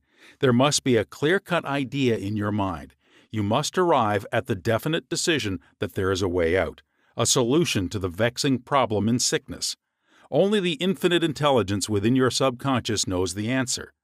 When you come to that clear-cut conclusion in your conscious mind, your mind is then made up, and according to your belief, it is done unto you. Easy does it. A house owner once remonstrated with a furnace repairman for charging $200 for fixing the boiler. The mechanic said, "I charged 5 cents for the missing bolt and $199.95 for knowing what was wrong." Similarly, your subconscious mind is the master mechanic, the all-wise one, who knows ways and means of healing any organ of your body as well as your affairs. Decree health and your subconscious will establish it. But relaxation is the key. Easy does it. Do not be concerned with details and means, but know the end result. Get the feel of the happy solution to your problem, whether it is health, finances, or employment. Remember how you felt after you had recovered from a severe state of illness? Bear in mind that your feeling is the touchstone of all subconscious demonstration. Your new idea must be felt subjectively in a finished state, not the future, but as coming about now. Infer no opponent. Use imagination and not willpower. In using your subconscious mind, you infer no opponent. You use no willpower. You imagine the end and the freedom state.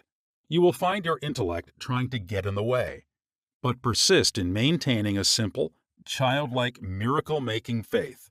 Picture yourself without the ailment or problem. Imagine the emotional accompaniment of the freedom state you crave. Cut out all the red tape from the process. The simple way is the best. How disciplined imagination works wonders. A wonderful way to get a response from your subconscious mind is through disciplined or scientific imagination. As previously pointed out, your subconscious mind is the builder of the body and controls all its vital functions. The Bible says, "Whatsoever ye shall ask in prayer, believing, ye shall receive." To believe is to accept something as true, or to live in the state of being it. As you sustain this mood, you shall experience the joy of the answered prayer. The 3 steps to success in prayer. The usual procedure is as follows. 1. Take a look at the problem. 2. Turn to the solution or way out known only to the subconscious mind. 3. Rest in a sense of deep conviction that it is done. Do not weaken your prayer by saying, "I wish I might be healed." I hope so. Your feeling about the work to be done is the boss. Harmony is yours. Know that health is yours. Become intelligent by becoming a vehicle for the infinite healing power of the subconscious mind. Pass on the idea of health to your subconscious mind to the point of conviction, then relax. Get yourself off your hands. Say to the condition and circumstance, "This too shall pass."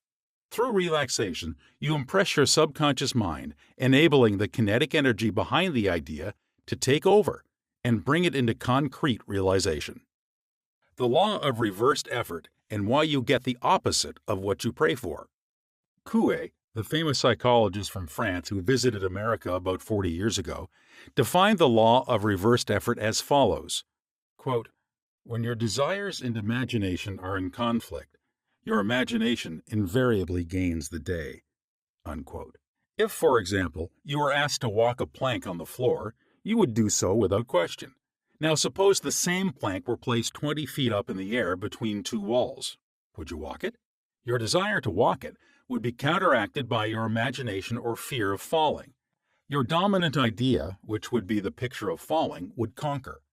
Your desire, will, or effort to walk on the plank would be reversed, and the dominant idea of failure would be reinforced. Mental effort is invariably self-defeated, eventuating always in the opposite of what is desired. The suggestions of powerlessness to overcome the condition dominate the mind. Your subconscious is always controlled by the dominant idea. Your subconscious will accept the strongest of 2 contradictory propositions. The effortless way is the better. If you say, I want healing, but I can't get it. I try so hard. I force myself to pray. I use all the willpower I have. You must realize that your error lies in your effort. Never try to compel the subconscious mind to accept your idea by exercising willpower. Such attempts are doomed to failure, and you get the opposite of what you prayed for. The following is a rather common experience. Students, when taking examinations and reading through their papers, find that all their knowledge has suddenly deserted them. Their minds become appalling blanks, and they are unable to recall one relevant thought. The more they grit their teeth and summon the powers of the will, the further the answers seem to flee. But when they have left the examination room and the mental pressure relaxes, the answers they were seeking flow tantalizingly back into their minds. Trying to force themselves to remember was the cause of their failure. This is an example of the law of reversed effort, whereby you get the opposite of what you asked or prayed for. The conflict of desire and imagination must be reconciled. To use mental force is to presuppose that there is opposition. When your mind is concentrated on the means to overcome a problem, it is no longer concerned with the obstacle. Matthew chapter 18 verse 9 says, If two of you shall agree on earth as touching anything that they shall ask, it shall be done for them of my Father which is in heaven. Who are these two? It means the harmonious union or agreement between your conscious and subconscious on any idea, desire, or mental image. When there is no longer any quarrel in either part of your mind, your prayer will be answered. The two agreeing may also be represented as you and your desire, your thought and feeling, your idea and emotion, your desire and imagination. You avoid all conflict between your desires and imagination by entering into a drowsy, sleepy state, which brings all effort to a minimum. The conscious mind is submerged to a great extent when in a sleepy state. The best time to impregnate your subconscious is prior to sleep. The reason for this is that the highest degree of outcropping of the subconscious occurs prior to sleep and just after we awaken. In this state, the negative thoughts and imagery which tend to neutralize your desire and so prevent acceptance by your subconscious mind no longer present themselves. When you imagine the reality of the fulfilled desire and feel the thrill of accomplishment, your subconscious brings about the realization of your desire. A great many people solve all their dilemmas and problems by the play of their controlled, directed, and disciplined imagination, knowing that whatever they imagine and feel as true will and must come to pass. The following will clearly illustrate how a young girl overcame the conflict between her desire and her imagination. She desired a harmonious solution to her legal problem, yet her mental imagery was constantly on failure, loss, bankruptcy, and poverty. It was a complicated lawsuit, and there was one postponement after another with no solution in sight. At my suggestion, she got into a sleepy, drowsy state each night prior to sleep, and she began to imagine the happy ending, feeling it to the best of her ability. She knew that the image in her mind had to agree with her heart's desire. Prior to sleep, she began to dramatize as vividly as possible her lawyer having an animated discussion with her regarding the outcome. She would ask him questions, and he would answer her appropriately. He would say to her over and over again, "There has been a perfect, harmonious solution. The case has been settled out of court." During the day, when fear thoughts came into her mind, she would run her mental movie with gestures, voice, and sound equipment. She could easily imagine the sound of his voice, smile, and mannerism. She ran this mental picture so often, it became a subjective pattern, a regular train track. At the end of a few weeks, her attorney called her and confirmed objectively what she had been imagining and feeling as true subjectively. This is really what the psalmist meant when he wrote, "Let the words of my mouth," your thoughts, mental images, good, "and the meditations of my heart," your feeling, nature, emotion, "be acceptable in thy sight, O Lord," the law of your subconscious mind. "My strength and my redeemer," the power and wisdom of your subconscious mind, can redeem you from sickness, bondage, and misery. Psalm 19, verse 14. Ideas worth recalling. 1. Mental coercion or too much effort shows anxiety and fear which block your answer. Easy does it. 2. When your mind is relaxed and you accept an idea, your subconscious goes to work to execute the idea. 3. Think and plan independently of traditional methods. Know that there is always an answer and a solution to every problem. 4.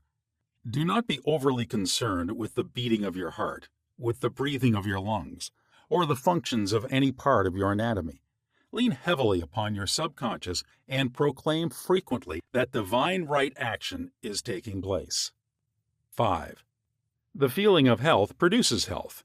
The feeling of wealth produces wealth. How do you feel? 6. Imagination is your most powerful faculty. Imagine what is lovely and of good report. You are what you imagine yourself to be. 7.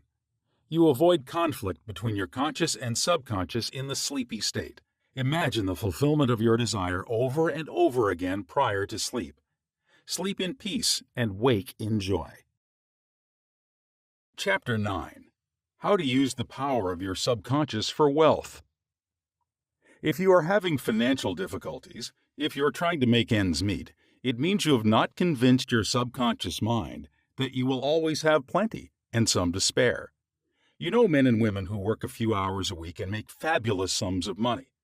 They do not strive or slave hard. Do not believe the story that the only way you can become wealthy is by the sweat of your brow and hard labor. It is not so. The effortless way of life is the best. Do the thing you love to do, and do it for the joy and thrill of it. I know an executive in Los Angeles who receives a salary of $75,000 yearly. Last year, he went on a 9-month cruise seeing the world and its beauty spots. He said to me that he had succeeded in convincing his subconscious mind that he is worth that much money. He told me that many men in his organization getting about $100 a week knew more about the business than he did and could manage it better. But they had no ambition, no creative ideas, and were not interested in the wonders of their subconscious mind. Wealth is of the mind. Wealth is simply a subconscious conviction on the part of the individual. You will not become a millionaire by saying, "I am a millionaire. I am a millionaire." You will grow into a wealth consciousness by building into your mentality the idea of wealth and abundance. Your invisible means of support. The trouble with most people is that they have no invisible means of support. When business falls away, the stock market drops, or they lose their investments, they seem helpless. The reason for such insecurity is that they do not know how to tap the subconscious mind. They are unacquainted with the inexhaustible storehouse within. A man with a poverty-type mind finds himself in poverty-stricken conditions. Another man with a mind filled with ideas of wealth is surrounded with everything he needs. It was never intended that man should lead a life of indigence. You can have wealth, everything you need, and plenty to spare. Your words have power to cleanse your mind of wrong ideas and to instill right ideas in their place. The ideal method for building wealth consciousness. Perhaps you are saying as you read this chapter, "I need wealth and success." This is what you do. Repeat for about 5 minutes to yourself 3 or 4 times a day, wealth, success. These words have tremendous power. They represent the inner power of the subconscious mind. Anchor your mind on this substantial power within you. Then conditions and circumstances corresponding to their nature and quality will be manifested in your life. You are not saying, "I am wealthy." You are dwelling on real powers within you. There is no conflict in the mind when you say, "wealth." Furthermore, the feeling of wealth will well up within you as you dwell on the idea of wealth. The feeling of wealth produces wealth. Keep this in mind at all times. Your subconscious mind is like a bank, a sort of universal financial institution. It magnifies whatever you deposit or impress upon it, whether it is the idea of wealth or of poverty. Choose wealth. Why your affirmations for wealth fail. I have talked to many people during the past 35 years whose usual complaint is, "I have said for weeks and weeks, I am wealthy, I am prosperous, and nothing has happened." I discovered that when they said, "I am prosperous, I am wealthy," they felt within that they were lying to themselves. One man told me, "I have affirmed that I am prosperous until I'm tired. Things are now worse. I knew when I made the statement that it was obviously not true." His statements were rejected by the conscious mind, and the very opposite of what he outwardly affirmed and claimed was made manifest.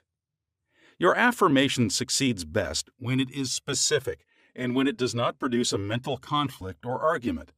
Hence, the statements made by this man made matters worse because they suggested his lack. Your subconscious accepts what you really feel to be true, not just idle words or statements. The dominant idea or belief is always accepted by the subconscious mind. How to avoid mental conflict. The following is the ideal way to overcome this conflict for those who have this difficulty. Make this practical statement frequently, particularly prior to sleep. By day and by night, I am being prospered in all of my interests. This affirmation will not arouse any argument because it does not contradict your subconscious mind's impression of financial lack.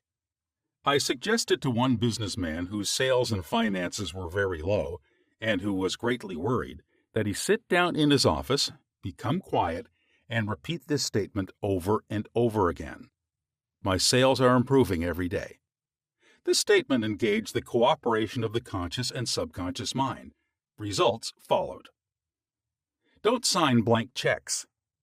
You sign blank checks when you make such statements as, "There's not enough to go around," "There is a shortage," "I will lose the house because of the mortgage," etc.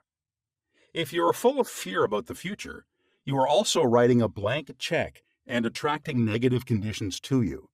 Your subconscious mind takes your fear and negative statement as your request and proceeds in its own way to bring obstacles, delays, lack, and limitation into your life. Your subconscious gives you compound interest. To him that hath the feeling of wealth, more wealth shall be added. To him that hath the feeling of lack, more lack shall be added. Your subconscious multiplies and magnifies whatever you deposit in it.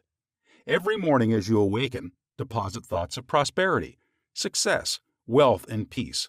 Dwell upon these concepts. Busy your mind with them as often as possible. These constructive thoughts will find their way as deposits in your subconscious mind and bring forth abundance and prosperity. Why nothing happened? I can hear you saying, "Oh, I did that, nothing happened." You did not get results because you indulged in fear thoughts, perhaps 10 minutes later, and neutralized the good you had affirmed. When you place a seed in the ground, you do not dig it up. You let it take root and grow.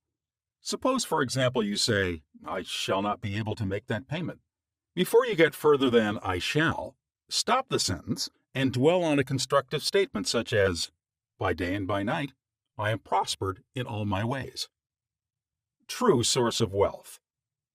Your subconscious mind is never short of ideas. There are within it an infinite number of ideas ready to flow into your conscious mind and appear as cash in your pocketbook in countless ways. This process will continue to go on in your mind regardless of whether the stock market goes up or down, or whether the pound sterling or dollar drops in value. Your wealth is never truly dependent on bonds, stocks, or money in the bank. These are really only symbols, necessary and useful, of course, but only symbols. The point I wish to emphasize is that if you convince your subconscious mind that wealth is yours and that it is always circulating in your life, you will always and inevitably have it, regardless of the form it takes. Trying to make ends meet and the real cause. There are people who claim that they are always trying to make ends meet. They seem to have a great struggle to meet their obligations. Have you listened to their conversation? In many instances, their conversation runs along this vein. They are constantly condemning those who have succeeded in life and who have raised their heads above the crowd. Perhaps they are saying, "Oh, that fellow has a racket. He is ruthless. He's a crook." This is why they lack. They are condemning the thing that they desire and want. The reason they speak critically of their more prosperous associates is because they are envious and covetous of the other's prosperity. The quickest way to cause wealth to take wings and fly away is to criticize and condemn others who have more wealth than you. A common stumbling block to wealth. There is one emotion which is the cause of the lack of wealth in the lives of many. Most people learn this the hard way. It is envy. For example, if you see a competitor depositing large sums of money in the bank and you have only a meager amount of deposit, does it make you envious? The way to overcome this emotion is to say to yourself, "Isn't it wonderful? I rejoice in that man's prosperity. I wish for him greater and greater wealth." To entertain envious thoughts is devastating because it places you in a very negative position. Therefore, wealth flows from you instead of to you. If you are ever annoyed or irritated by the prosperity or great wealth of another, claim immediately that you truly wish for him greater wealth in every possible way. This will neutralize the negative thoughts in your mind and cause an ever greater measure of wealth to flow to you by the law of your own subconscious mind. Rubbing out a great mental block to wealth. If you're worried and critical about someone who you claim is making money dishonestly, cease worrying about him. You know such a person is using the law of mind negatively. The law of mind takes care of him. Be careful not to criticize him for the reasons previously indicated. Remember, the block or obstacle to wealth is in your own mind. You can now destroy that mental block. This you may do by getting on mental good terms with everyone. Sleep and grow rich. As you go to sleep at night, practice the following technique. Repeat the word wealth quietly, easily, and feelingly. Do this over and over again, just like a lullaby. Lull yourself to sleep with the one word, wealth. You should be amazed at the result. Wealth should flow to you in avalanches of abundance. This is another example of the magic power of your subconscious mind. Serve yourself with the powers of your mind. 1. Decide to be wealthy the easy way, with the infallible aid of your subconscious mind. 2. Trying to accumulate wealth by the sweat of your brow and hard labor is one way to become the richest man in the graveyard. You do not have to strive or slave hard. 3. Wealth is a subconscious conviction. Build into your mentality the idea of wealth. 4. The trouble with most people is that they have no invisible means of support. 5. Repeat the word wealth to yourself slowly and quietly for about 5 minutes prior to sleep, and your subconscious will bring wealth to pass in your experience. 6. The feeling of wealth produces wealth. Keep this in mind at all times. 7. Your conscious and subconscious minds must agree. Your subconscious accepts what you really feel to be true. The dominant idea is always accepted by your subconscious mind. The dominant idea should be wealth, not poverty. 8. You can overcome any mental conflict regarding wealth by affirming frequently, by day and by night, I am being prospered in all of my interests. 9. Increase your sales by repeating this statement over and over again. My sales are improving every day. I am advancing, progressing, and getting wealthier every day. 10. Stop writing blank checks such as, there is not enough to go around, or there is a shortage, etc. Such statements magnify and multiply your loss. 11. Deposit thoughts of prosperity, wealth, and success in your subconscious mind, and the latter will give you compound interest. 12. What you consciously affirm, you must not mentally deny a few moments later. This will neutralize the good you have affirmed. 13. Your true source of wealth consists of the ideas in your mind. You can have an idea worth millions of dollars. Your subconscious will give you the idea you seek. 14. Envy and jealousy are stumbling blocks to the flow of wealth. Rejoice in the prosperity of others. 15. The block to wealth is in your own mind. Destroy that block now by getting on good mental terms with everyone. Chapter 10. Your right to be rich. It is your right to be rich. You are here to lead the abundant life and be happy, radiant, and free. You should, therefore, have all the money you need to lead a full, happy, and prosperous life. You are here to grow, expand, and unfold spiritually, mentally, and materially. You have the inalienable right to fully develop and express yourself along all lines. You should surround yourself with beauty and luxury.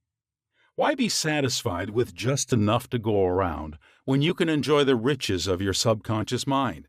In this chapter, you can learn to make friends with money, and you should always have a surplus. Your desire to be rich is a desire for a fuller, happier, more wonderful life. It is a cosmic urge. It is not only good, but very good. Money is a symbol. Money is a symbol of exchange. It means to you not only freedom from want, but beauty, luxury, abundance, and refinement. It is merely a symbol of the economic health of the nation. When your blood is circulating freely in your body, you are healthy. When money is circulating freely in your life, you are economically healthy. When people begin to hoard money, to put it away in tin boxes, and become charged with fear, there is economic illness. Money has taken many forms as a medium of exchange down through the centuries, such as salt, beads, and trinkets of various kinds. In early times, a man's wealth was determined by the number of sheep and oxen he had. Now, we use currency and other negotiable instruments, as it is much more convenient to write a check than carry some sheep around with you to pay bills. How to walk the royal road to riches. Knowledge of the powers of your subconscious mind is the means to the royal road to riches of all kinds, spiritual, mental, or financial. The student of the laws of mind believes and knows definitely that regardless of economic situations, stock market fluctuation, depression, strikes, war, other conditions or circumstances, he will always be amply supplied, regardless of what form money takes. The reason for this is that he has conveyed the idea of wealth to his subconscious mind, and it keeps him supplied wherever he may be. He has convinced himself in his mind that money is forever flowing freely in his life and that there is always a wonderful surplus. Should there be a financial collapse of government tomorrow and all the man's present holdings become valueless, as the German marks did after the First World War, he would still attract wealth and be cared for, regardless of the form the new currency took. Why you do not have more money. As you read this chapter, you are probably saying, I'm worthy of a higher salary than I'm receiving. I believe most people are inadequately compensated. One of the causes many people do not have more money is that they are silently or openly condemning it. They refer to money as filthy lucre, or the love of money is the root of all evil. Another reason they do not prosper is that they have a sneaky subconscious feeling there is some virtue in poverty. This subconscious pattern may be due to early childhood training, superstition, or it could be based on a false interpretation of scriptures. Money and a balanced life. One time a man said to me, I am broke. I do not like money. It is the root of all evil. These statements represent a confused, neurotic mind. Love of money to the exclusion of everything else will cause you to become lopsided and unbalanced. You are here to use your power or authority wisely. Some men crave power, others crave money. If you set your heart on money exclusively and say, money is all I want, I'm going to give all my attention to amassing money, nothing else matters, you can get money and attain a fortune, but you have forgotten that you are here to lead a balanced life. You must also satisfy the hunger for peace of mind, harmony, love, joy, and perfect health. By making money your sole aim, you simply made a wrong choice. You thought that was all you wanted, but you found after all your efforts that it was not only the money you needed.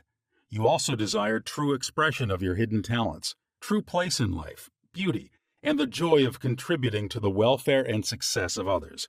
By learning the laws of your subconscious mind, you could have $1 million or many millions if you wanted them, and still have peace of mind, harmony, perfect health, and perfect expression. Poverty is a mental disease. There is no virtue in poverty.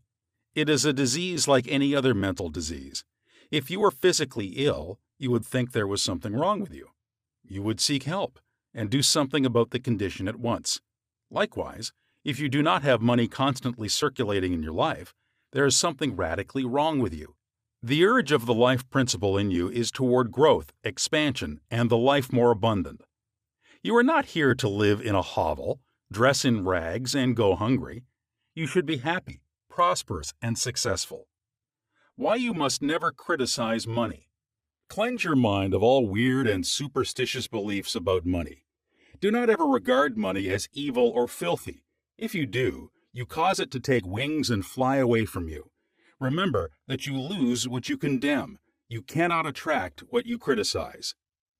Getting the right attitude toward money. Here is a simple technique you may use to multiply money in your experience. Use the following statements several times a day. I like money. I love it.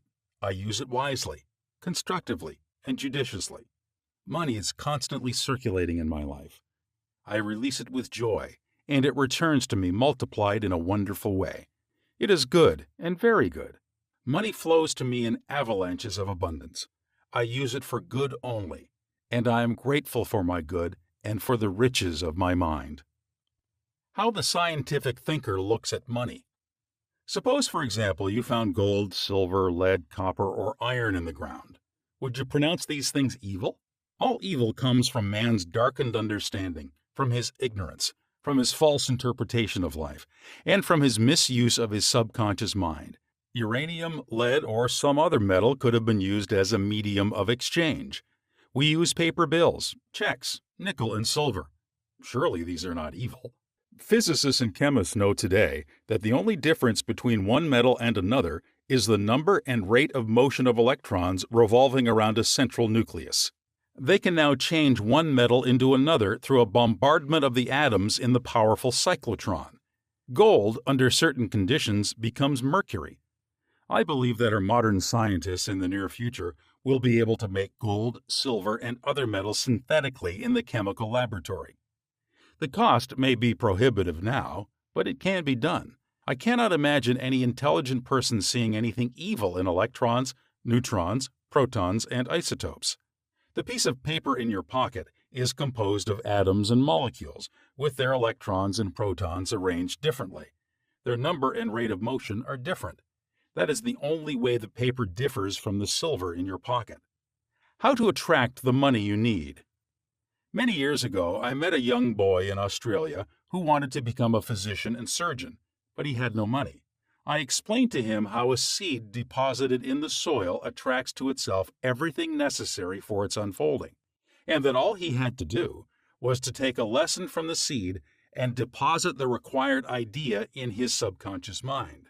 For expenses, this young, brilliant boy used to clean out doctors' offices, wash windows, and do odd repair jobs. He told me that every night, as he went to sleep, he used to picture in his mind's eye a medical diploma on a wall with his name on it, in big, bold letters. He used to clean and shine the framed diplomas in the medical building where he worked. It was not hard for him to engrave the image of a diploma in his mind and develop it there.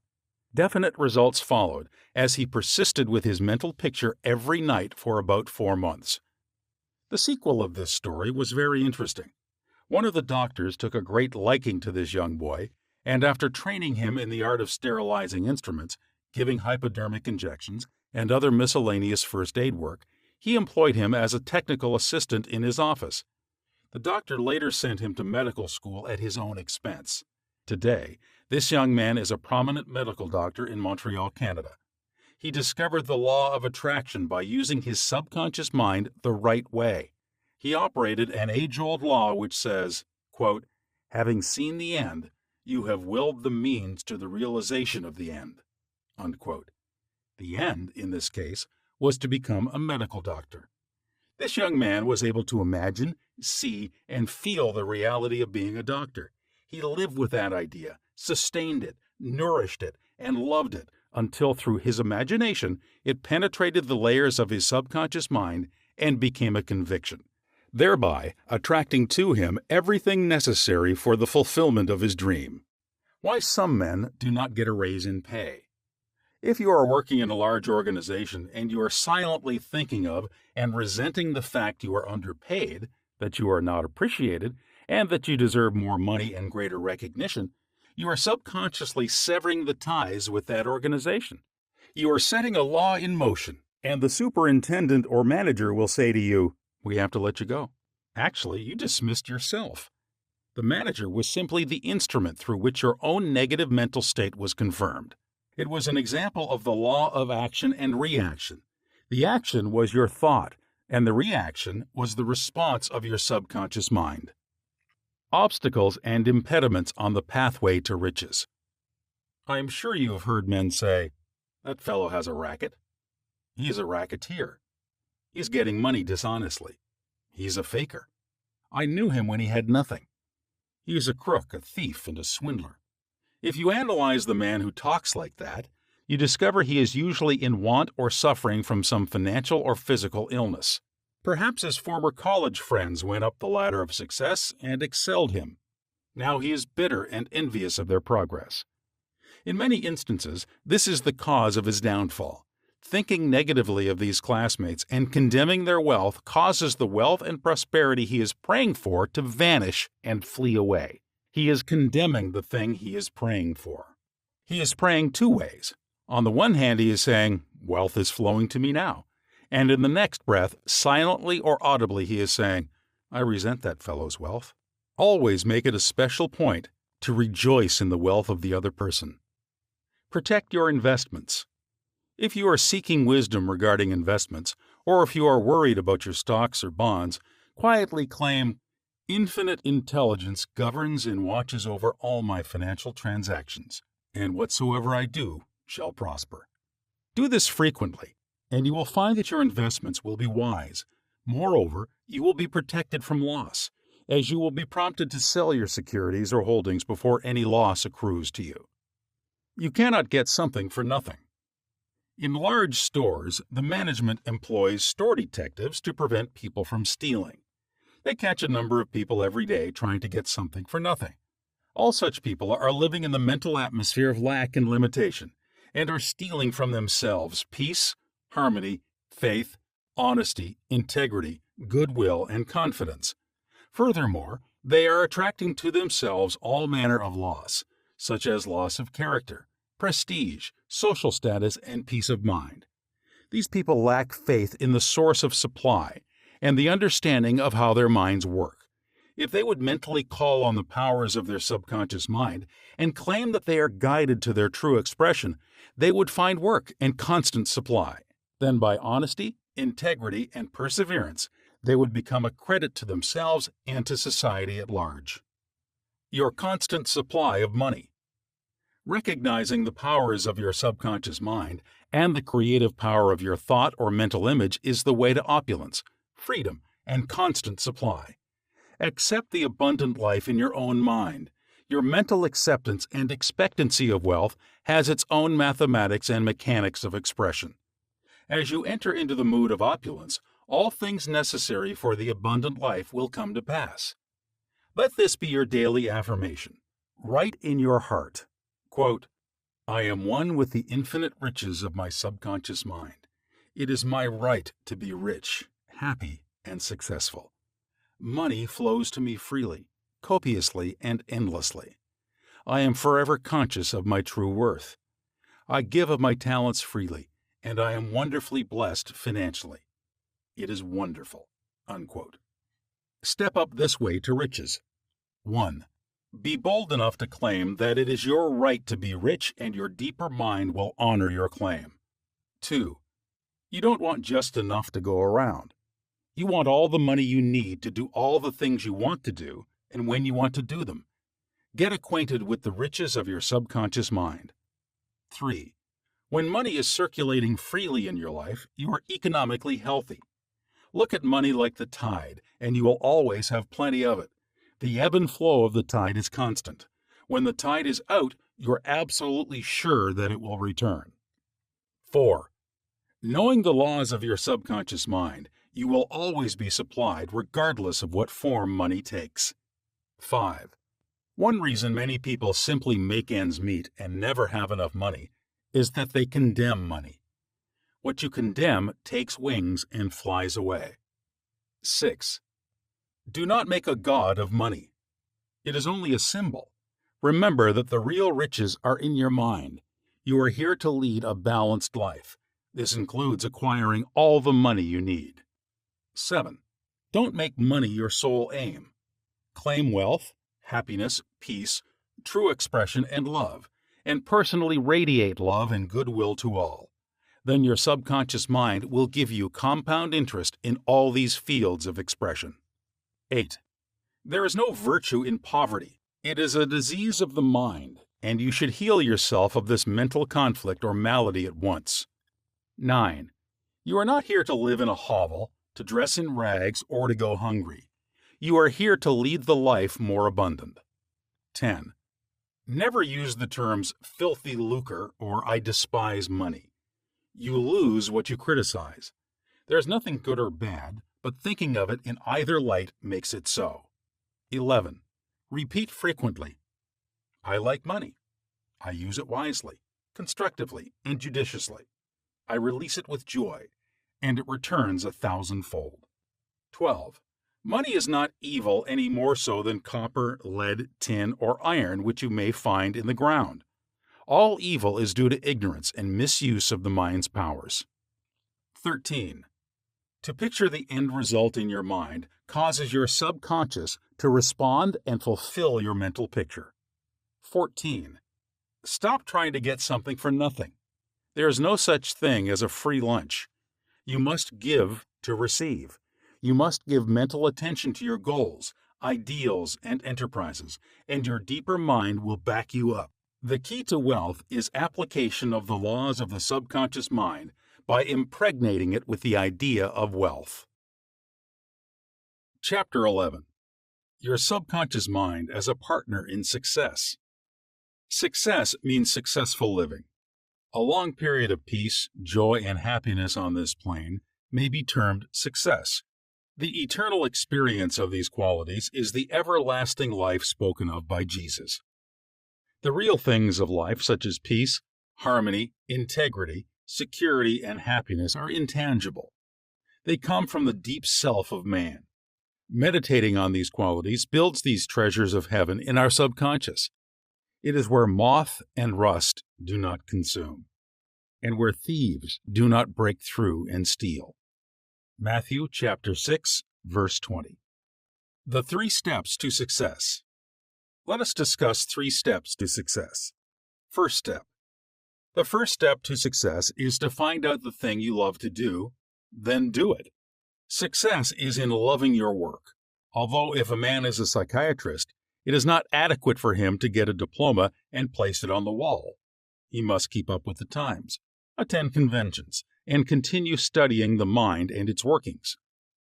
The successful psychiatrist visits clinics and reads the latest scientific articles. In other words, he is informed in the most advanced methods of alleviating human suffering. The successful psychiatrist or doctor must have the interest of his patients at heart. Someone may say, "How can I put the first step into operation? I do not know what I should do." In such a case, pray for guidance as follows.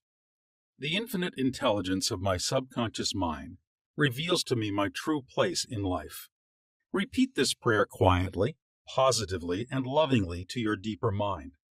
As you persist with faith and confidence, the answer will come to you as a feeling, a hunch, or a tendency in a certain direction. It will come to you clearly and in peace, and as an inner silent awareness. Second step. The second step to success is to specialize in some particular branch of work and know more about it than anyone else. For example, if a young man chooses chemistry as his profession, he should concentrate on one of the many branches in this field. He should give all of his time and attention to his chosen specialty. He should become sufficiently enthusiastic to try to know all there is available about his field. If possible, he should know more than anyone else. The young man should become ardently interested in his work and should desire to serve the world. He that is greatest among you, let him become your servant. There is a great contrast in this attitude of mind in comparison to that of the man who only wants to make a living, or just get by. Getting by is not true success. Man's motive must be greater, nobler, and more altruistic. He must serve others, thereby casting his bread upon the waters. Third step. The third step is the most important one. You must be sure that the thing you want to do does not redound to your success only. Your desire must not be selfish. It must benefit humanity. The path of a complete circuit must be formed. In other words, your idea must go forth with the purpose of blessing or serving the world. It will then come back to you pressed down, shaken together, and running over. If it is to benefit yourself exclusively, the circle or complete circuit is not formed, and you may experience a short circuit in your life, which may consist of limitation or sickness. The measure of true success. Some people may say, but Mr. James made a fortune in selling fraudulent oil stock. A man may seem to succeed for a while, but the money he obtained by fraud usually takes wings and flies away. When we rob from another, we rob from ourselves, because we are in a mood of lack and limitation, which may manifest itself in our body, home life, and affairs. What we think and feel, we create. We create what we believe. Even though a man may have accumulated a fortune fraudulently, he is not successful. There is no success without peace of mind. What good is man's accumulated wealth if he cannot sleep nights, is sick, or has a guilt complex? I knew a man in London who told me of his exploits. He had been a professional pickpocket and had amassed a large amount of money. He had a summer home in France and lived in a royal fashion in England. His story was that he was in constant dread of being arrested by Scotland Yard. He had many inner disorders which were undoubtedly caused by his constant fear and deep-seated guilt complex. He knew he had done wrong. This deep sense of guilt attracted all kinds of trouble to him. Subsequently, he voluntarily surrendered to the police and served a prison sentence. After his release from prison, he sought psychological and spiritual counsel and became transformed. He went to work and became an honest, law-abiding citizen. He found what he loved to do and was happy. A successful person loves his work and expresses himself fully. Success is contingent upon a higher ideal than the mere accumulation of riches. The man of success is the man who possesses great psychological and spiritual understanding. Many of the great industrialists today depend upon the correct use of their subconscious minds for their success. There was an article published some years ago about Flagler, an oil magnate. He admitted that the secret of his success was his ability to see a project in its completion. For instance, in his case, he closed his eyes, imagined a big oil industry, saw trains running on tracks, heard whistles blowing, and saw smoke. Having seen and felt the fulfillment of his prayer, his subconscious mind brought about its realization. If you imagine an objective clearly, you will be provided with the necessities, in ways you know not of, through the wonder-working power of your subconscious mind. In considering the 3 steps to success, you must never forget the underlying power of the creative forces of your subconscious mind. This is the energy in back of all steps in any plan of success. Your thought is creative. Thought fused with feeling becomes a subjective faith or belief, and according to your belief, is it done unto you. Matthew chapter 9, verse 29. A knowledge of a mighty force in you which is capable of bringing to pass all your desires gives you confidence and a sense of peace. Whatever your field of action may be, you should learn the laws of your subconscious mind. When you know how to apply the powers of your mind, and when you are expressing yourself fully and giving of your talents to others, you are on the sure path to true success. If you are about God's business, or any part of it, God, by his very nature, is for you. So who can be against you? With this understanding, there is no power in heaven or on earth to withhold success from you. How he made his dream come true. A movie actor told me that he had very little education, but he had a dream as a boy of becoming a successful movie actor. Out in the field mowing hay, driving the cows home, or even when milking them, he said, I would constantly imagine I saw my name in big lights at a large theater. I kept this up for years, until finally I ran away from home. I got extra jobs in the motion picture field, And the day finally came when I saw my name in great big lights, as I did when I was a boy. Then he added, I know the power of sustained imagination to bring success. His dream pharmacy became a reality.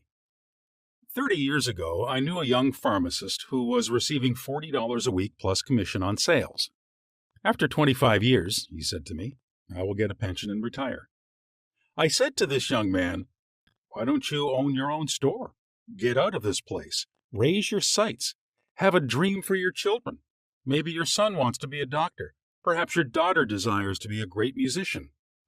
His answer was that he had no money.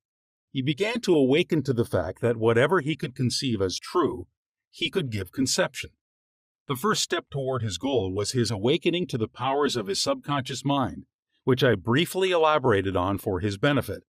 His second step was his realization that if he could succeed in conveying an idea to his subconscious mind, the latter would somehow bring it to pass. He began to imagine that he was in his own store. He mentally arranged the bottles, dispensed prescriptions, and imagined several clerks in the store waiting on customers. He also visualized a big bank balance. Mentally, he worked in that imaginary store. Like a good actor, he lived the role. Act as though I am, and I will be. This pharmacist put himself wholeheartedly into the act, living, moving, and acting on the assumption that he owned the store. The sequel was interesting. He was discharged from his position. He found new employment with a large chain store, became manager, and later on district manager. He saved enough money in 4 years to provide a down payment on a drugstore of his own. He called it his dream pharmacy. It was, he said, exactly the store I saw in my imagination. He became a recognized success in his chosen field and was happy doing what he loved to do. Using the subconscious mind in business. Some years ago, I gave a lecture to a group of businessmen on the powers of imagination and the subconscious mind. In this lecture, I pointed out how Goethe used his imagination wisely when confronted with difficulties and predicaments. His biographers point out that he was accustomed to fill many hours quietly holding imaginary conversations. It is well known that his custom was to imagine one of his friends before him in a chair, answering him in the right way. In other words, if he were concerned over any problems, he imagined his friend giving him the right or appropriate answer, accompanied with the usual gestures and tonal qualities of the voice, and he made the entire imaginary scene as real and as vivid as possible. One of the men present at this lecture was a young stockbroker. He proceeded to adopt the technique of Goethe.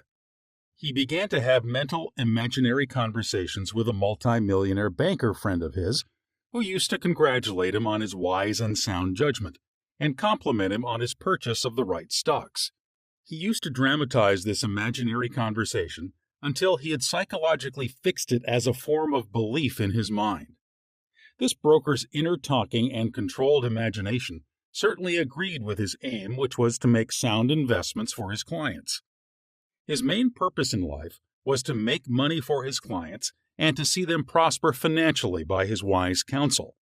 He is still using his subconscious mind in his business, and he is a brilliant success in his field of endeavor. Boy of 16 years turns failure into success. A young boy who was attending high school said to me, I'm getting very poor grades. My memory is failing. I do not know what is the matter. I discovered that the only thing wrong with this boy was his attitude, which was one of indifference and resentment toward some of his teachers and fellow students. I taught him how to use his subconscious mind and how to succeed in his studies. He began to affirm certain truths several times a day, particularly at night prior to sleep, and also in the morning after awakening. These are the best times to impregnate the subconscious mind. He affirmed as follows: I realize that my subconscious mind is a storehouse of memory. It retains everything I read and hear from my teachers.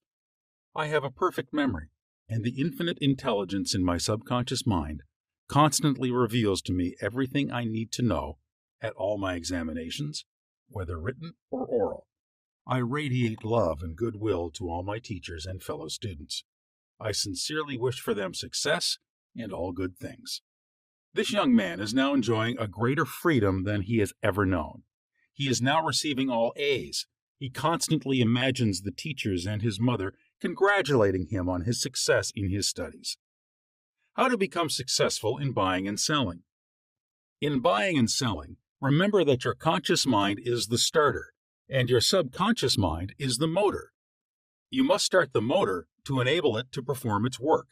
Your conscious mind is the dynamo that awakens the power of your subconscious mind. The first step in conveying your clarified desire, idea, or image to the deeper mind is to relax, immobilize the attention, get still, and be quiet. This quiet, relaxed, and peaceful attitude of mind prevents extraneous matter and false ideas from interfering with your mental absorption of your ideal.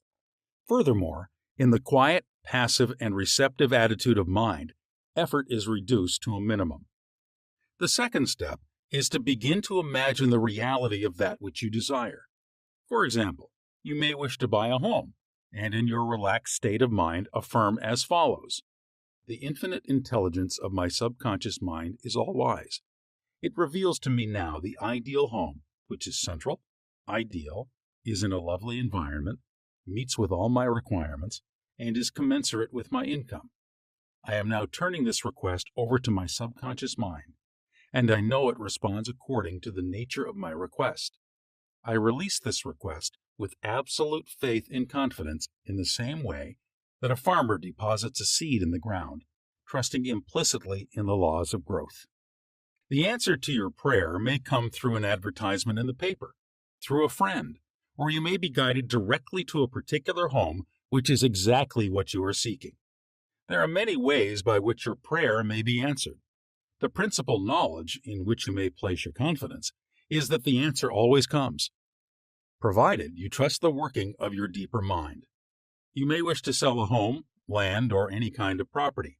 In private consultation with real estate brokers, I have told them of the way I sold my own home on Orlando Avenue in Los Angeles. Many of them have applied the technique I used with remarkable and speedy results. I placed a sign which read "For sale by owner" in the garden in front of my home. The day after, I said to myself as I was going to sleep, "Supposing you sold your house, what would you do?" I answered my own question, and I said I would take the sign down and throw it into the garage. In my imagination, I took hold of the sign, pulled it up from the ground, placed it on my shoulder, went to the garage, threw it on the floor, and said jokingly to the sign, "I don't need you anymore."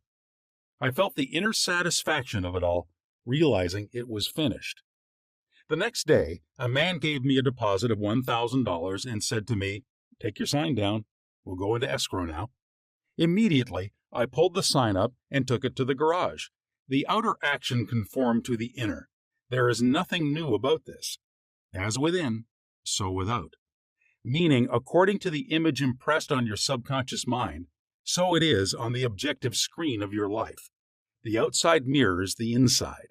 External action follows internal action. Here's another very popular method used in selling homes, land, or any kind of property. Affirm slowly, quietly, and feelingly as follows. Quote, "Infinite intelligence attracts to me the buyer for this home who wants it and who prospers in it. This buyer is being sent to me by the creative intelligence of my subconscious mind, which makes no mistakes. This buyer may look at many other homes, but mine is the only one he wants and will buy, because he is guided by the infinite intelligence within him. I know the buyer is right, the time is right, and the price is right. Everything about it is right. The deeper currents of my subconscious mind are now in operation, bringing both of us together in divine order. I know that it is so." Unquote. Remember always that what you are seeking is also seeking you. And whenever you want to sell a home or property of any kind, there is always someone who wants what you have to offer. By using the powers of your subconscious mind correctly, you free your mind of all sense of competition and anxiety in buying and selling. How she succeeded in getting what she wanted. There is a young lady who regularly comes to my lectures and classes. She had to change buses 3 times. It took her 1.5 hours each time to come to the lectures. In one lecture, I explained how a young man who needed a car in his work received one.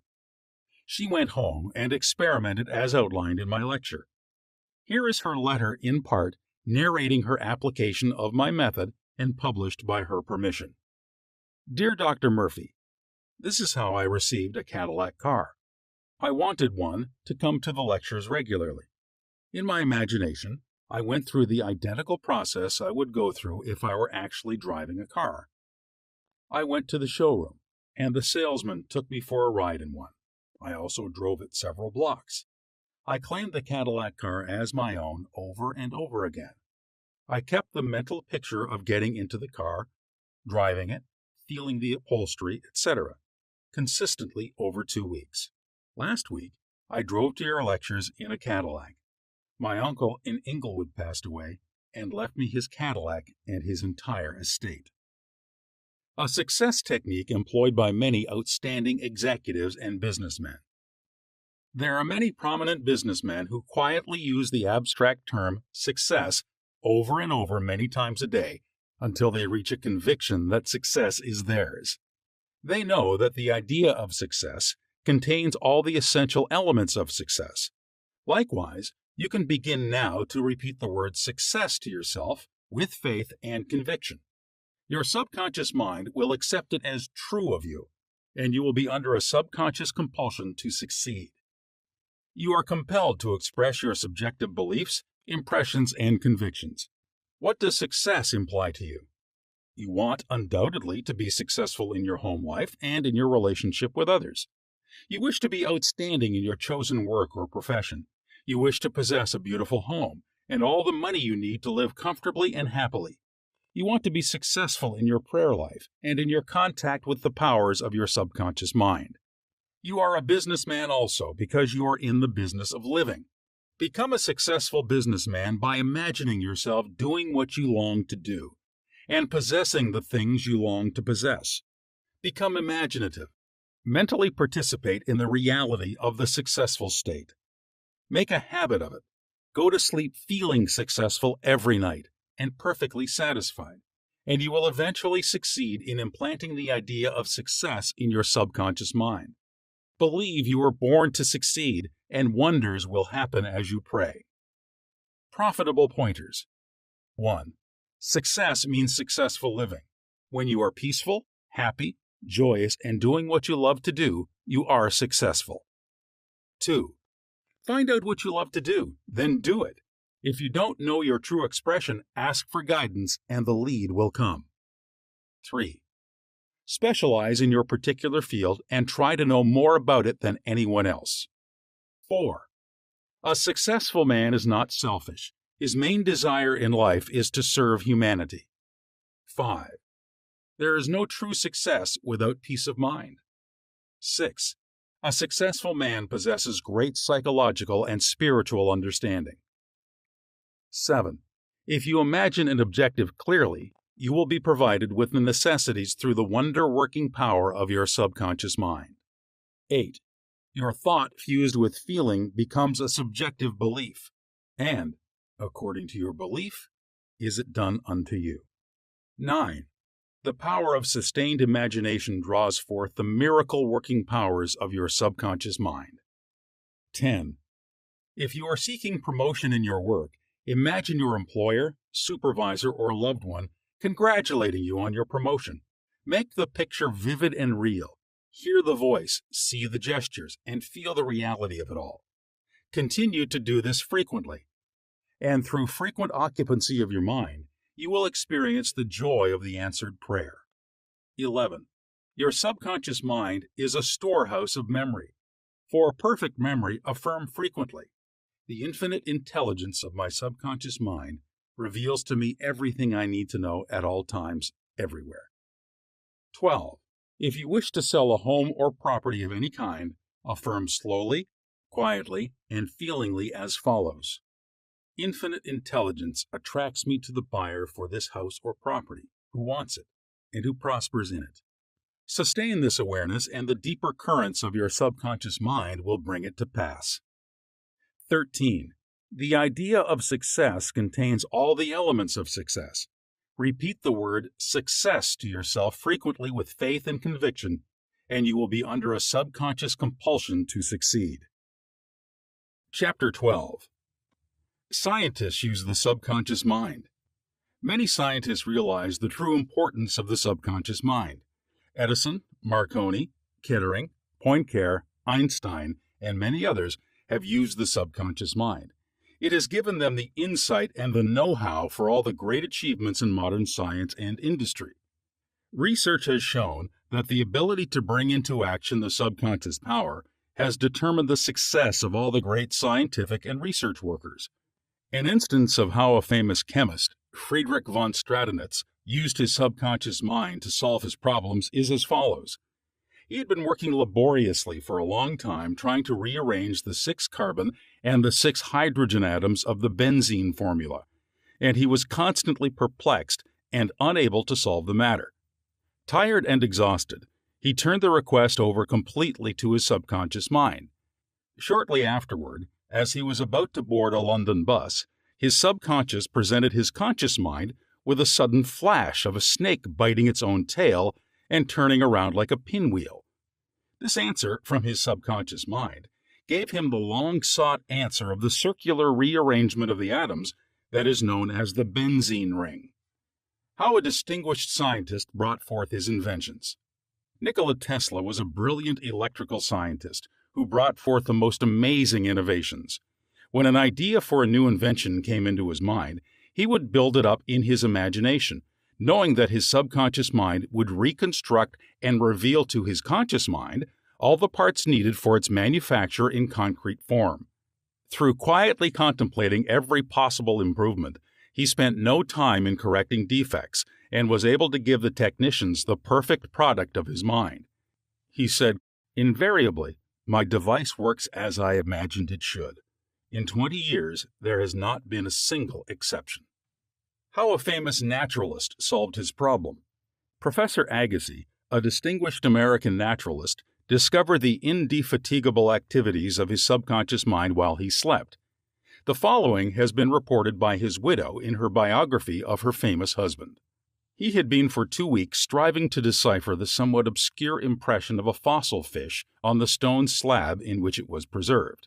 Weary and perplexed, he put his work aside at last and tried to dismiss it from his mind. Shortly after, he waked one night, persuaded that while asleep he had seen his fish with all the missing features perfectly restored. But when he tried to hold and make fast the image, it escaped him. Nevertheless, he went early to the Jardin des Plantes, thinking that on looking anew at the impression, he should see something which would put him on the track of his vision. In vain, the blurred record was as black as ever. The next night he saw the fish again, but with no more satisfactory result. When he awoke, it disappeared from his memory as before.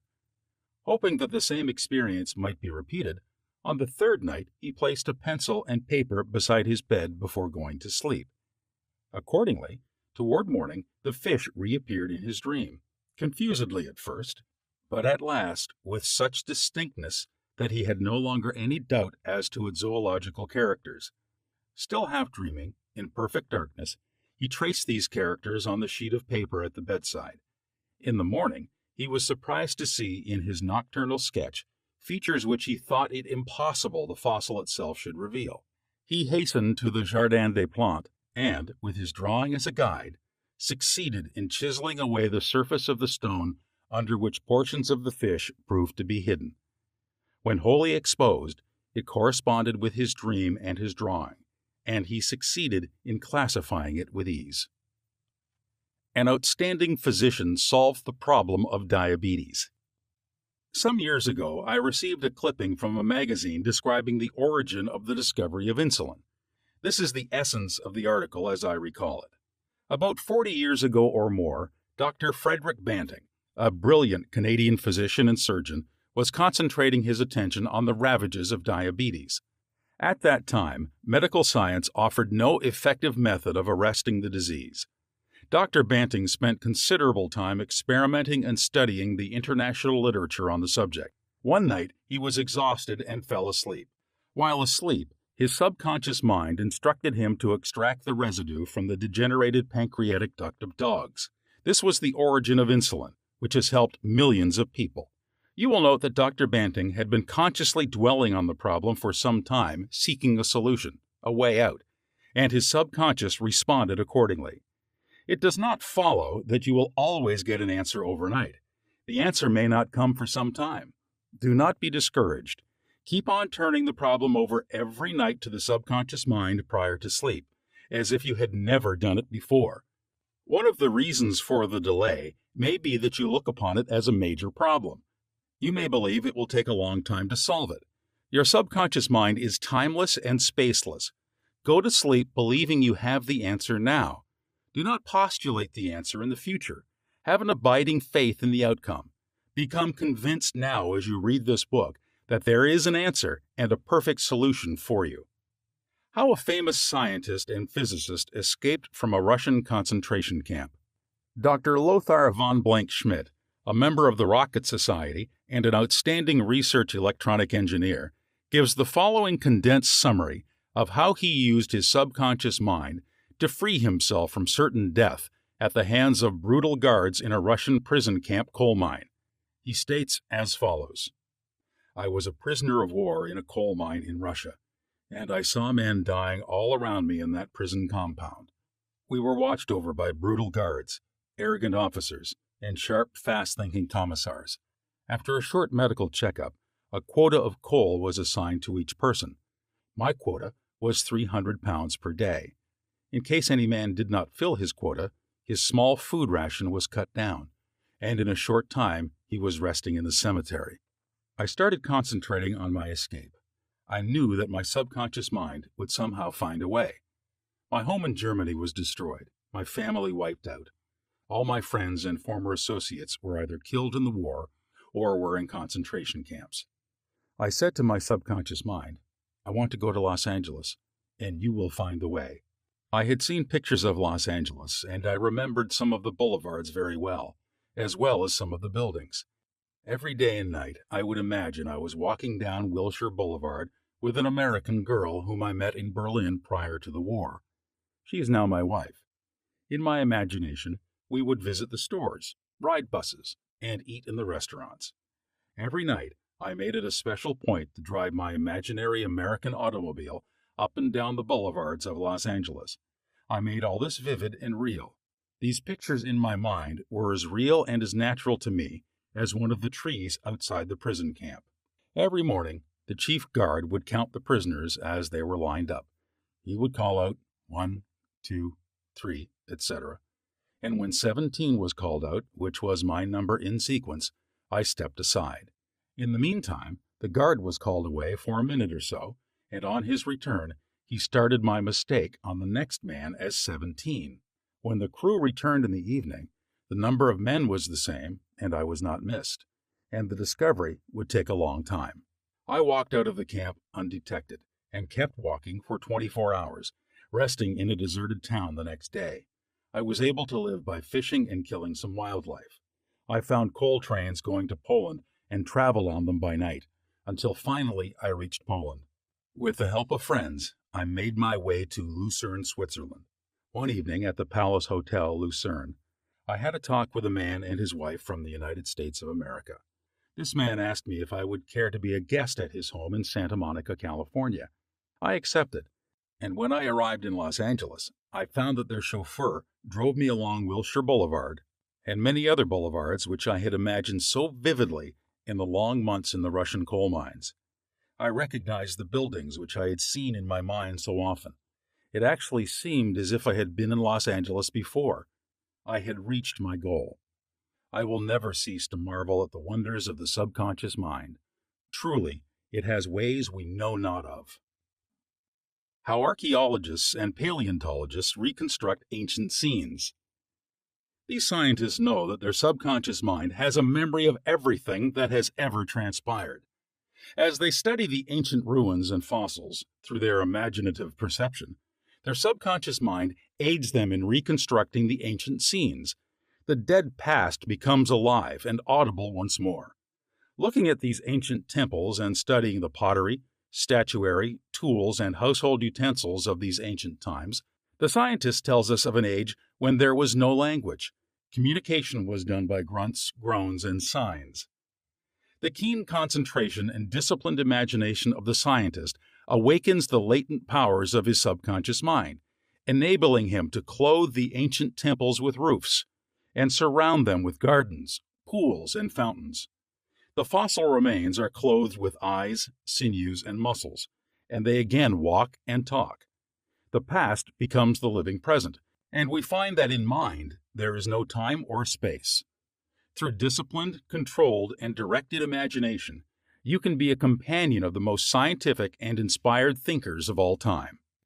How to receive guidance from your subconscious. When you have what you term a difficult decision to make, or when you fail to see the solution to your problem, begin at once to think constructively about it. If you are fearful and worried, you are not really thinking. True thinking is free from fear. Here is a simple technique you can use to receive guidance on any subject. Quiet the mind and still the body. Tell the body to relax. It has to obey you. It has no volition, initiative, or self-conscious intelligence. Your body is an emotional disk which records your beliefs and impressions. Mobilize your attention.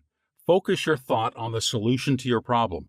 Try to solve it with your conscious mind. Think how happy you would be about the perfect solution. Sense the feeling you would have if the perfect answer were yours now.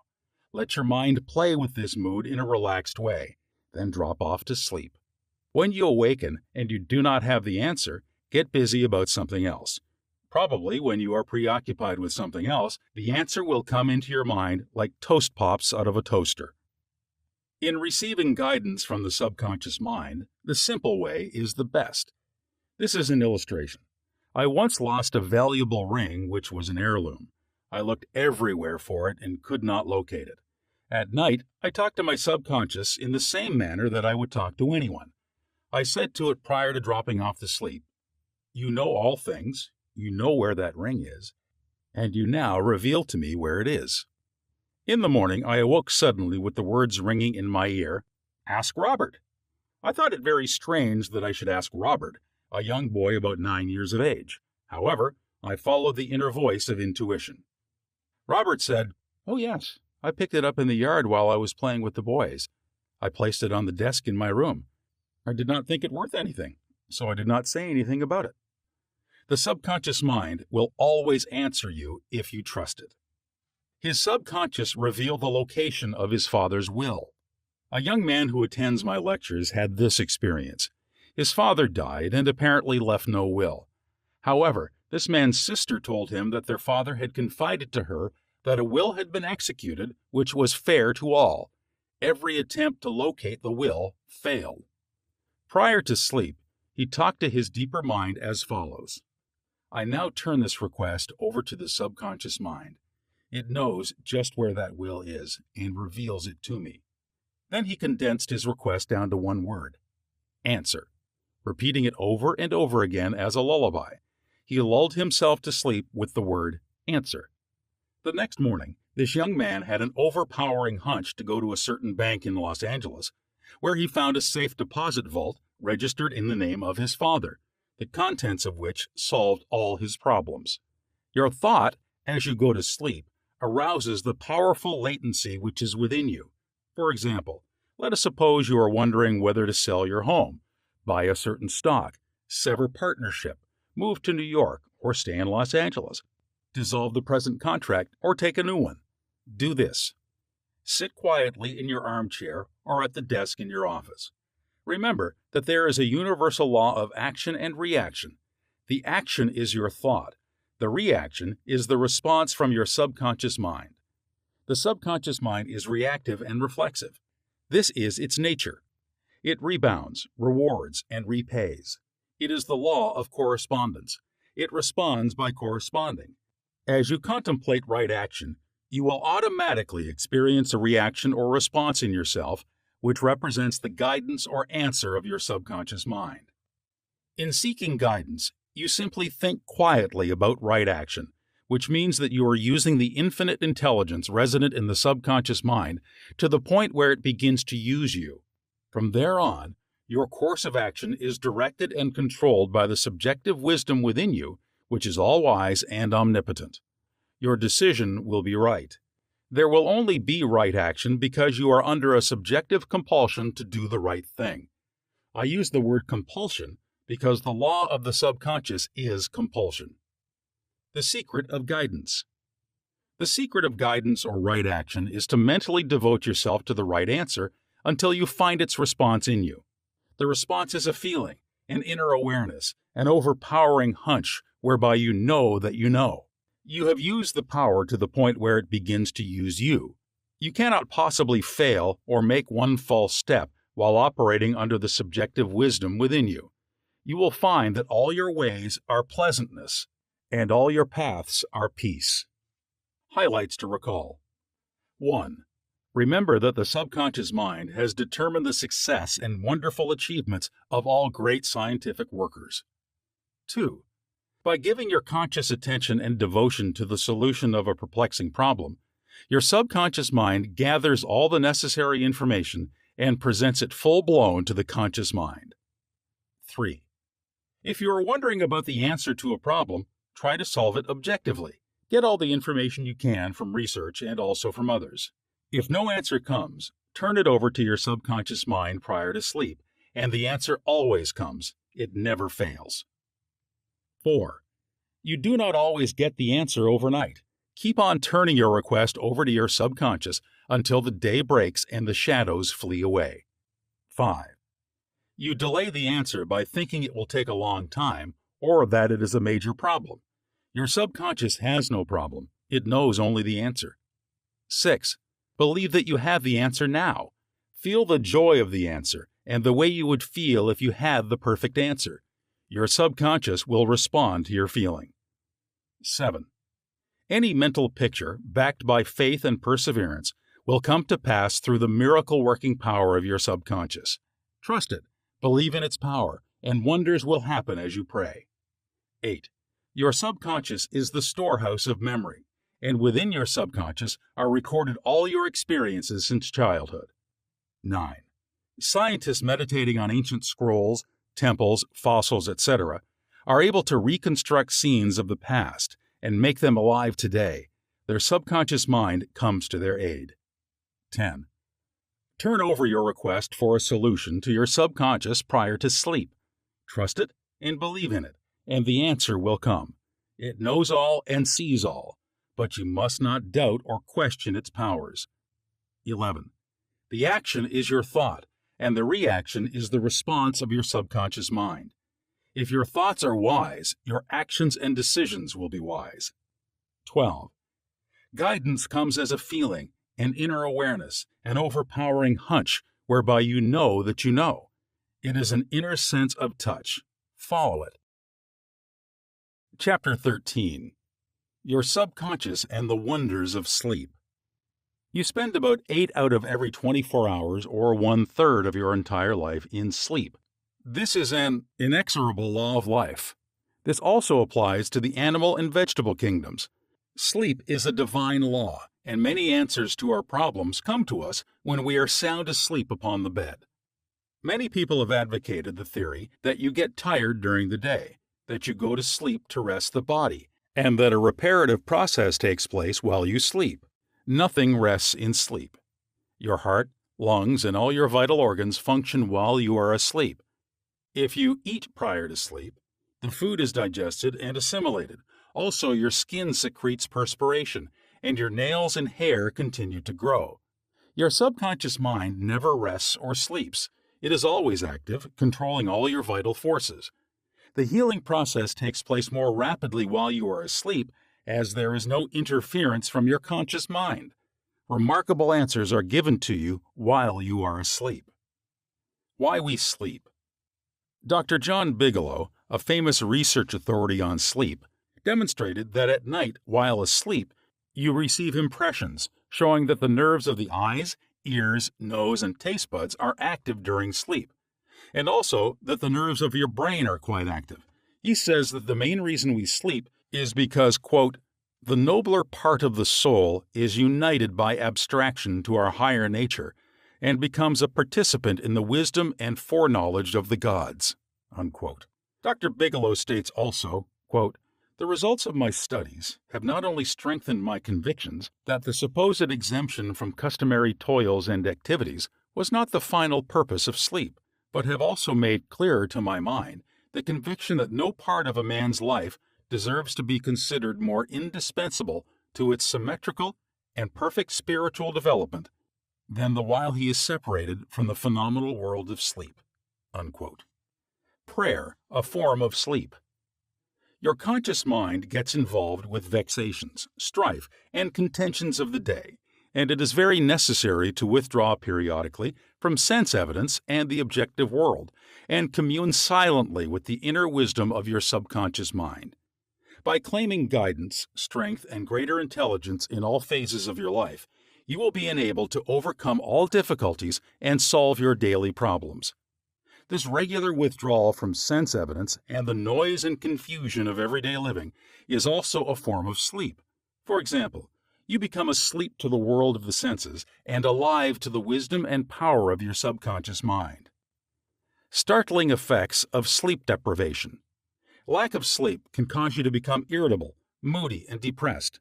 Dr. George Stevenson of the National Association of Mental Health says, quote, "I believe it can safely be said that all human beings need a minimum of 6 hours sleep to be healthy. Most people need more. Those who think they can get along on less are fooling themselves." Unquote. Medical research scholars investigating sleep processes and deprivation of sleep point out that severe insomnia has preceded psychotic breakdown in some instances. Remember, you are spiritually recharged during sleep, and adequate sleep is essential to produce joy and vitality in life. You need more sleep. Robert O'Brien, in an article, "Maybe You Need More Sleep," in an issue of the Reader's Digest, reports the following experiment on sleep. Quote, "For the last 3 years, experiments have been in progress at the Walter Reed Army Institute of Research in Washington, D.C. Subjects, more than 100 military and civilian volunteers, have been kept awake for as long as 4 days. Thousands of tests have measured the effects on their behavior and personality. Results of these tests have given scientists astonishingly new insights into the mysteries of sleep. They now know that the tired brain apparently craves sleep so hungrily that it will sacrifice anything to get it. After only a few hours of sleep loss, fleeting stolen naps, called lapses, or microsleep, occurred at the rate of 3 or 4 an hour. As in real sleep, eyelids drooped, heartbeat slowed. Each lapse lasted just a fraction of a second. Sometimes the lapses were periods of blankness. Sometimes they were filled with images, wisps of dreams. As hours of sleep loss mounted, the lapses took place more often and lasted longer, perhaps 2 or 3 seconds. Even if the subjects had been piloting an airliner in a thunderstorm, they still couldn't have resisted microsleeps for those few priceless seconds. And it can happen to you, as many who have fallen asleep at the wheel of a car can testify. Another startling effect of sleep deprivation was its attack on human memory and perception. Many sleep-deprived subjects were unable to retain information long enough to relate it to the task they were supposed to perform. They were totally befuddled in situations requiring them to hold several factors in mind and act on them, as a pilot must when he skillfully integrates wind direction, airspeed, altitude, and glide path to make a safe landing." Unquote. Sleep brings counsel. A young lady in Los Angeles who listens to my morning radio talks told me that she had been offered a lucrative position in New York City at twice her present salary. She was wondering whether to accept or not and prayed prior to sleep as follows: "The creative intelligence of my subconscious mind knows what is best for me. Its tendency is always lifeward, and it reveals to me the right decision which blesses me and all concerned. I give thanks for the answer which I know will come to me." She repeated this simple prayer over and over again as a lullaby prior to sleep, and in the morning she had a persistent feeling that she should not accept the offer. She rejected the offer, and subsequent events verified her inward sense of knowing, because the company went bankrupt in a few months following their offer of employment to her. The conscious mind may be correct on the facts objectively known, but the intuitive faculty of her subconscious mind saw the failure of the concern in question and prompted her accordingly. Saved from certain disaster. I will illustrate how the wisdom of your subconscious mind can instruct you and protect you relative to your request for right action as you go to sleep. Many years ago, before the Second World War, I was offered a very lucrative assignment in the Orient, and I prayed for guidance and the right decision as follows. Infinite intelligence within me knows all things, and the right decision is revealed to me in divine order. I will recognize the answer when it comes. I repeated this simple prayer over and over again as a lullaby prior to sleep, and in a dream came the vivid realization of things to come 3 years hence. An old friend appeared in the dream and said, "Read these headlines. Don't go." The headlines of the newspaper which appeared in the dream related to war and the attack on Pearl Harbor. Occasionally, the writer dreams literally. The aforementioned dream was undoubtedly a dramatization of the subconscious mind, which projected a person whom I trusted and respected. To some, a warning may come in the form of a mother who appears in a dream. She tells the person not to go here or there, and the reason for the warning. Your subconscious mind is all-wise. It knows all things. Oftentimes, it will speak to you only in a voice that your conscious mind will immediately accept as true. Sometimes, your subconscious will warn you in a voice which sounds like that of your mother or some loved one, which may cause you to stop on the street, and you find, if you had gone another foot, a falling object from a window might have struck you on the head. My subconscious mind is one with the universal subconscious, and it knew the Japanese were planning a war, and it also knew when the war would start. Dr. Rhine, director of the Department of Psychology at Duke University, has gathered together a vast amount of evidence showing that a great number of people all over the world see events before they happen, and in many instances are, therefore, able to avoid the tragic event which was foreseen vividly in a dream. The dream which I had showed clearly the headlines in the New York Times about 3 years prior to the tragedy of Pearl Harbor. In consequence of this dream, I immediately canceled the trip as I felt a subconscious compulsion to do so. 3 years later, the Second World War proved the truth of the inner voice of intuition. Your future is in your subconscious mind. Remember that the future, the result of your habitual thinking, is already in your mind, except when you change it through prayer. The future of a country, likewise, is in the collective subconscious of the people of that nation. There's nothing strange in the dream I had, wherein I saw the headlines of the New York newspapers long before the war began.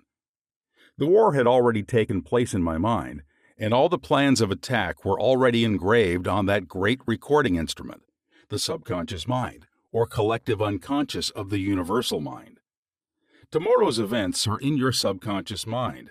So are next week's and next month's, and they may be seen by a highly psychic or clairvoyant person. No disaster or tragedy can happen to you if you decide to pray. Nothing is predetermined or foreordained. Your mental attitude, for example, the way you think, feel, and believe, determines your destiny. You can, through scientific prayer, which is explained in a previous chapter, mold, fashion, and create your own future.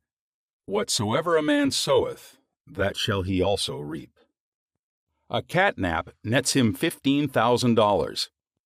One of my students mailed me a newspaper clipping 3 or 4 years ago about a man called Ray Hammerstrom, a roller at the steelworks in Pittsburgh operated by Jones and Laughlin Steel Corporation.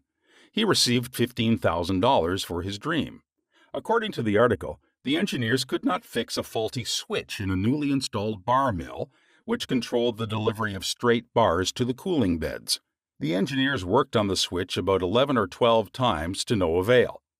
Hammerstrom thought a lot about the problem and tried to figure out a new design which might work.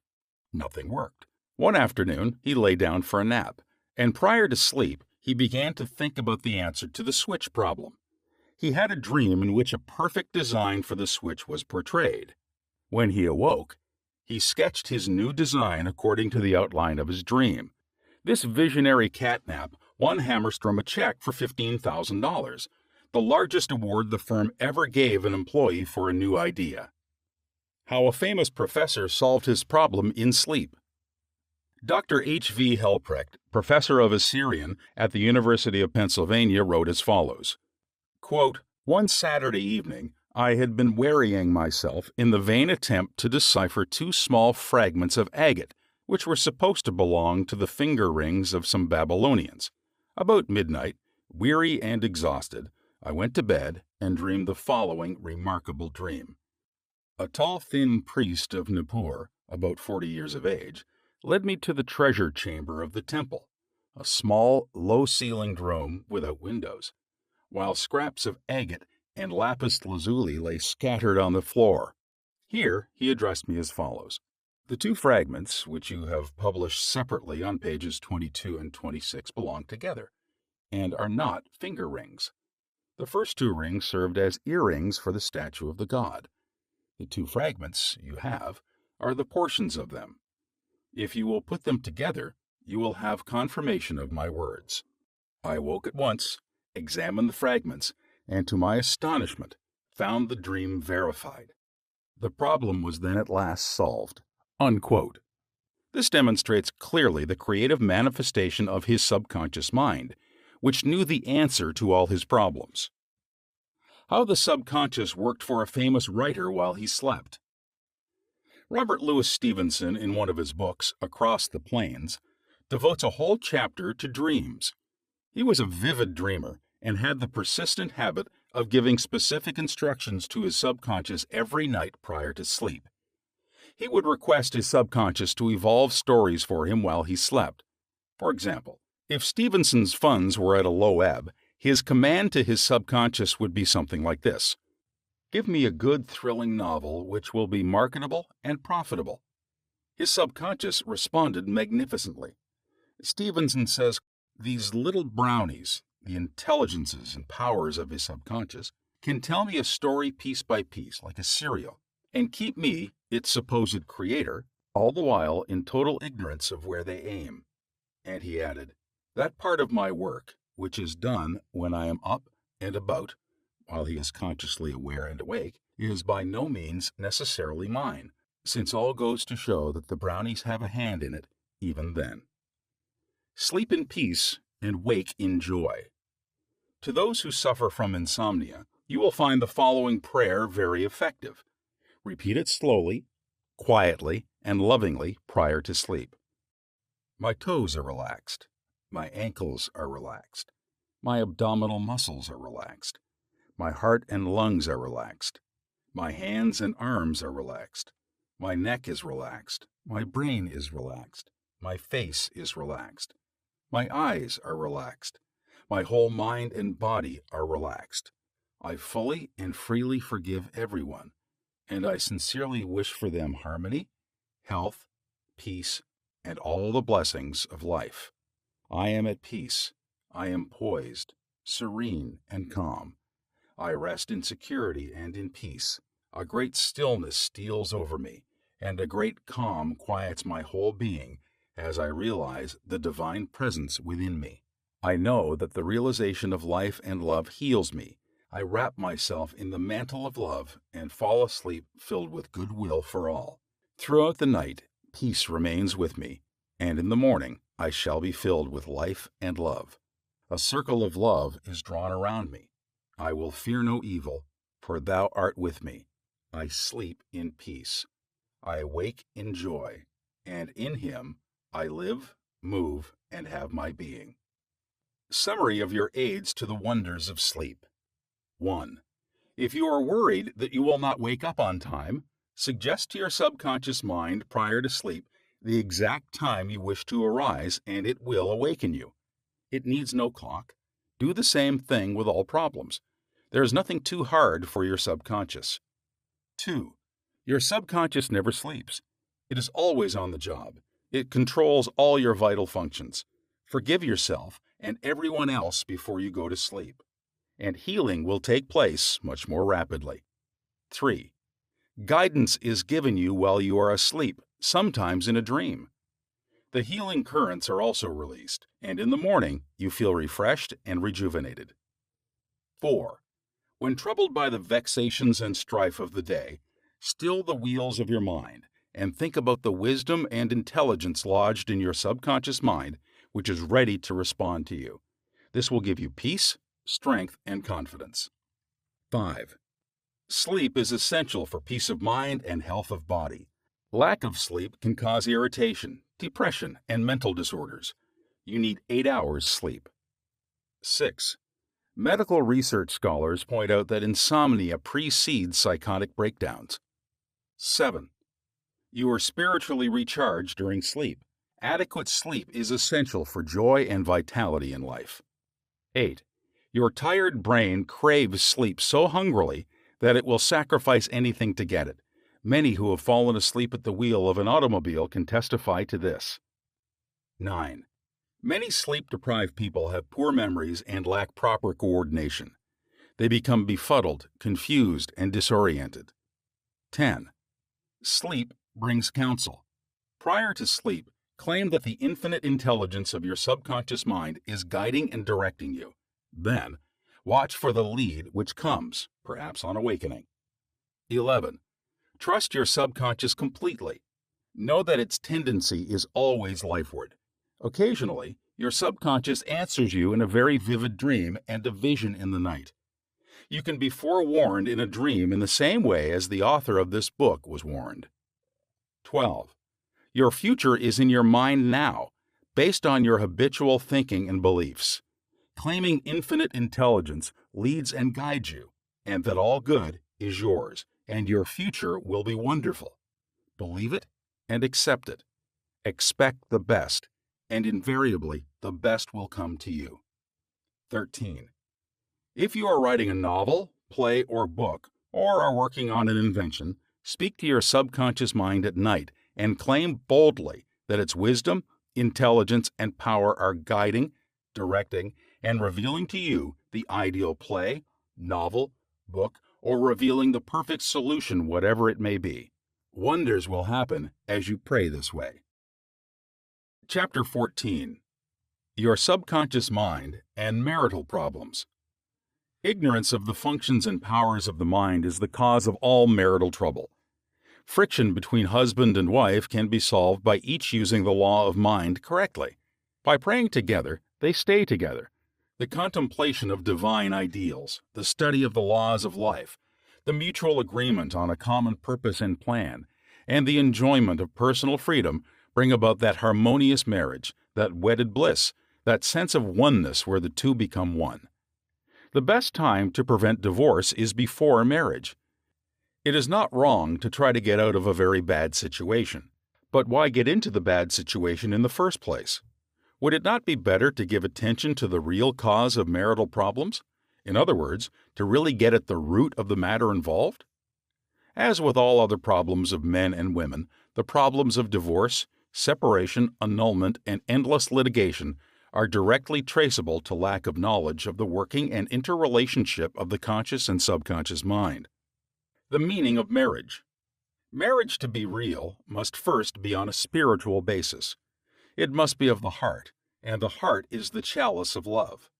Honesty, sincerity, kindness, and integrity are also forms of love. Each partner should be perfectly honest and sincere with the other. It is not a true marriage when a man marries a woman for her money, social position, or to lift his ego, because this indicates a lack of sincerity, honesty, and true love. Such a marriage is a farce, a sham, and a masquerade. When a woman says, "I am tired working. I want to get married because I want security," her premise is false. She is not using the laws of mind correctly. Her security depends on her knowledge of the interaction of the conscious and subconscious mind and its application. For example, a woman will never lack for wealth or health if she applies the techniques outlined in the respective chapters of this book. Her wealth can come to her independent of her husband, father, or anyone else. A woman is not dependent on her husband for health, peace, joy, inspiration, guidance, love, wealth, security, happiness, or anything in the world. Her security and peace of mind come from her knowledge of the inner powers within her and from the constant use of the laws of her own mind in a constructive fashion. How to attract the ideal husband. You are now acquainted with the way your subconscious mind works. You know that whatever you impress upon it, it will be experienced in your world. Begin now to impress your subconscious mind with the qualities and characteristics you desire in a man. The following is an excellent technique. Sit down at night in your armchair, close your eyes, let go, relax the body, become very quiet, passive, and receptive. Talk to your subconscious mind and say to it, I am now attracting a man into my experience who is honest, sincere, loyal, faithful, peaceful, happy, and prosperous. These qualities which I admire are sinking down into my subconscious mind now. As I dwell upon these characteristics, they become a part of me and are embodied subconsciously. I know there is an irresistible law of attraction and that I attract to me a man according to my subconscious belief. I attract that which I feel to be true in my subconscious mind. I know I can contribute to his peace and happiness. He loves my ideals, and I love his ideals. He does not want to make me over, neither do I want to make him over. There is mutual love, freedom, and respect. Practice this process of impregnating your subconscious mind. Then you will have the joy of attracting to you a man possessing the qualities and characteristics you mentally dwelt upon. Your subconscious intelligence will open up a pathway whereby both of you will meet, according to the irresistible and changeless flow of your own subconscious mind. Have a keen desire to give the best that is in you of love, devotion, and cooperation. Be receptive to this gift of love which you have given to your subconscious mind. How to attract the ideal wife? Affirm as follows. I now attract the right woman who is in complete accord with me.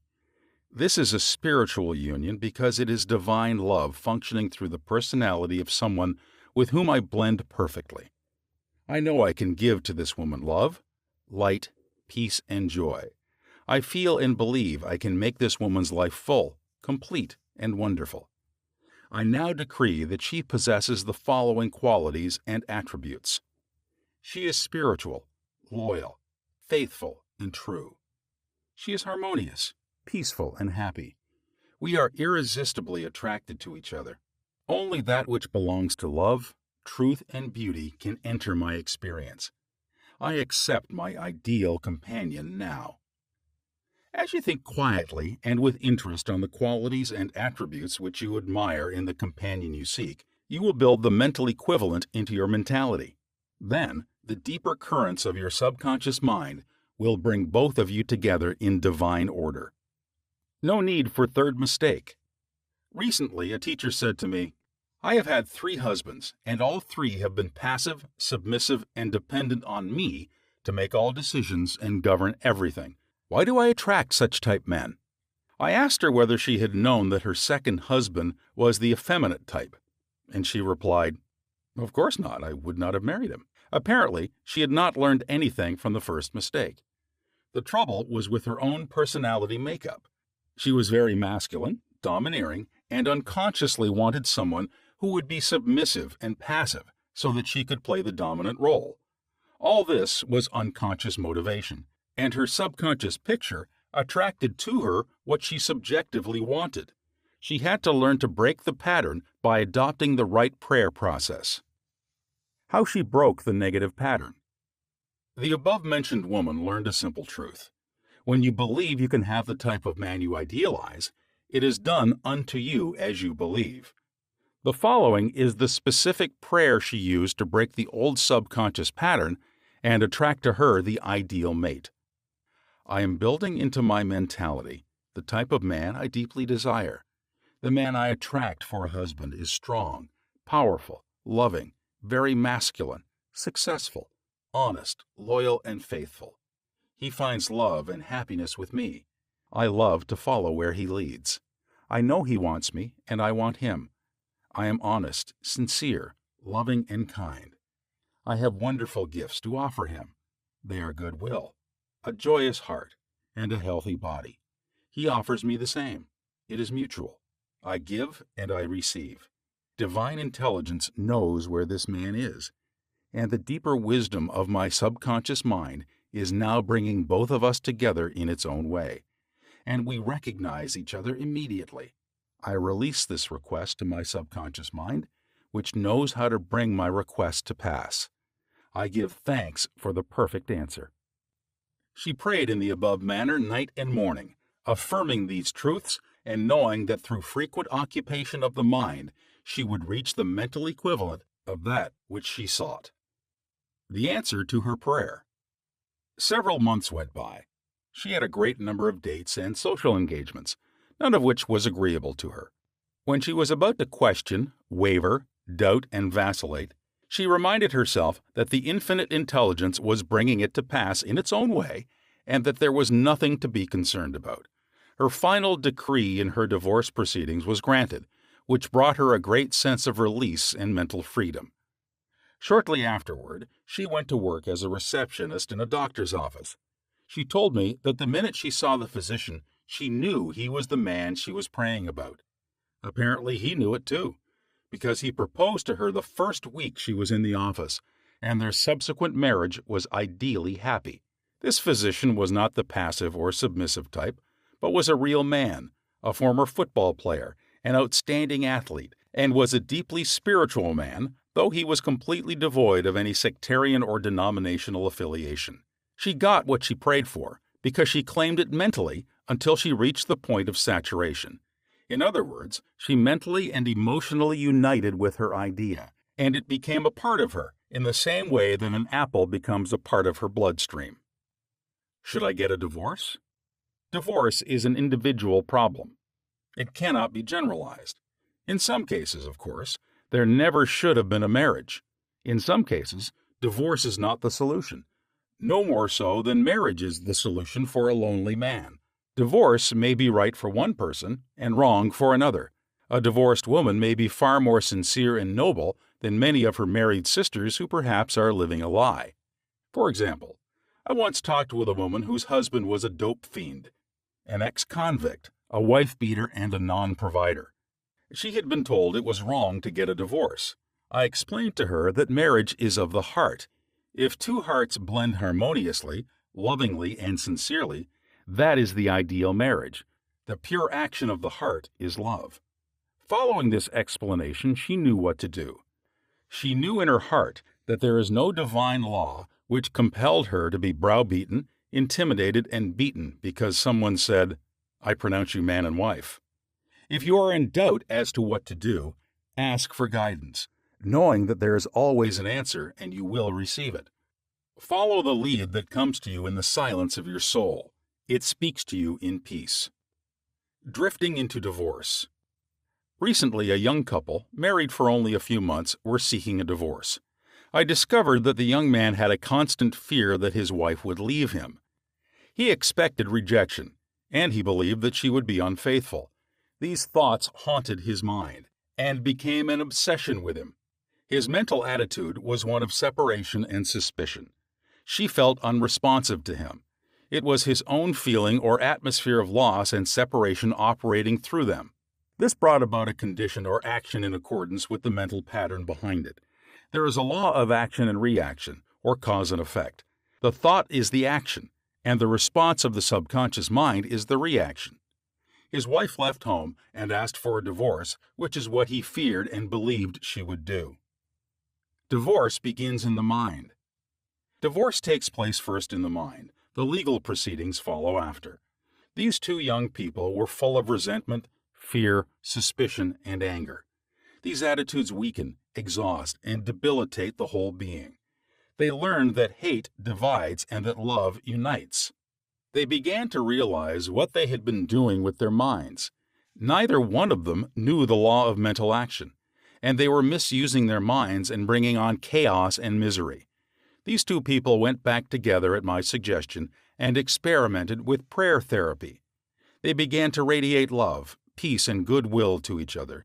Each one practiced radiating harmony, health, peace, and love to the other, and they alternated in the reading of the Psalms every night. Their marriage is growing more beautiful every day. The nagging wife. Many times the reason the wife nags is because she gets no attention. Oftentimes it is a craving for love and affection. Give your wife attention and show your appreciation. Praise and exalt all her many good points. There is also the nagging type of woman who wants to make the man conform to her particular pattern. This is about the quickest way in the world to get rid of a man. The wife and the husband must cease being scavengers, always looking at the petty faults or errors in each other. Let each give attention and praise for the constructive and wonderful qualities in the other. The brooding husband. If a man begins to brood, grows morbid against his wife because of the things she said or did, he is, psychologically speaking, committing adultery. One of the meanings of adultery is idolatry. For example, giving attention to or uniting mentally with that which is negative and destructive. When a man is silently resenting his wife and is full of hostility toward her, he is unfaithful. He is not faithful to his marriage vows, which are to love, cherish, and honor her all the days of his life. The man who is brooding, bitter, and resentful can swallow his sharp remarks, abate his anger, and he can go to great lengths to be considerate, kind, and courteous. He can deftly skirt the differences. Through praise and mental effort, he can get out of the habit of antagonism. Then, he will be able to get along better, not only with his wife, but with business associates also. Assume the harmonious state, and eventually you will find peace and harmony. The great mistake. A great mistake is to discuss your marital problems or difficulties with neighbors and relatives. Suppose, for example, a wife says to the neighbor, "John never gives me any money. He treats my mother abominably, drinks to excess, and is constantly abusive and insulting." Now this wife is degrading and belittling her husband in the eyes of all the neighbors and relatives. He no longer appears as the ideal husband to them. Never discuss your marital problems with anyone except a trained counselor. Why cause numerous people to think negatively of your marriage? Moreover, as you discuss and dwell upon these shortcomings of your husband, you are actually creating these states within yourself. Who is thinking and feeling it? You are. As you think and feel, so are you. Relatives will usually give you the wrong advice. It is usually biased and prejudiced because it is not given in an impersonal way. Any advice you receive which violates the golden rule, which is a cosmic law, is not good or sound. It is well to remember that no two human beings ever lived beneath the same roof without clashes of temperament, periods of hurts and strain. Never display the unhappy side of your marriage to your friends. Keep your quarrels to yourself. Refrain from criticism and condemnation of your partner. Don't try to make your wife over. A husband must not try to make his wife over into a second edition of himself. The tactless attempt to change her in many ways is foreign to her nature. These attempts are always foolish, and many times result in a dissolution of the marriage. These attempts to alter her destroy her pride and self-esteem, and arouse a spirit of contrariness and resentment that proves fatal to the marriage bond. Adjustments are needed, of course, but if you have a good look inside your own mind and study your character and behavior, you will find so many shortcomings, and they will keep you busy the rest of your life. If you say, "I will make him over into what I want," you're looking for trouble and the divorce court. You're asking for misery. You will have to learn the hard way that there is no one to change but yourself. Pray together and stay together through steps in prayer. The first step. Never carry over from one day to another accumulated irritations arising from little disappointments. Be sure to forgive each other for any sharpness before you retire at night. The moment you awaken in the morning, claim infinite intelligence is guiding you in all your ways, sending out loving thoughts of peace, harmony, and love to your marriage partner, to all members of the family, and to the whole world. The second step. Say grace at breakfast. Give thanks for the wonderful food, for your abundance, and for all your blessings. Make sure that no problems, worries, or arguments shall enter into the table conversation. The same applies at dinner time. Say to your wife or husband, "I appreciate all you're doing, and I radiate love and goodwill to you all day long." The third step. The husband and wife should alternate in praying each night. Do not take your marriage partner for granted. Show your appreciation and love. Think appreciation and goodwill rather than condemnation, criticism, and nagging. The way to build a peaceful home and a happy marriage is to use a foundation of love, beauty, harmony, mutual respect, faith in God, and all things good.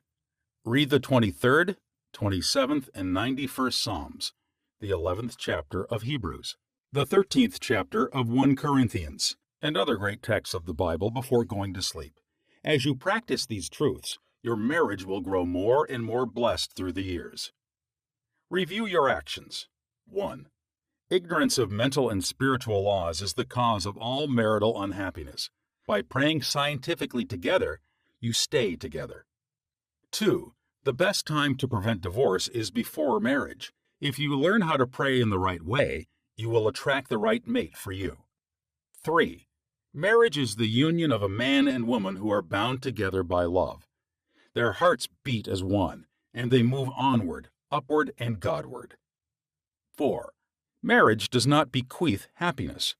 People find happiness by dwelling on the eternal truths of God and the spiritual values of life. Then the man and woman can contribute to each other's happiness and joy. 5. You attract the right mate by dwelling on the qualities and characteristics you admire in a woman or man, and then your subconscious mind will bring you together in divine order. 6. You must build into your mentality the mental equivalent of what you want in a marriage partner. If you want to attract an honest, sincere, and loving partner in life, you must be honest, sincere, and loving yourself. 7. You do not have to repeat mistakes in marriage. When you really believe you can have the type of man or woman you idealize, it is done unto you as you believe. To believe is to accept something as true. Accept your ideal companion now mentally. 8. Do not wonder how, why, or where you will meet the mate you are praying for. Trust implicitly the wisdom of your subconscious mind. It has the know-how, and you don't have to assist it. 9. You are mentally divorced when you indulge in peeves, grudges, ill will, and hostility toward your marriage partner. You are mentally dwelling with error in the bed of your mind. Adhere to your marriage vows. I promise to cherish, love, and honor him or her all the days of my life. 10. Cease projecting fears to your marriage partner. Project love, peace, harmony, and goodwill, and your marriage will grow more beautiful and more wonderful through the years. 11. Radiate love, peace, and goodwill to each other. These vibrations are picked up by the subconscious mind, resulting in mutual trust, affection, and respect. 12. A nagging wife is usually seeking attention and appreciation. She is craving for love and affection. Praise and exalt her many good points. Show her that you love her and appreciate her. 13. A man who loves his wife does not do anything unloving or unkind in word, manner, or action. Love is what love does. 14. In marital problems, always seek expert advice. You would not go to a carpenter to pull a tooth. Neither should you discuss your marriage problems with relatives or friends. You should go to a trained person for counsel. 15.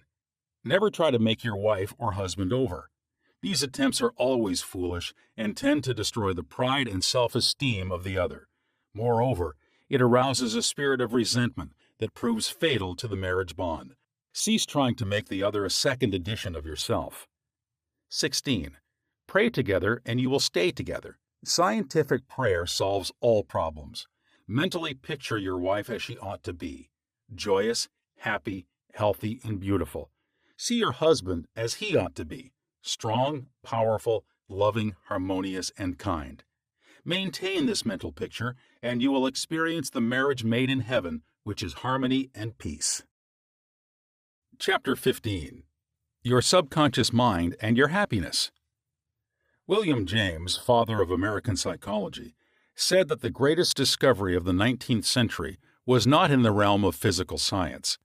The greatest discovery was the power of the subconscious touched by faith. In every human being is that limitless reservoir of power which can overcome any problem in the world. True and lasting happiness will come into your life the day you get the clear realization that you can overcome any weakness, the day you realize that your subconscious can solve your problems, heal your body, and prosper you beyond your fondest dream. You might have felt very happy when your child was born, when you got married, when you graduated from college, or when you won a great victory or a prize. You might have been very happy when you became engaged to the loveliest girl or the most handsome man. You could go on and list innumerable experiences which have made you happy. However, no matter how marvelous these experiences are, they do not give real lasting happiness. They are transitory. The book of Proverbs gives the answer. Whosoever trusteth in the Lord, happy is he. When you trust in the Lord, the power and wisdom of your subconscious mind, to lead, guide, govern, and direct all your ways, you will become poised, serene, and relaxed. As you radiate love, peace, and goodwill to all, you are really building a superstructure of happiness for all the days of your life. You must choose happiness. Happiness is a state of mind. There is a phrase in the Bible which says, "Choose ye this day whom ye will serve." You have the freedom to choose happiness. This may seem extraordinarily simple, and it is. Perhaps this is why people stumble over the way to happiness. They do not see the simplicity of the key to happiness. The great things of life are simple, dynamic, and creative. They produce well-being and happiness. St. Paul reveals to you how you can think your way into a life of dynamic power and happiness in these words. Finally, brethren, whatsoever things are true, whatsoever things are honest, whatsoever things are just, whatsoever things are pure, whatsoever things are lovely, whatsoever things are of good report. If there be any virtue, and if there be any praise, think on these things. Philippians chapter 4, verse 8. How to choose happiness. Begin now to choose happiness. This is how you do it. When you open your eyes in the morning, say to yourself, "Divine order takes charge of my life today and every day. All things work together for good for me today. This is a new and wonderful day for me. There will never be another day like this one. I am divinely guided all day long, and whatever I do will prosper. Divine love surrounds me, enfolds me, and enwraps me, and I go forth in peace.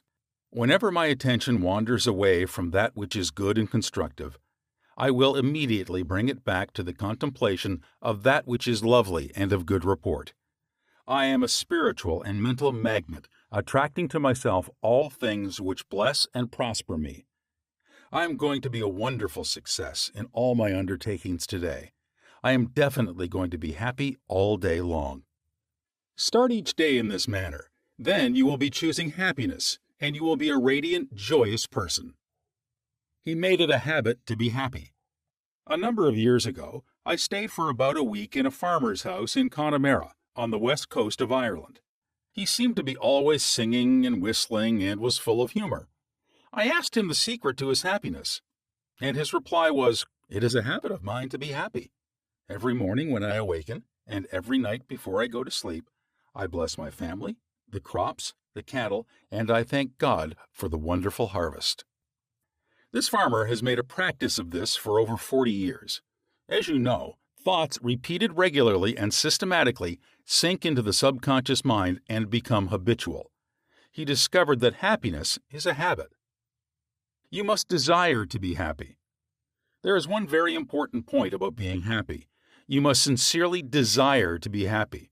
There are people who have been depressed, dejected, and unhappy so long that were they suddenly made happy by some wonderful, good, joyous news, they would actually be like the woman who said to me, "It is wrong to be so happy." They have been so accustomed to the old mental patterns that they do not feel at home being happy. They long for the former depressed, unhappy state. I knew a woman in England who had rheumatism for many years. She would pat herself on the knee and say, "My rheumatism is bad today. I cannot go out. My rheumatism keeps me miserable." This dear elderly lady got a lot of attention from her son, daughter, and the neighbors. She really wanted her rheumatism. She enjoyed her misery, as she called it. This woman did not really want to be happy. I suggested a curative procedure to her. I wrote down some biblical verses and told her that if she gave attention to these truths, her mental attitude would undoubtedly change and would result in her faith and confidence in being restored to health. She was not interested. There seems to be a peculiar, mental, morbid streak in many people, whereby they seem to enjoy being miserable and sad. Why choose unhappiness?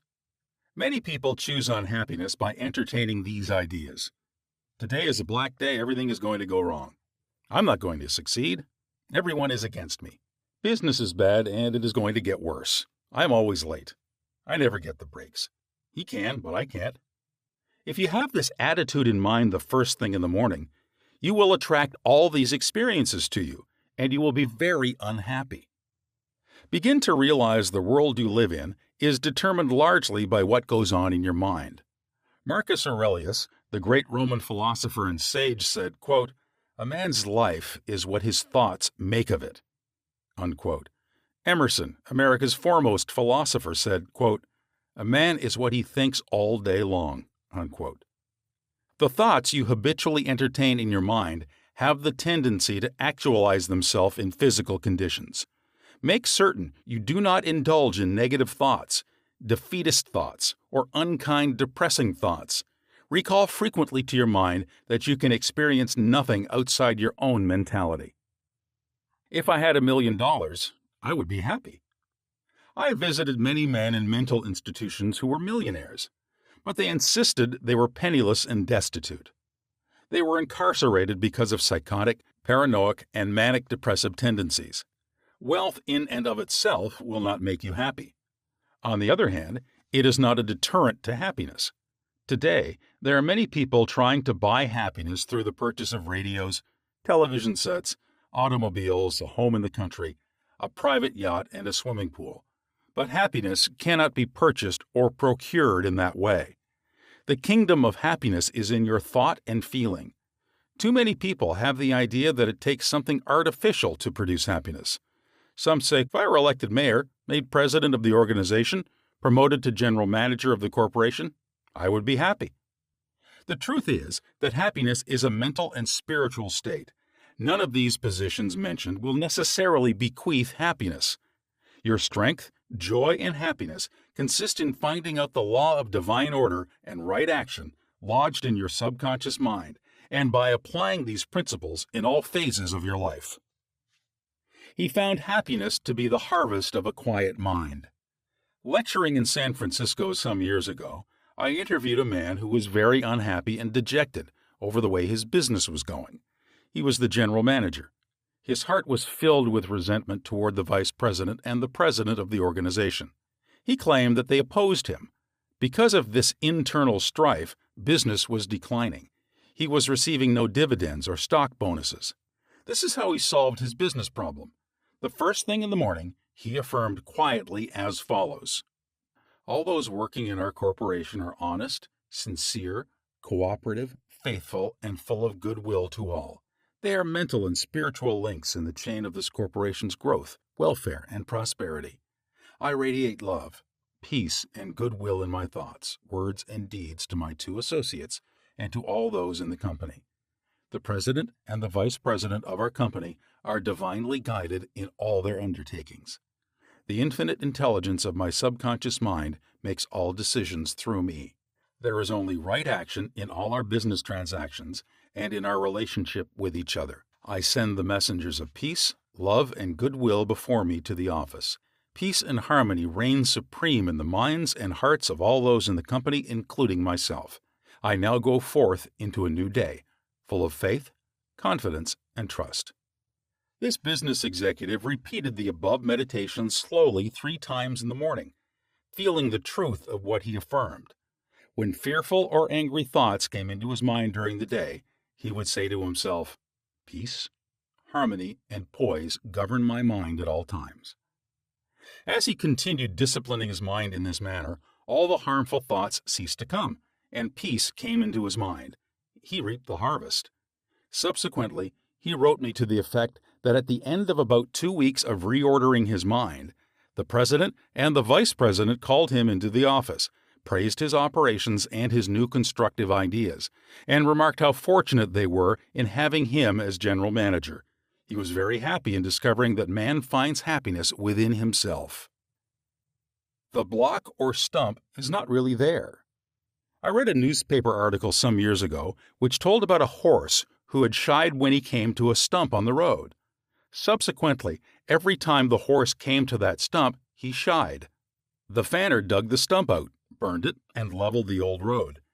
Yet, for 25 years, every time the horse passed the place where the former stump was, he shied. The horse was shying at the memory of a stump. There is no block to your happiness, save in your own thought life and mental imagery. Are fear or worry holding you back? Fear is a thought in your mind. You can dig it up this very moment by supplanting it with faith in success, achievement, and victory over all problems. I knew a man who failed in business. He said to me, "I made mistakes, I've learned a lot. I'm going back into business, and I will be a tremendous success." He faced up to that stump in his mind. He did not whine or complain, but he tore up the stump of failure, and through believing in his inner powers to back him up, he banished all fear thoughts and old depressions. Believe in yourself, and you will succeed and be happy. The happiest people. The happiest man is he who constantly brings forth and practices what is best in him. Happiness and virtue complement each other. The best are not only the happiest, but the happiest are usually the best in the art of living life successfully. God is the highest and best in you. Express more of God's love, light, truth, and beauty, and you will become one of the happiest persons in the world today. Epictetus, the Greek Stoic philosopher, said, quote, "There is but one way to tranquility of mind and happiness. Let this, therefore, be always ready at hand with thee, both when thou wakest early in the morning and all the day long, and when thou goest late to sleep, to account no external things thine own, but commit all these to God." Unquote. Summary of steps to happiness. 1. William James said that the greatest discovery of the 19th century was the power of the subconscious mind touched by faith. 2. There is tremendous power within you. Happiness will come to you when you acquire a sublime confidence in this power. Then you will make your dreams come true. 3. You can rise victorious over any defeat and realize the cherished desires of your heart through the marvelous power of your subconscious mind. This is the meaning of "Whosoever trusteth in the Lord," spiritual laws of the subconscious mind, happy is he. 4. You must choose happiness. Happiness is a habit. It is a good habit to ponder often on whatsoever things are true, whatsoever things are honest, whatsoever things are just, whatsoever things are pure, whatsoever things are lovely, whatsoever things are of good report. If there be any virtue, and if there be any praise, think on these things. Philippians chapter 4, verse 8. 5. When you open your eyes in the morning, say to yourself, "I choose happiness today. I choose success today. I choose right action today. I choose love and goodwill for all today. I choose peace today." Pour life, love, and interest into this affirmation, and you have chosen happiness. 6. Give thanks for all your blessings several times a day. Furthermore, pray for the peace, happiness, and prosperity of all members of your family, your associates, and all people everywhere. 7. You must sincerely desire to be happy. Nothing is accomplished without desire. Desire is a wish with wings of imagination and faith. Imagine the fulfillment of your desire and feel its reality, and it will come to pass. Happiness comes in answered prayer. 8. By constantly dwelling on thoughts of fear, worry, anger, hate, and failure, you will become very depressed and unhappy. Remember, your life is what your thoughts make of it. 9. You cannot buy happiness with all the money in the world. Some millionaires are very happy, some are very unhappy. Many people with very little worldly goods are very happy, and some are very unhappy. Some married people are happy, and some very unhappy. Some single people are happy, and some are very unhappy. The kingdom of happiness is in your thought and feeling. 10. Happiness is the harvest of a quiet mind. Anchor your thoughts on peace, poise, security, and divine guidance, and your mind will be productive of happiness. 11. There is no block to your happiness. External things are not causative. These are effects, not cause. Take your cue from the only creative principle within you. Your thought is cause, and a new cause produces a new effect. Choose happiness. 12. The happiest man is he who brings forth the highest and best in him. God is the highest and best in him, for the kingdom of God is within. Chapter 16. Your subconscious mind and harmonious human relations. In studying this book, you'll learn that your subconscious mind is a recording machine which faithfully reproduces whatever you impress upon it. This is one of the reasons for the application of the golden rule in human relations. Matthew chapter 7 verse 12 says, "All things whatsoever ye would that men should do unto you, do ye even so to them." This quotation has outer and inner meanings. You are interested in its inner meaning from the standpoint of your subconscious mind, which is, as you would that men should think about you, think you about them in like manner. As you would that men should feel about you, feel you also about them in like manner. As you would want men to act toward you, act you toward them in like manner. For example, you may be polite and courteous to someone in your office, but when his back is turned, you are very critical and resentful toward him in your mind. Such negative thoughts are highly destructive to you. It is like taking poison. You are actually taking mental poisons which rob you of vitality, enthusiasm, strength, guidance, and goodwill. These negative thoughts and emotions sink down into your subconscious and cause all kinds of difficulties and maladies in your life. The master key to happy relationships with others. Judge not, that ye not be judged.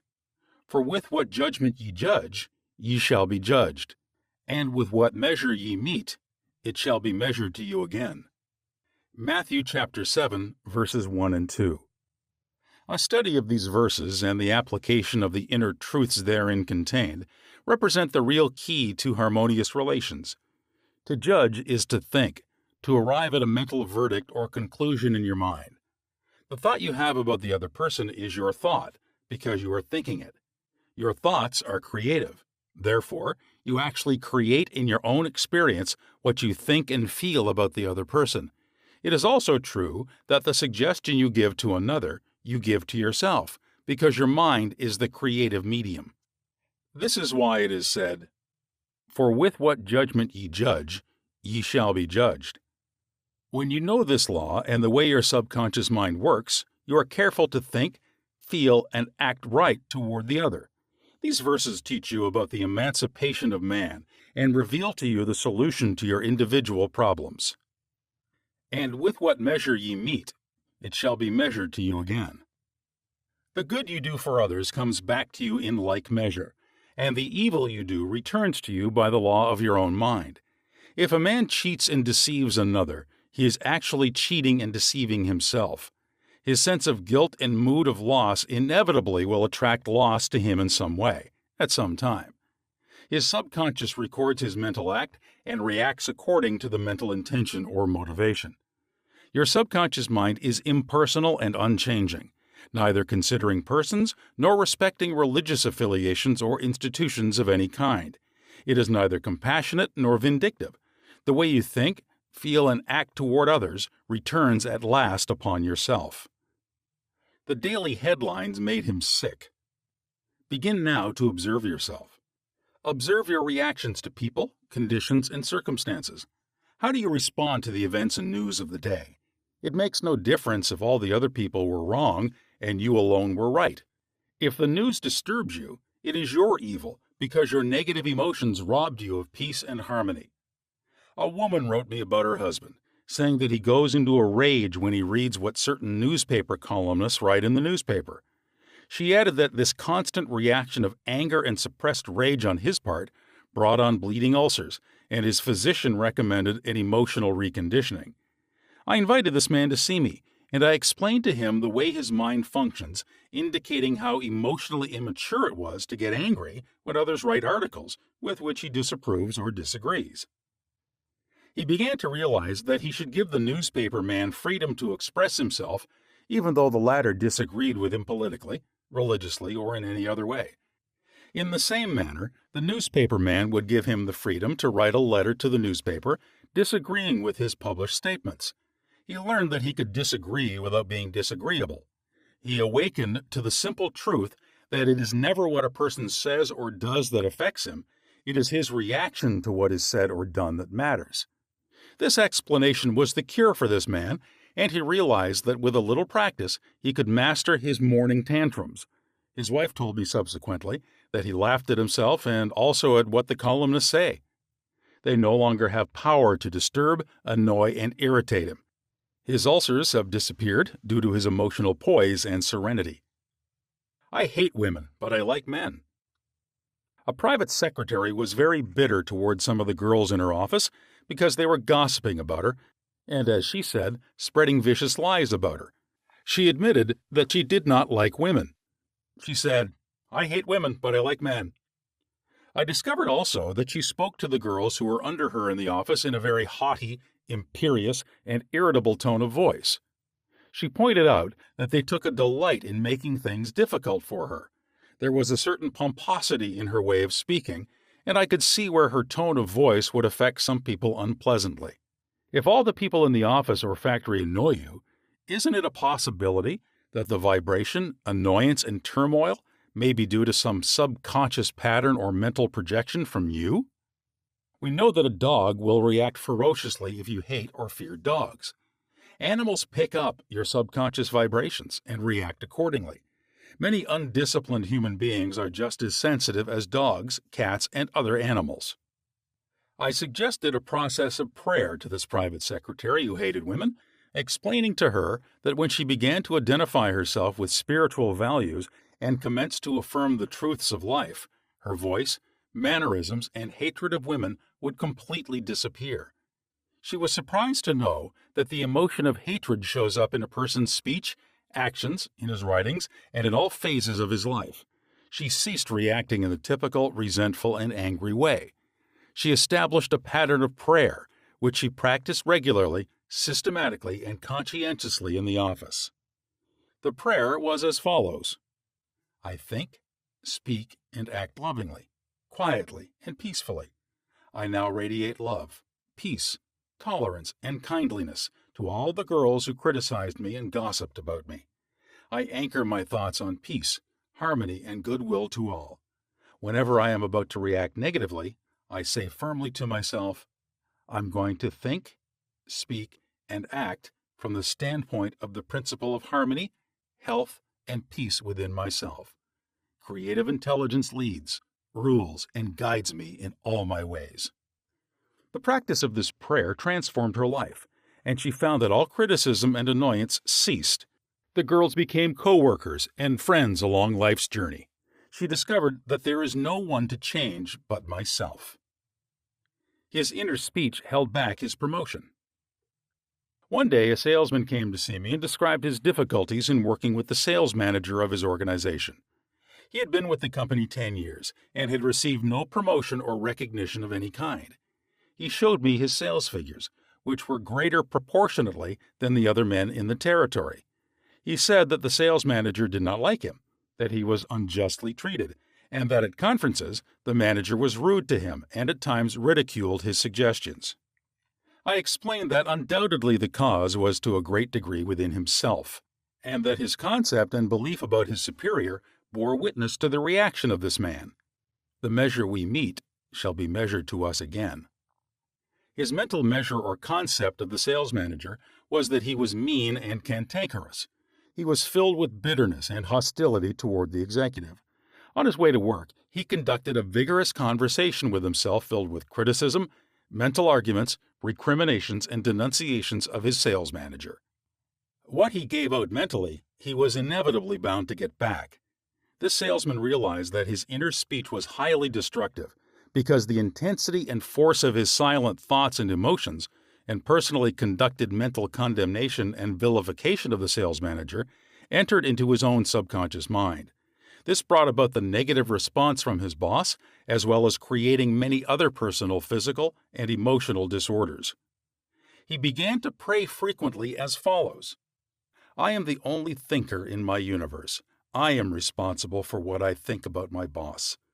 My sales manager is not responsible for the way I think about him. I refuse to give power to any person, place, or thing to annoy me or disturb me. I wish health, success, peace of mind, and happiness for my boss. I sincerely wish him well, and I know he is divinely guided in all his ways." He repeated this prayer out loud slowly, quietly, and feelingly, knowing that his mind is like a garden, and that whatever he plants in the garden will come forth like seeds after their kind. I also taught him to practice mental imagery prior to sleep in this way. He imagined that his sales manager was congratulating him on his fine work, on his zeal and enthusiasm, and on his wonderful response from customers. He felt the reality of all this, felt his hand shake, heard the tone of his voice, and saw him smile. He made a real mental movie, dramatizing it to the best of his ability. Night after night, he conducted his mental movie, knowing that his subconscious mind was the receptive plate on which his conscious imagery would be impressed. Gradually, by a process of what may be termed mental and spiritual osmosis, the impression was made on his subconscious mind, and the expression automatically came forth.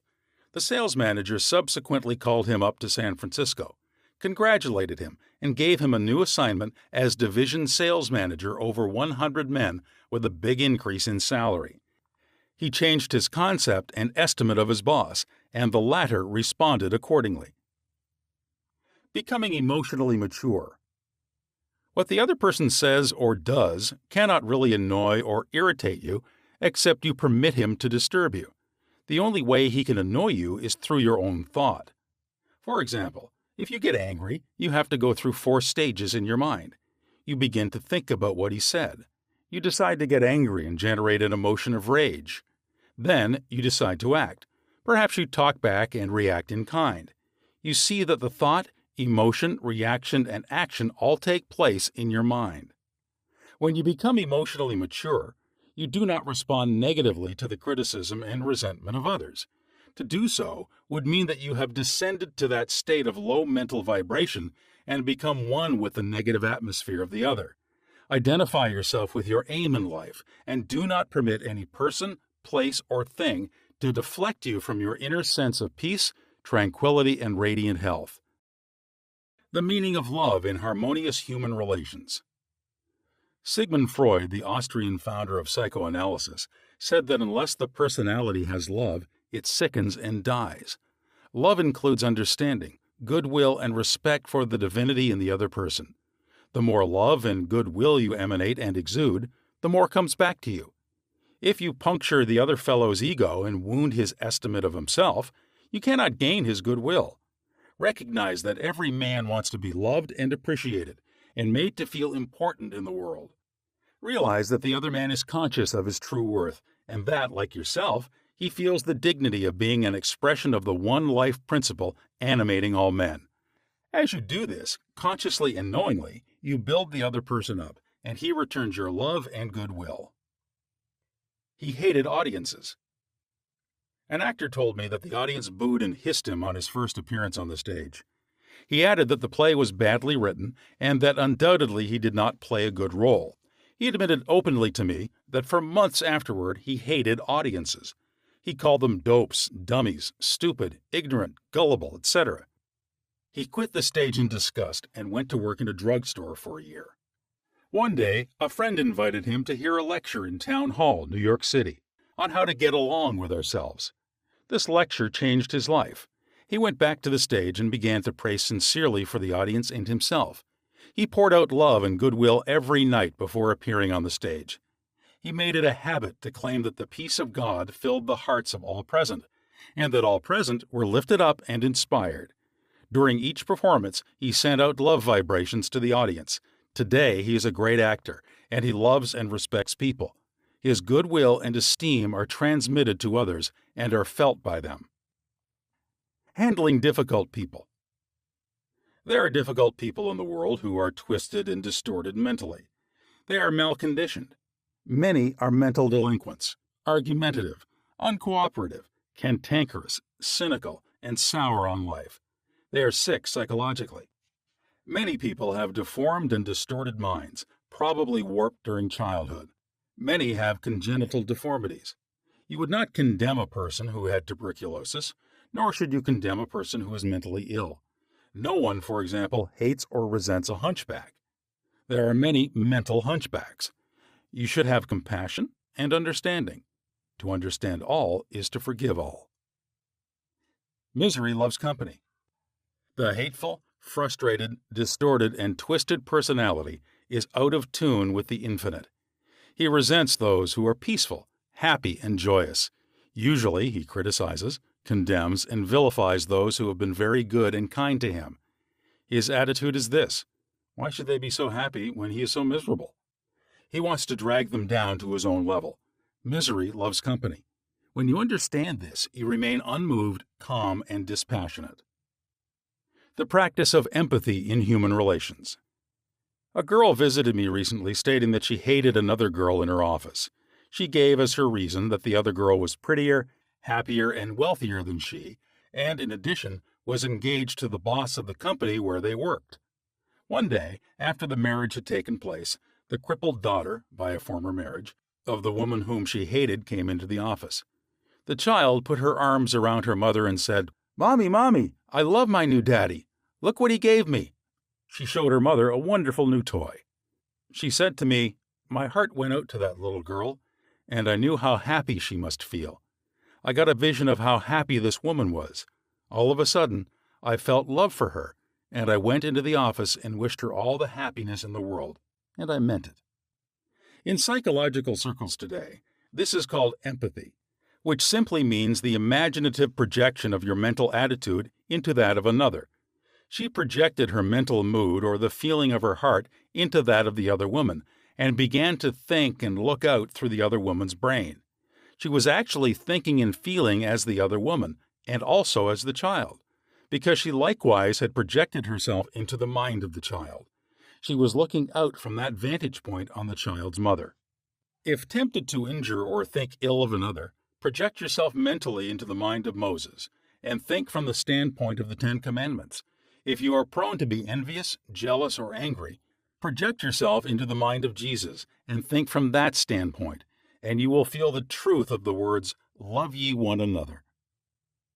Appeasement never wins.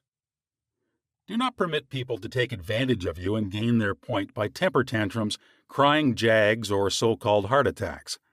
These people are dictators who try to enslave you and make you do their bidding. Be firm but kind and refuse to yield. Appeasement never wins. Refuse to contribute to their delinquency, selfishness, and possessiveness. Remember, do that which is right. You are here to fulfill your ideal and remain true to the eternal verities and spiritual values of life which are eternal. Give no one in all the world the power to deflect you from your goal, your aim in life, which is to express your hidden talents to the world, to serve humanity, and to reveal more and more of God's wisdom, truth, and beauty to all people in the world. Remain true to your ideal. Know definitely and absolutely that whatever contributes to your peace, happiness, and fulfillment must of necessity bless all men who walk the earth. The harmony of the part is the harmony of the whole, for the whole is in the part, and the part is in the whole.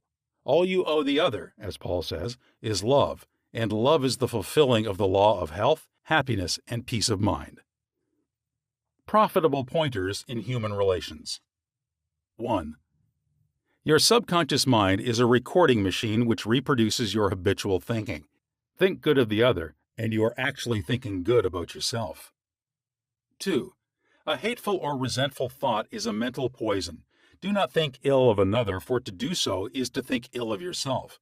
You are the only thinker in your universe, and your thoughts are creative. 3. Your mind is a creative medium. Therefore, what you think and feel about the other, you are bringing to pass in your own experience. This is the psychological meaning of the Golden Rule. As you would that man should think about you, think you about them in the same manner. 4. To cheat, rob, or defraud another brings lack, loss, and limitation to yourself. Your subconscious mind records your inner motivations, thoughts, and feelings. These being of a negative nature, loss, limitation, and trouble come to you in countless ways.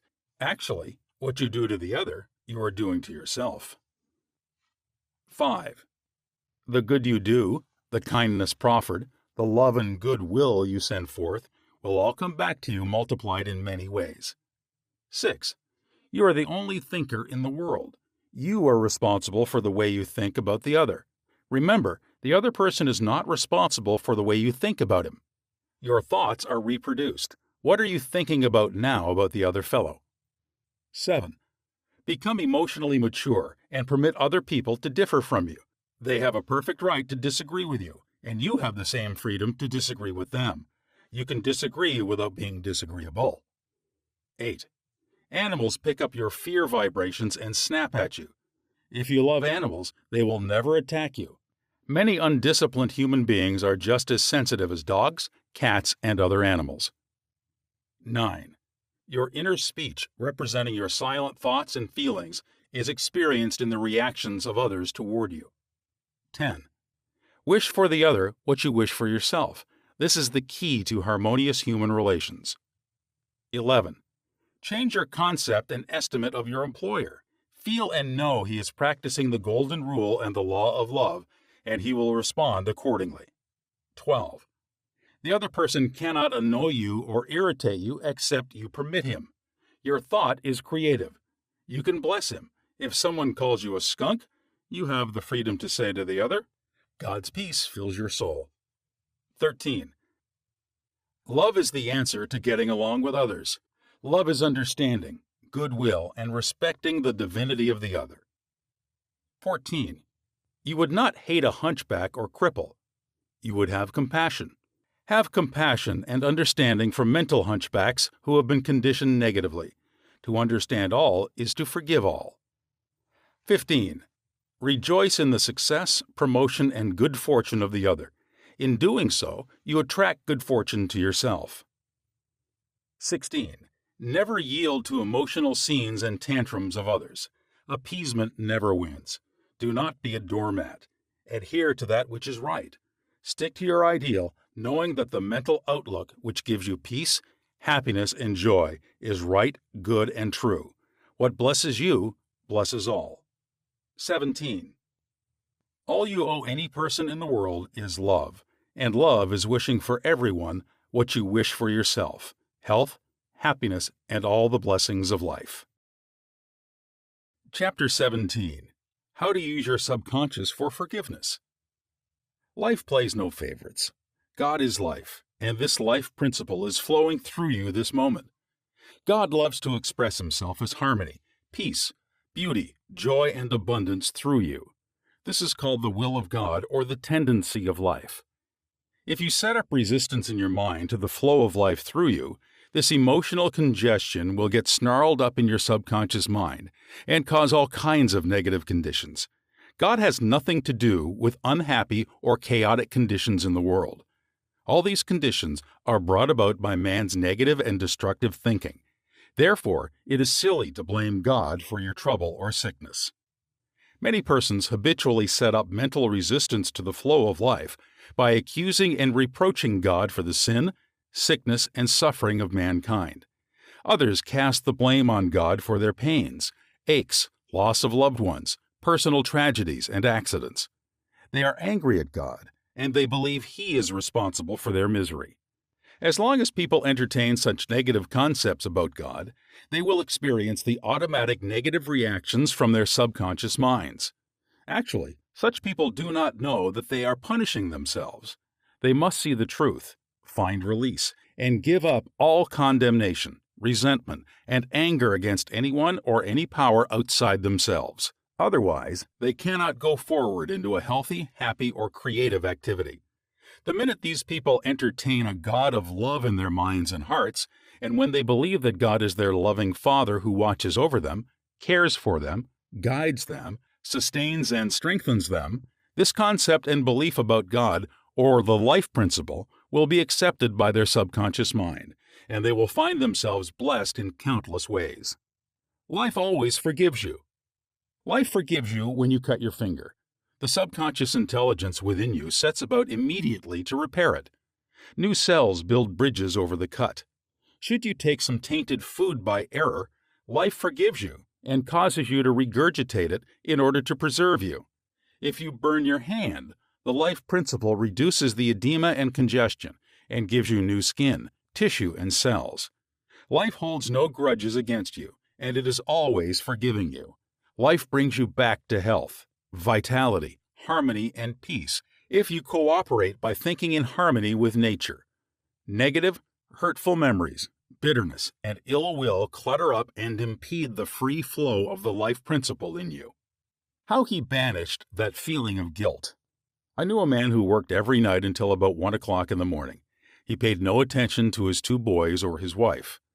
He was always too busy working hard. He thought people should pat him on the back because he was working so arduously and persistently past midnight every night. He had a blood pressure over 200 and was full of guilt. Unconsciously, he proceeded to punish himself by hard work, and he completely ignored his children. A normal man does not do that. He is interested in his boys and in their development. He does not shut his wife out of his world. I explained to him why he was working so arduously. There is something eating you inside. Otherwise, you would not act this way. You are punishing yourself, and you have to learn to forgive yourself. He did have a deep sense of guilt. It was toward a brother. I explained to him that God was not punishing him, that he was punishing himself. For example, if you misuse the laws of life, you will suffer accordingly. If you put your hand on a naked charged wire, you will get burned. The forces of nature are not evil. It is your use of them that determines whether they have good or evil effect. Electricity is not evil. It depends on how you use it, whether to burn down a structure or light up a home. The only sin is ignorance of the law, and the only punishment is the automatic reaction of man's misuse of the law. If you misuse the law of chemistry, you may blow up the office or the factory. If you strike your hand on a board, you may cause your hand to bleed. The board is not for that purpose. Its purpose may be to lean upon or to support your feet. This man realized that God does not condemn or punish anyone, and that all his suffering was due to the reaction of his subconscious mind to his own negative and destructive thinking. He had cheated his brother at one time, and the brother had now passed on. Still, he was full of remorse and guilt. I asked him, "Would you cheat your brother now?" He said no. "Did you feel you were justified at the time?" His reply was yes. "But you would not do it now." He added, "No, I'm helping others to know how to live." I added the following comment. You have a greater reason and understanding now. Forgiveness is to forgive yourself. Forgiveness is getting your thoughts in line with the divine law of harmony. Self-condemnation is called hell, bondage and restriction. Forgiveness is called heaven, harmony and peace. The burden of guilt and self-condemnation was lifted from his mind, and he had a complete healing. The doctor tested his blood pressure, and it had become normal. The explanation was the cure. A murderer learned to forgive himself. A man who murdered his brother in Europe visited me many years ago. He was suffering from great mental anguish and torture, believing that God must punish him. He explained that his brother had been having an affair with his wife, and that he had shot him on the spur of the moment. This had happened about 15 years previous to his interview with me. In the meantime, this man had married an American girl and had been blessed with 3 lovely children. He was in a position where he helped many people, and he was a transformed man. My explanation to him was that physically and psychologically he was not the same man who shot his brother, since scientists inform us that every cell of our bodies changes every 11 months. Moreover, mentally and spiritually, he was a new man. He was now full of love and goodwill for humanity. The old man who committed the crime 15 years before was mentally and spiritually dead. Actually, he was condemning an innocent man. This explanation had a profound effect on him, and he said it was as if a great weight had been lifted from his mind. He realized the significance of the following truth in the Bible. "Come now, let us reason together, saith the Lord. Though your sins be as scarlet, they shall be as white as snow. Though they be red like crimson, they shall be as wool." Isaiah chapter 1, verse 18. Criticism cannot hurt you without your consent. A school teacher told me that one of her associates criticized a speech she had given, saying to her that she spoke too fast. She swallowed some of her words. She couldn't be heard. Her diction was poor, and her speech ineffective. This teacher was furious and full of resentment toward her critic.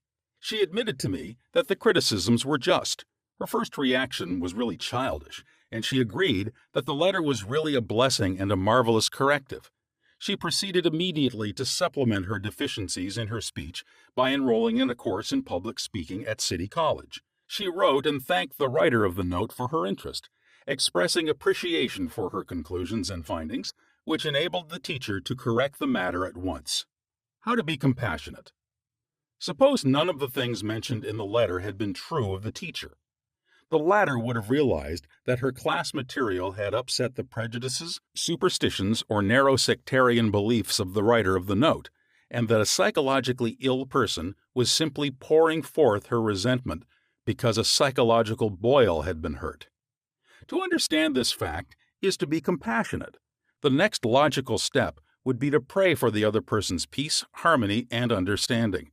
You cannot be hurt when you know that you are master of your thoughts, reactions, and emotions.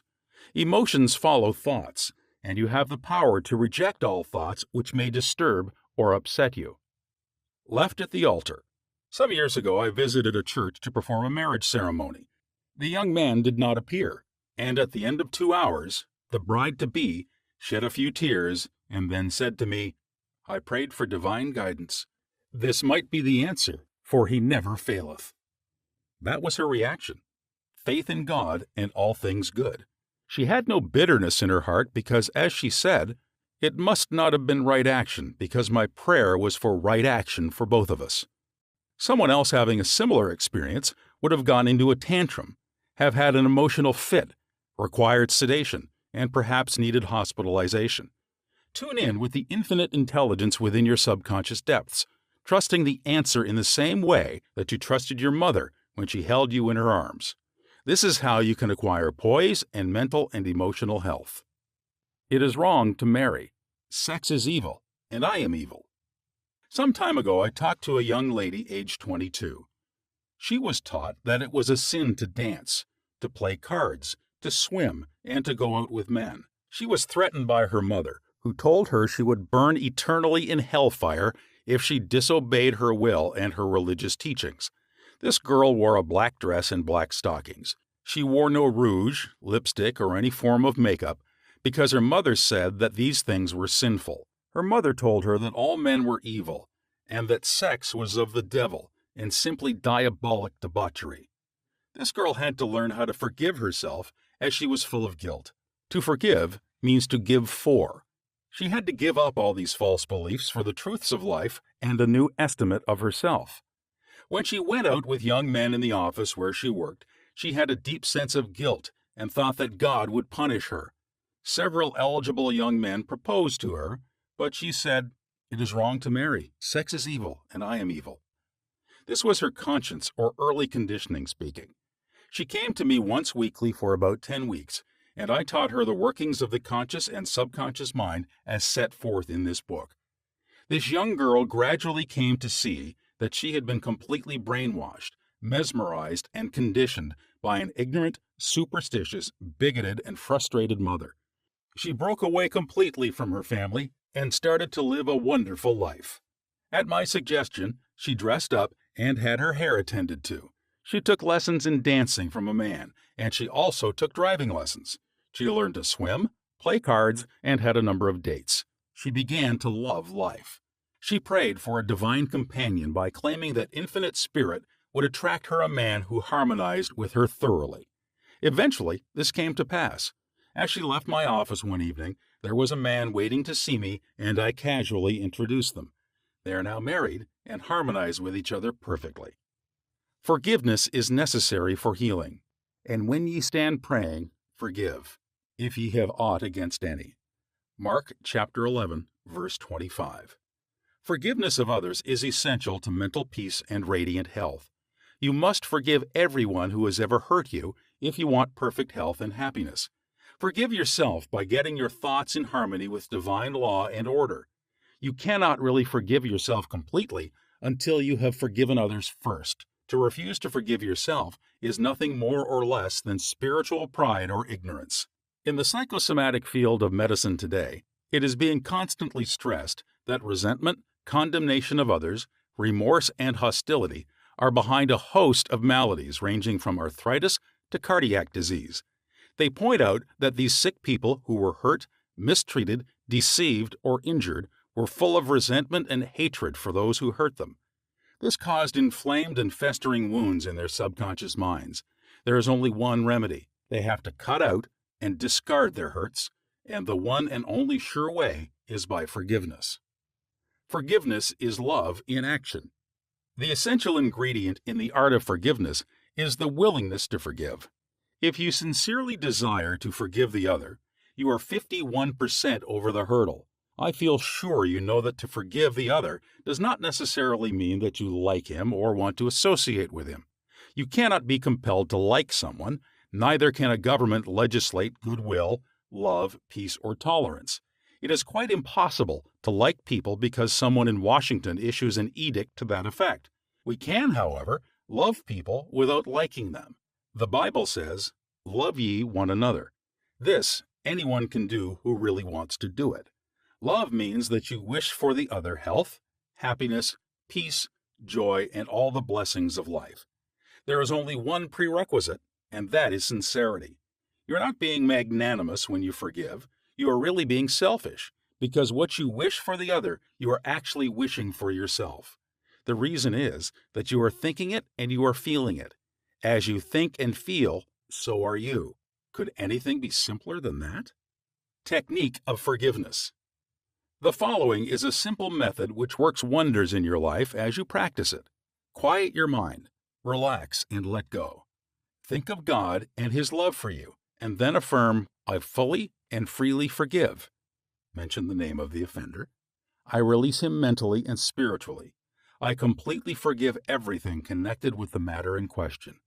I am free, and she is free." It is a marvelous feeling.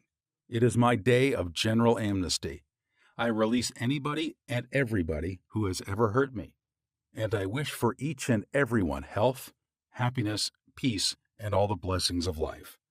I do this freely, joyously, and lovingly, and whenever I think of the person or persons who hurt me, I say, "I have released you, and all the blessings of life are yours. I am free, and you are free." It is wonderful. The great secret of true forgiveness is that once you have forgiven the person, it is unnecessary to repeat the prayer. Whenever the person comes to your mind or the particular hurt happens to enter your mind, wish the delinquent well and say, "Peace be to you."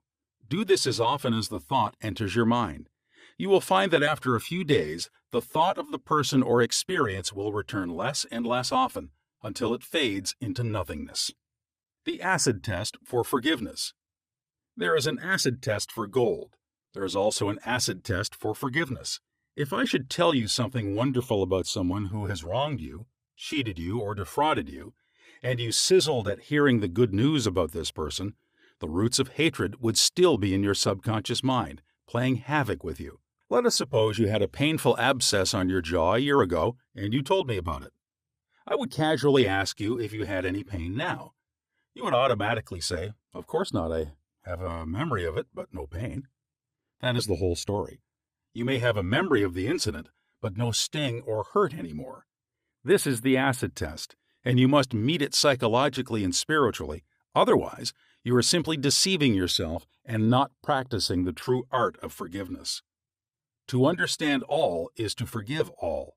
When man understands the creative law of his own mind, he ceases to blame other people and conditions for making or marring his life. He knows that his own thoughts and feelings create his destiny. Furthermore, he is aware that externals are not the causes and conditioners of his life and his experiences.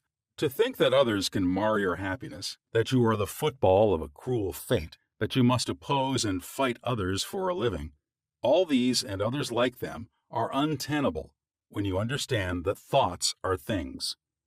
The Bible says the same thing. For as a man thinketh in his heart, so is he. Proverbs chapter 23, verse 7. Summary of your aids to forgiveness. 1. God or life is no respecter of persons. Life plays no favorites. Life or God seems to favor you when you align yourself with the principle of harmony, health, joy, and peace. 2. God or life never sends disease, sickness, accident, or suffering. We bring these things on ourselves by our own negative, destructive thinking based upon the law, "as we sow, so shall we reap. 3. Your concept of God is the most important thing in your life. If you really believe in a God of love, your subconscious mind will respond in countless blessings to you. Believe in a God of love. 4. Life, or God, holds no grudge against you. Life never condemns you. Life heals a severe cut on your hand. Life forgives you if you burn your finger. It reduces the edema and restores the part to wholeness and perfection. 5. Your guilt complex is a false concept of God and life. God, or life, does not punish or judge you. You do this to yourself by your false beliefs, negative thinking, and self-condemnation. 6. God, or life, does not condemn or punish you. The forces of nature are not evil. The effect of their use depends on how you use the power within you. You can use electricity to kill someone or to light the house. You can use water to drown a child or quench his thirst. Good and evil come right back to the thought and purpose in man's own mind. 7. God, or life, never punishes. Man punishes himself by his false concepts of God, life, and the universe. His thoughts are creative, and he creates his own misery. 8. If another criticizes you, and these faults are within you, rejoice, give thanks, and appreciate the comments. This gives you the opportunity to correct the particular fault. 9. You cannot be hurt by criticism when you know that you are master of your thoughts, reactions, and emotions. This gives you the opportunity to pray and bless the other, thereby blessing yourself. 10.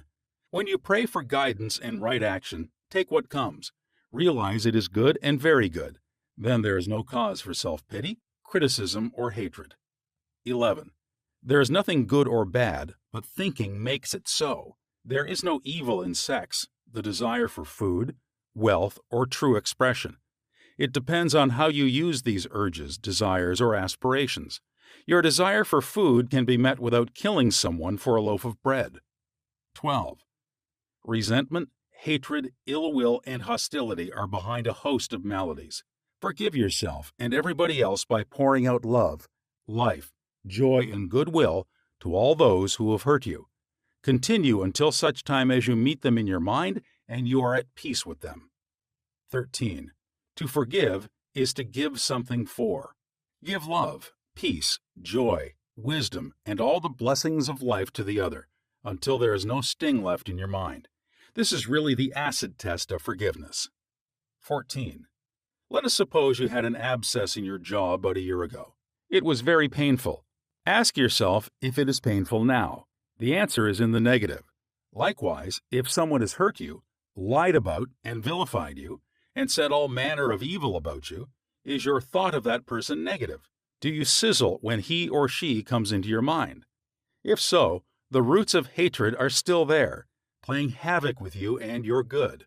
The only way is to wither them with love by wishing for the person all the blessings of life, until you can meet the person in your mind and you can sincerely react with a benediction of peace and goodwill. This is the meaning of forgive until 70 times 7. Chapter 18. How your subconscious removes mental blocks. The solution lies within the problem. The answer is in every question. If you are presented with a difficult situation and you cannot see your way clear, the best procedure is to assume that infinite intelligence within your subconscious mind knows all and sees all, has the answer, and is revealing it to you now. Your new mental attitude that the creative intelligence is bringing about a happy solution will enable you to find the answer. Rest assured that such an attitude of mind will bring order, peace, and meaning to all your undertakings. How to break or build a habit. You are a creature of habit. Habit is the function of your subconscious mind. You'll learn to swim, ride a bicycle, dance, and drive a car by consciously doing these things over and over again until they establish tracks in your subconscious mind. Then, the automatic habit action of your subconscious mind took over. This is sometimes called second nature, which is a reaction of your subconscious mind to your thinking and acting. You are free to choose a good habit or a bad habit. If you repeat a negative thought or act over a period of time, you will be under the compulsion of a habit. The law of your subconscious is compulsion. How he broke a bad habit. Mr. Jones said to me, "An uncontrollable urge to drink seizes me, and I remain drunk for 2 weeks at a time. I can't give up this terrible habit." Time and time again, these experiences had occurred to this unfortunate man. He had grown into the habit of drinking to excess. Although he had started drinking of his own initiative, he also began to realize that he could change the habit and establish a new one. He said that while through his willpower he was able to suppress his desires temporarily, his continued efforts to suppress the many urges only made matters worse. His repeated failures convinced him that he was hopeless and powerless to control his urge or obsession. This idea of being powerless operated as a powerful suggestion to his subconscious mind and aggravated his weakness, making his life a succession of failures. I taught him to harmonize the functions of the conscious and subconscious mind. When these two cooperate, the idea or desire implanted in the subconscious mind is realized. His reasoning mind agreed that if the old habit path or track had carried him into trouble, he could consciously form a new path to freedom, sobriety, and peace of mind. He knew that his destructive habit was automatic, but since it was acquired through his conscious choice, he realized that if he had been conditioned negatively, he could also be conditioned positively.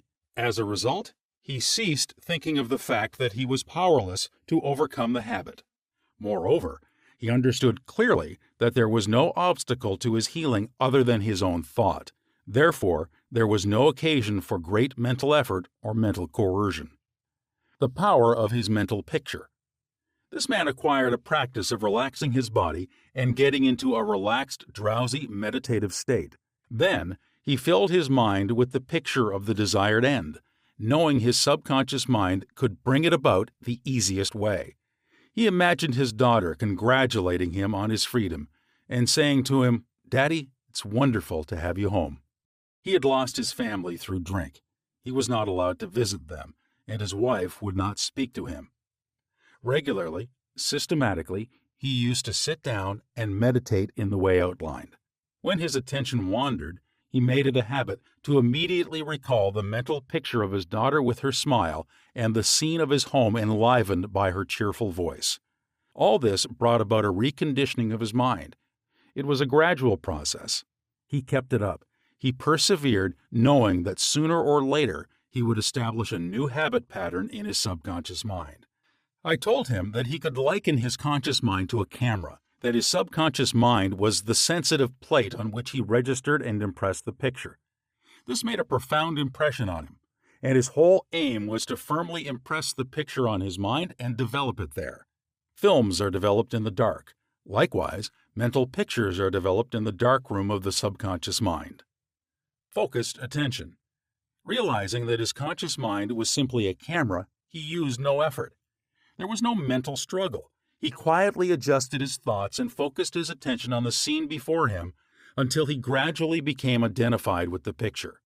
He became absorbed in the mental atmosphere, repeating the mental movie frequently. There was no room for doubt that a healing would follow. When there was any temptation to drink, he would switch his imagination from any reveries of drinking bouts to the feeling of being at home with his family. He was successful because he confidently expected to experience the picture he was developing in his mind. Today, he is president of a multi-million-dollar concern and is radiantly happy. He said a jinx was following him. Mr. Block said that he had been making an annual income of $20,000, but for the past 3 months all doors seemed to jam tightly. He brought clients up to the point where they were about to sign on the dotted line, and then at the 11th hour, the door closed. He added that perhaps a jinx was following him. In discussing the matter with Mr. Block, I discovered that 3 months previously he had become very irritated, annoyed, and resentful toward a dentist who, after he had promised to sign a contract, had withdrawn at the last moment. He began to live in the unconscious fear that other clients would do the same, thereby setting up a history of frustration, hostility, and obstacles. He gradually built up in his mind a belief in obstruction and last-minute cancellations until a vicious circle had been established. What I fear most has come upon me. Mr. Block realized that the trouble was in his own mind and that it was essential to change his mental attitude. His run of so-called misfortune was broken in the following way. I realize I am one with the infinite intelligence of my subconscious mind, which knows no obstacle, difficulty, or delay. I live in the joyous expectancy of the best. My deeper mind responds to my thoughts. I know that the work of the infinite power of my subconscious cannot be hindered. Infinite intelligence always finishes successfully whatever it begins. Creative wisdom works through me, bringing all my plans and purposes to completion. Whatever I start, I bring to a successful conclusion. My aim in life is to give wonderful service, and all those whom I contact are blessed by what I have to offer. All my work comes to full fruition in divine order. He repeated this prayer every morning before going to call on his customers, and he also prayed each night prior to sleep. In a short time, he had established a new habit pattern in his subconscious mind, and he was back in his old accustomed stride as a successful salesman. How much do you want what you want?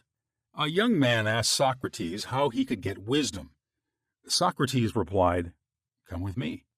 He took the lad to a river, pushed the boy's head under the water, held it there until the boy was gasping for air, then relaxed and released his head. When the boy regained his composure, he asked him, "What did you desire most when you were underwater?" "I wanted air," said the boy. Socrates said to him, "When you want wisdom as much as you wanted air, you were immersed in the water. You will receive it."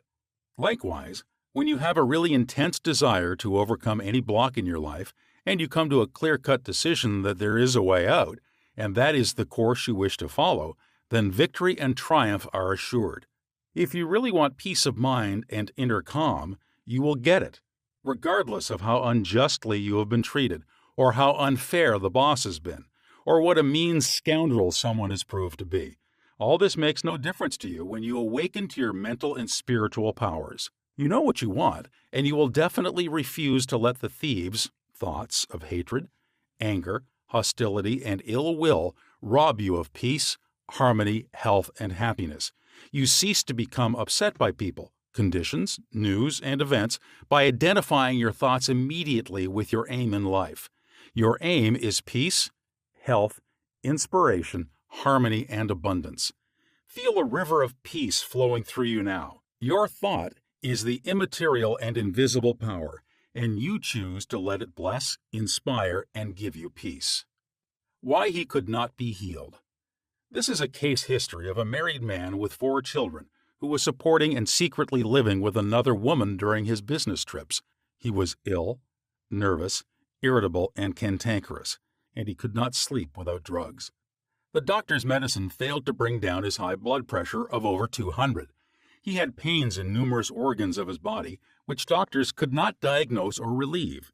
To make matters worse, he was drinking heavily. The cause of all this was a deep unconscious sense of guilt. He had violated the marriage vows, and this troubled him. The religious creed he was brought up on was deeply lodged in his subconscious mind, and he drank excessively to heal the wound of guilt. Some invalids take morphine and codeine for severe pains. He was taking alcohol for the pain or wound in his mind. It was the old story of adding fuel to the fire. The explanation and the cure. He listened to the explanation of how his mind worked. He faced his problem, looked at it, and gave up his dual role. He knew that his drinking was an unconscious attempt to escape. The hidden cause lodged in his subconscious mind had to be eradicated. Then the healing would follow. He began to impress his subconscious mind 3 or 4 times a day by using the following prayer. My mind is full of peace, poise, balance, and equilibrium. The infinite lies stretched in smiling repose within me. I am not afraid of anything in the past, the present, or the future. The infinite intelligence of my subconscious mind leads, guides, and directs me in all ways. I now meet every situation with faith, poise, calmness, and confidence. I am now completely free from the habit. My mind is full of inner peace, freedom, and joy. I forgive myself. Then I am forgiven. Peace, sobriety, and confidence reign supreme in my mind.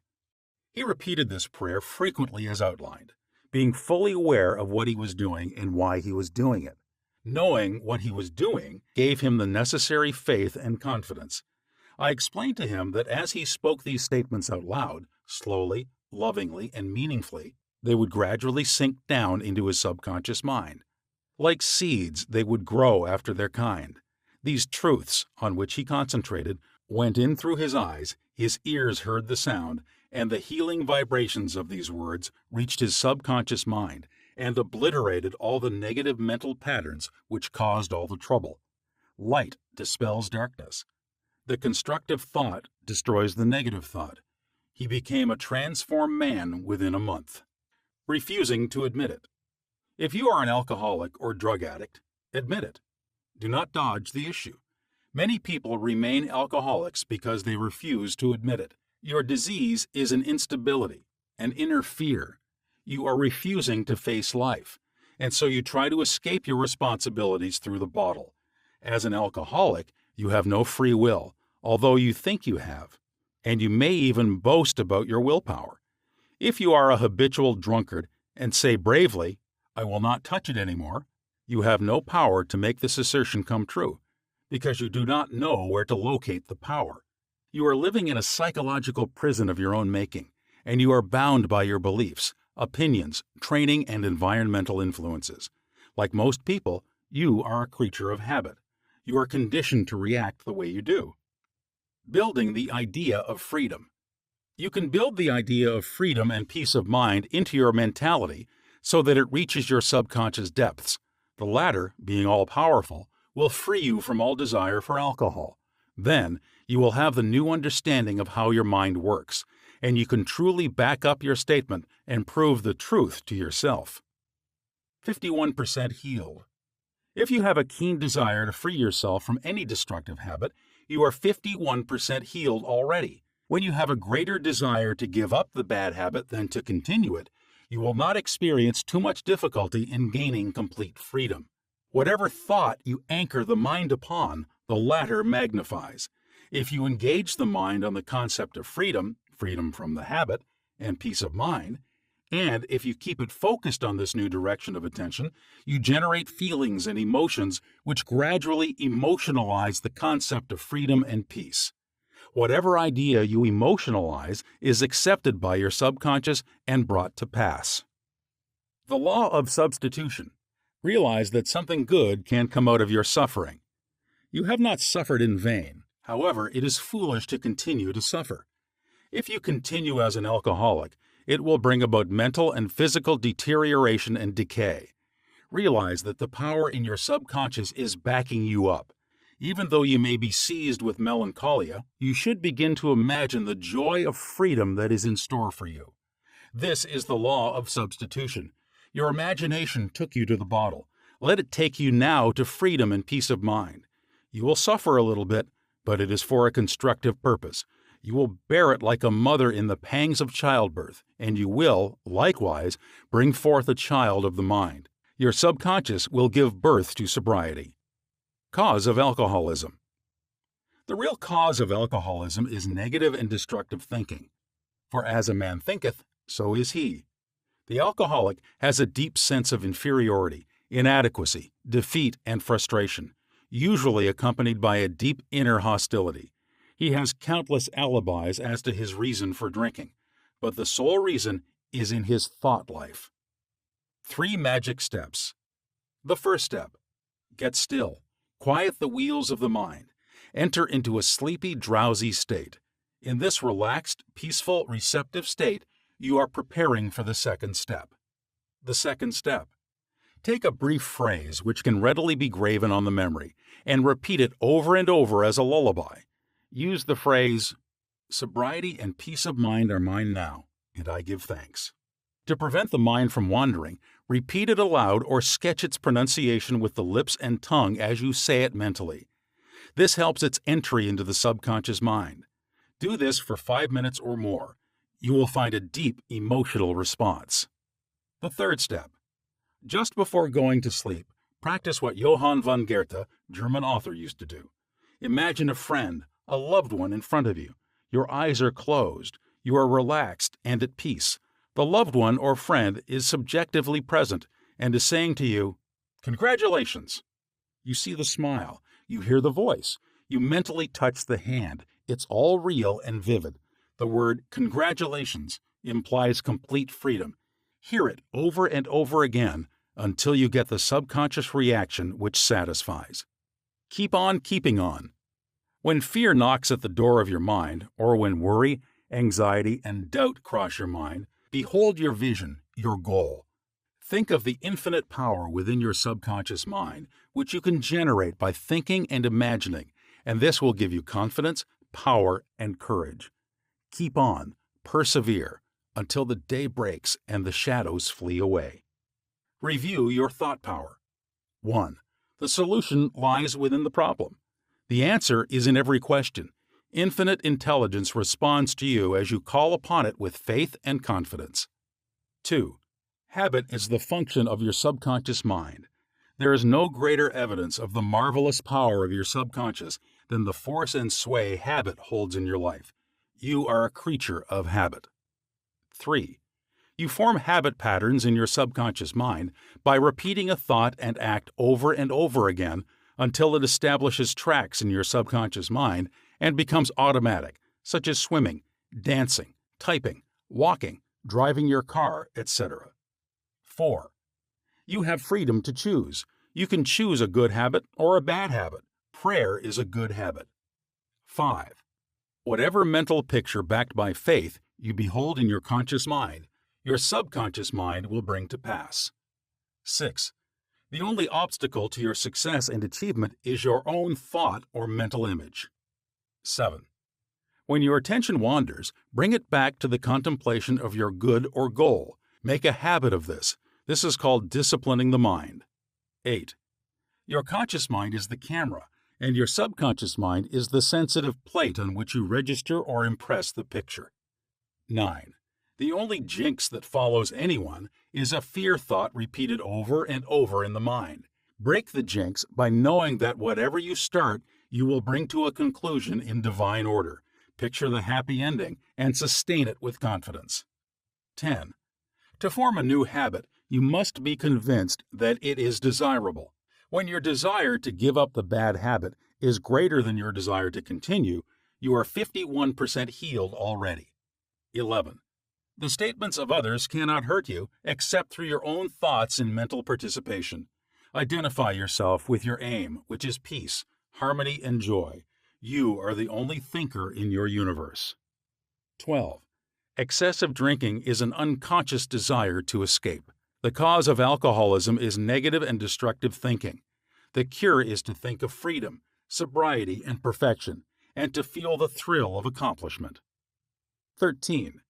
Many people remain alcoholics because they refuse to admit it. 14. The law of your subconscious mind, which held you in bondage and inhibited your freedom of action, will give you freedom and happiness. It depends on how you use it. 15. Your imagination took you to the bottle. Let it take you to freedom by imagining you are free. 16. The real cause of alcoholism is negative and destructive thinking. As a man thinketh in his heart, subconscious mind, so is he. 17. When fear knocks at the door of your mind, let faith in God and all things good open the door. Chapter 19. How to use your subconscious mind to remove fear. One of our students told me that he was invited to speak at a banquet. He said he was panic-stricken at the thought of speaking before 1,000 people. He overcame this fear this way. For several nights he sat down in an armchair for about 5 minutes and said to himself slowly, quietly, and positively, I am going to master this fear. I am overcoming it now. I speak with poise and confidence. I am relaxed and at ease. He operated a definite law of mind and overcame his fear. The subconscious mind is amenable to suggestion and is controlled by suggestion. When you still your mind and relax, the thoughts of your conscious mind sink down into the subconscious through a process similar to osmosis, whereby fluids separated by a porous membrane intermingle. As these positive seeds or thoughts sink into the subconscious area, they grow after their kind, and you become poised, serene, and calm. Man's greatest enemy. It is said that fear is man's greatest enemy. Fear is behind failure, sickness, and poor human relations. Millions of people are afraid of the past, the future, old age, insanity, and death.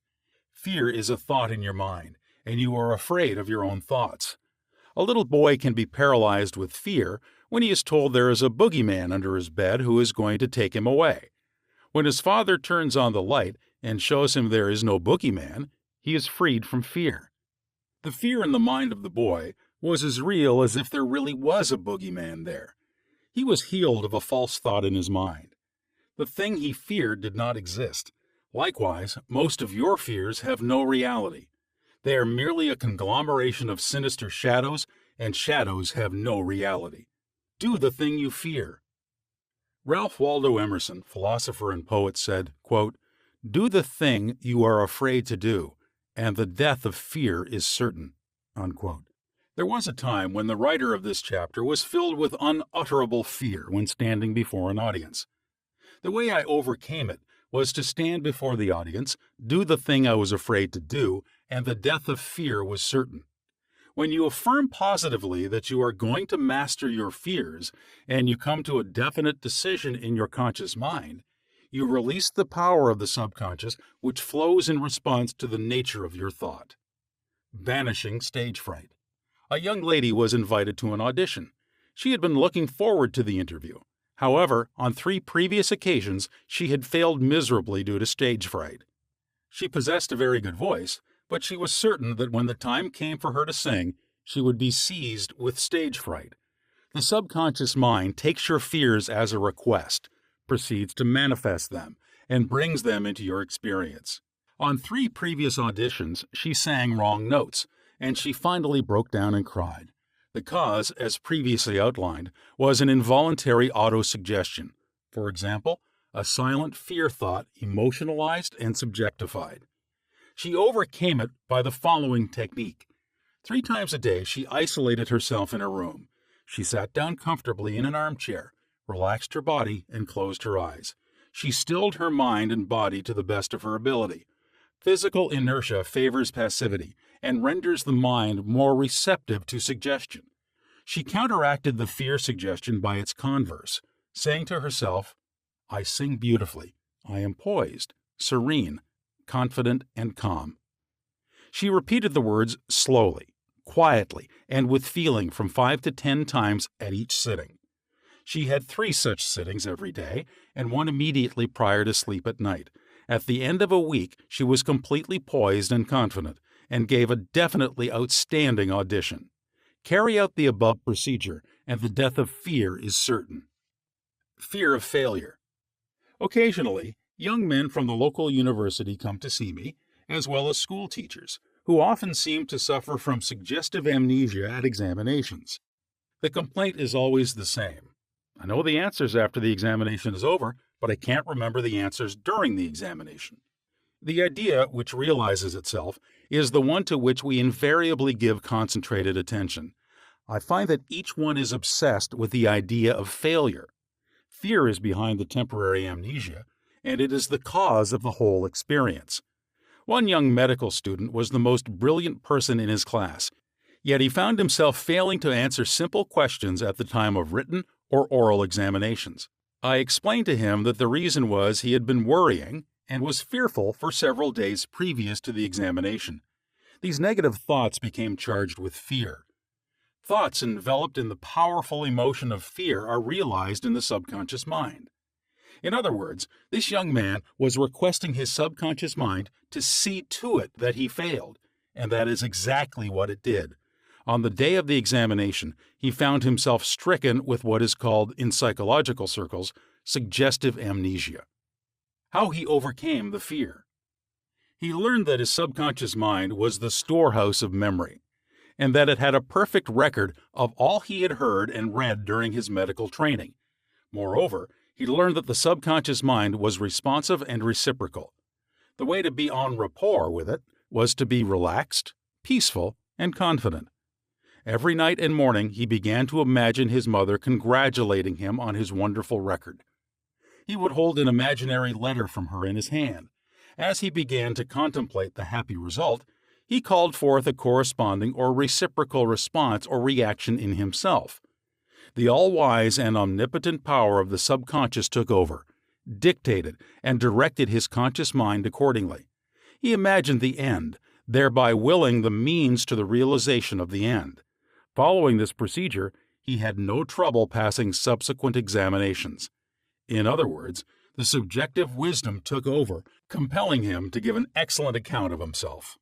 Fear of water, mountain, closed spaces, etc.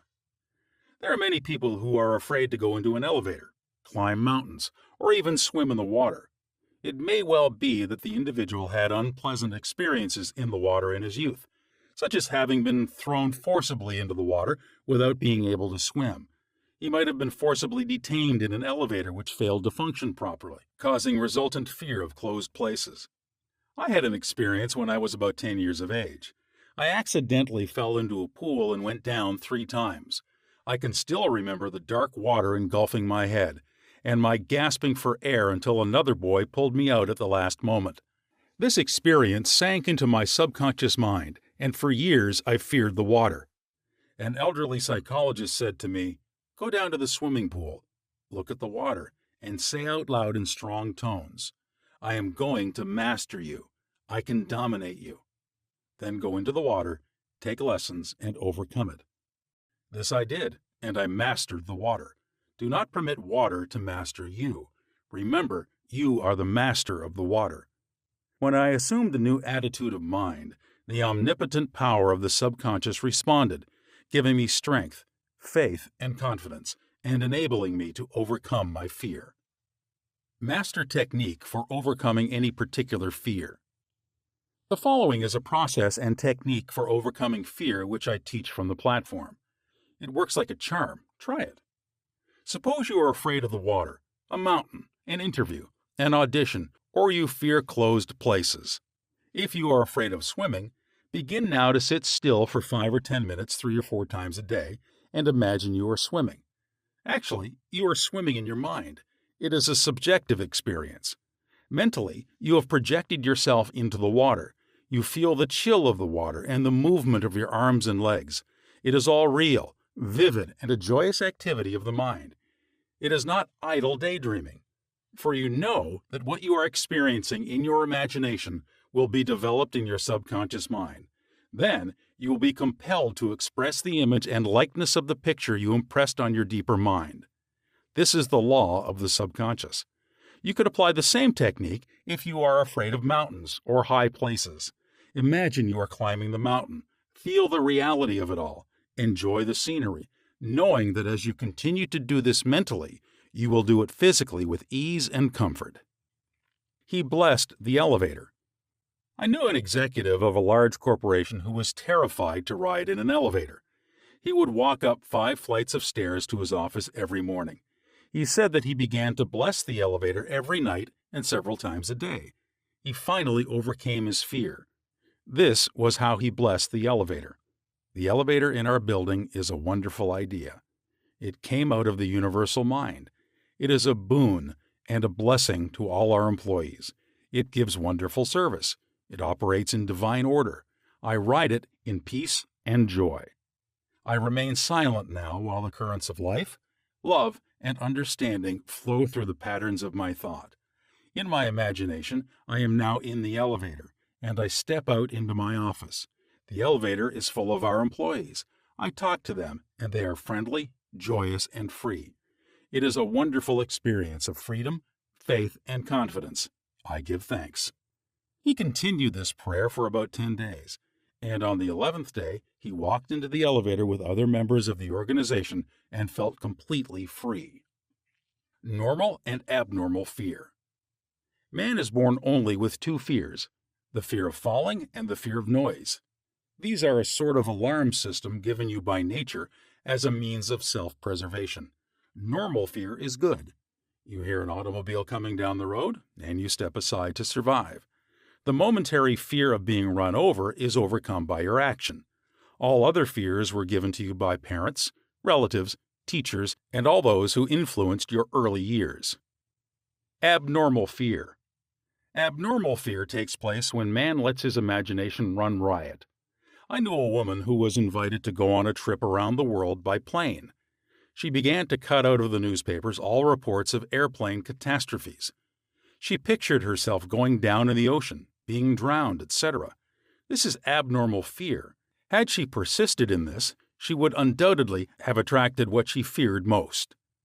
Another example of abnormal fear is that of a businessman in New York who was very prosperous and successful. He had his own private mental motion picture, of which he was the director. He would run this mental movie of failure, bankruptcy, empty shelves, and no bank balance until he sank into a deep depression. He refused to stop this morbid imagery and kept reminding his wife that this can't last. There will be a recession. I feel sure we will go bankrupt, etc. His wife told me that he finally did go into bankruptcy, and all the things he imagined and feared came to pass. The things he feared did not exist, but he brought them to pass by constantly fearing, believing, and expecting financial disaster. Job said, "The thing I feared has come upon me." There are people who are afraid that something terrible will happen to their children, and that some dread catastrophe will befall them. When they read about an epidemic or rare disease, they live in fear that they will catch it, and some imagine they have the disease already. All this is abnormal fear. The answer to abnormal fear: move mentally to the opposite. To stay at the extreme of fear is stagnation, plus mental and physical deterioration. When fear arises, there immediately comes with it a desire for something opposite the thing feared.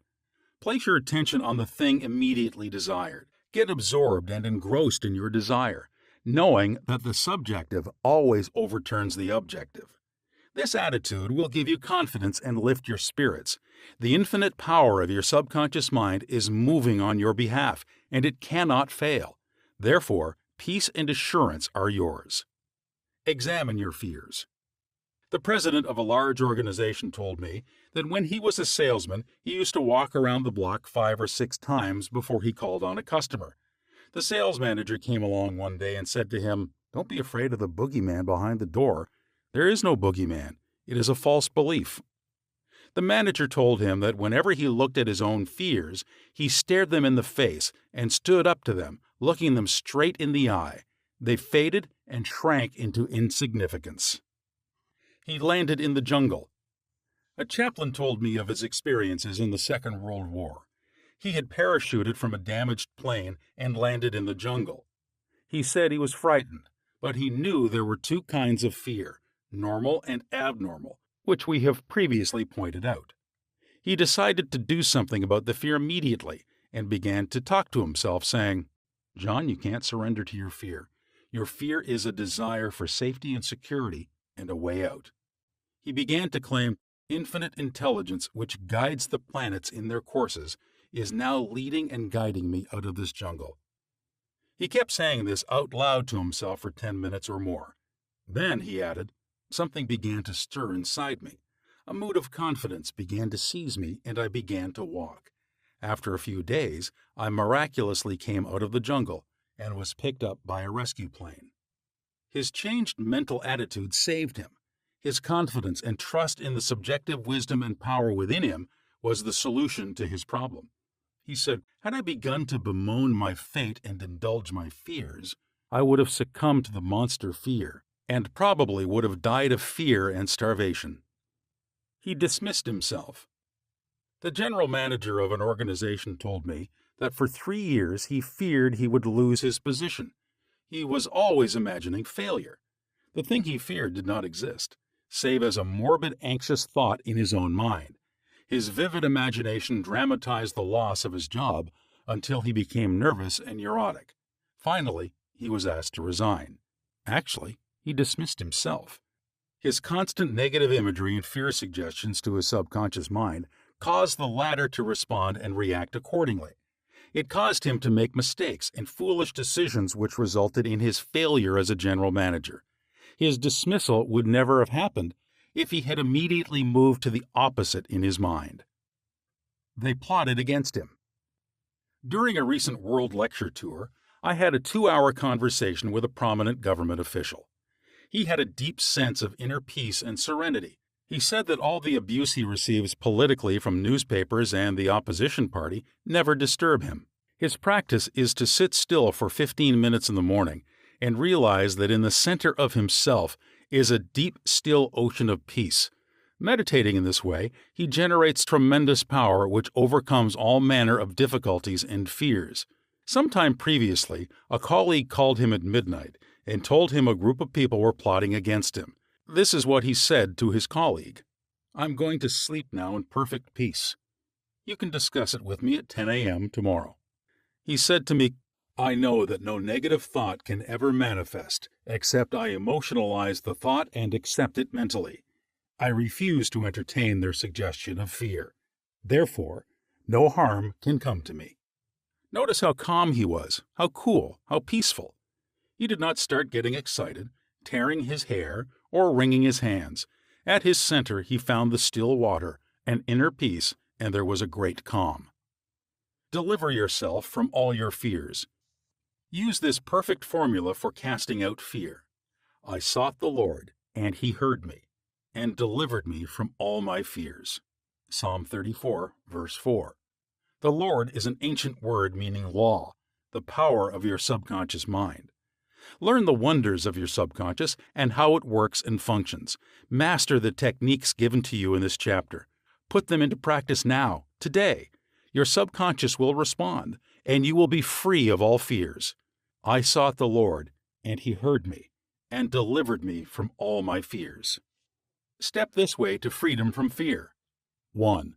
Do the thing you are afraid to do, and the death of fear is certain.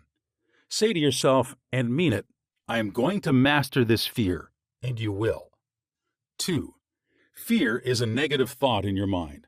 Supplant it with a constructive thought. Fear has killed millions. Confidence is greater than fear. Nothing is more powerful than faith in God and the good. 3. Fear is man's greatest enemy. It is behind failure, sickness, and bad human relations.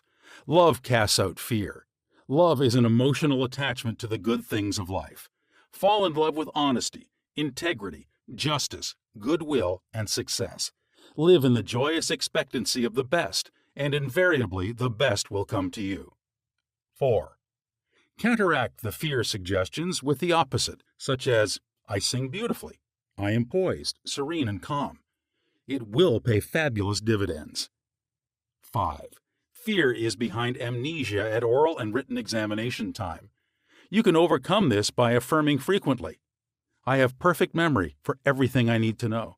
Or you can imagine a friend congratulating you on your brilliant success on the examination. Persevere, and you will win. 6. If you are afraid to cross water, swim. In your imagination, swim freely, joyously. Project yourself into the water mentally. Feel the chill and thrill of swimming across the pool. Make it vivid.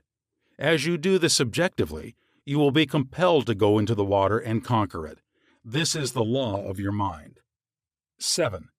If you are afraid of closed places, such as elevators, lecture halls, etc., mentally ride in an elevator, blessing all its parts and functions. You will be amazed how quickly the fear will be dissipated.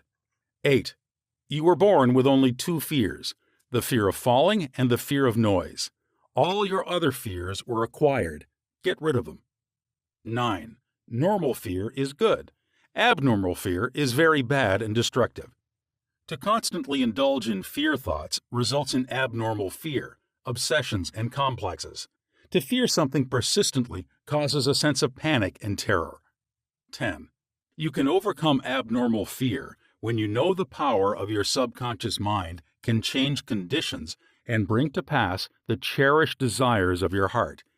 Give your immediate attention and devotion to your desire, which is the opposite of your fear. This is the love that casts out fear. 11. If you are afraid of failure, give attention to success. If you are afraid of sickness, dwell on your perfect health. If you are afraid of an accident, dwell on the guidance and protection of God. If you are afraid of death, dwell on eternal life. God is life, and that is your life now. 12. The great law of substitution is the answer to fear. Whatever you fear has its solution in the form of your desire. If you are sick, you desire health. If you are in the prison of fear, you desire freedom. Expect the good. Mentally, concentrate on the good, and know that your subconscious mind answers you always. It never fails. 13. The things you fear do not really exist except as thoughts in your mind. Thoughts are creative. This is why Job said, "The thing I feared has come upon me." Think good, and good follows. 14. Look at your fears. Hold them up to the light of reason. Learn to laugh at your fears. That is the best medicine. 15. Nothing can disturb you but your own thought. The suggestions, statements, or threats of other persons have no power. The power is within you, and when your thoughts are focused on that which is good, then God's power is with your thoughts of good. There is only one creative power, and it moves as harmony. There are no divisions of quarrels in it. Its source is love. This is why God's power is with your thoughts of good. Chapter 20. How to stay young in spirit forever. Your subconscious mind never grows old. It is timeless, ageless, and endless.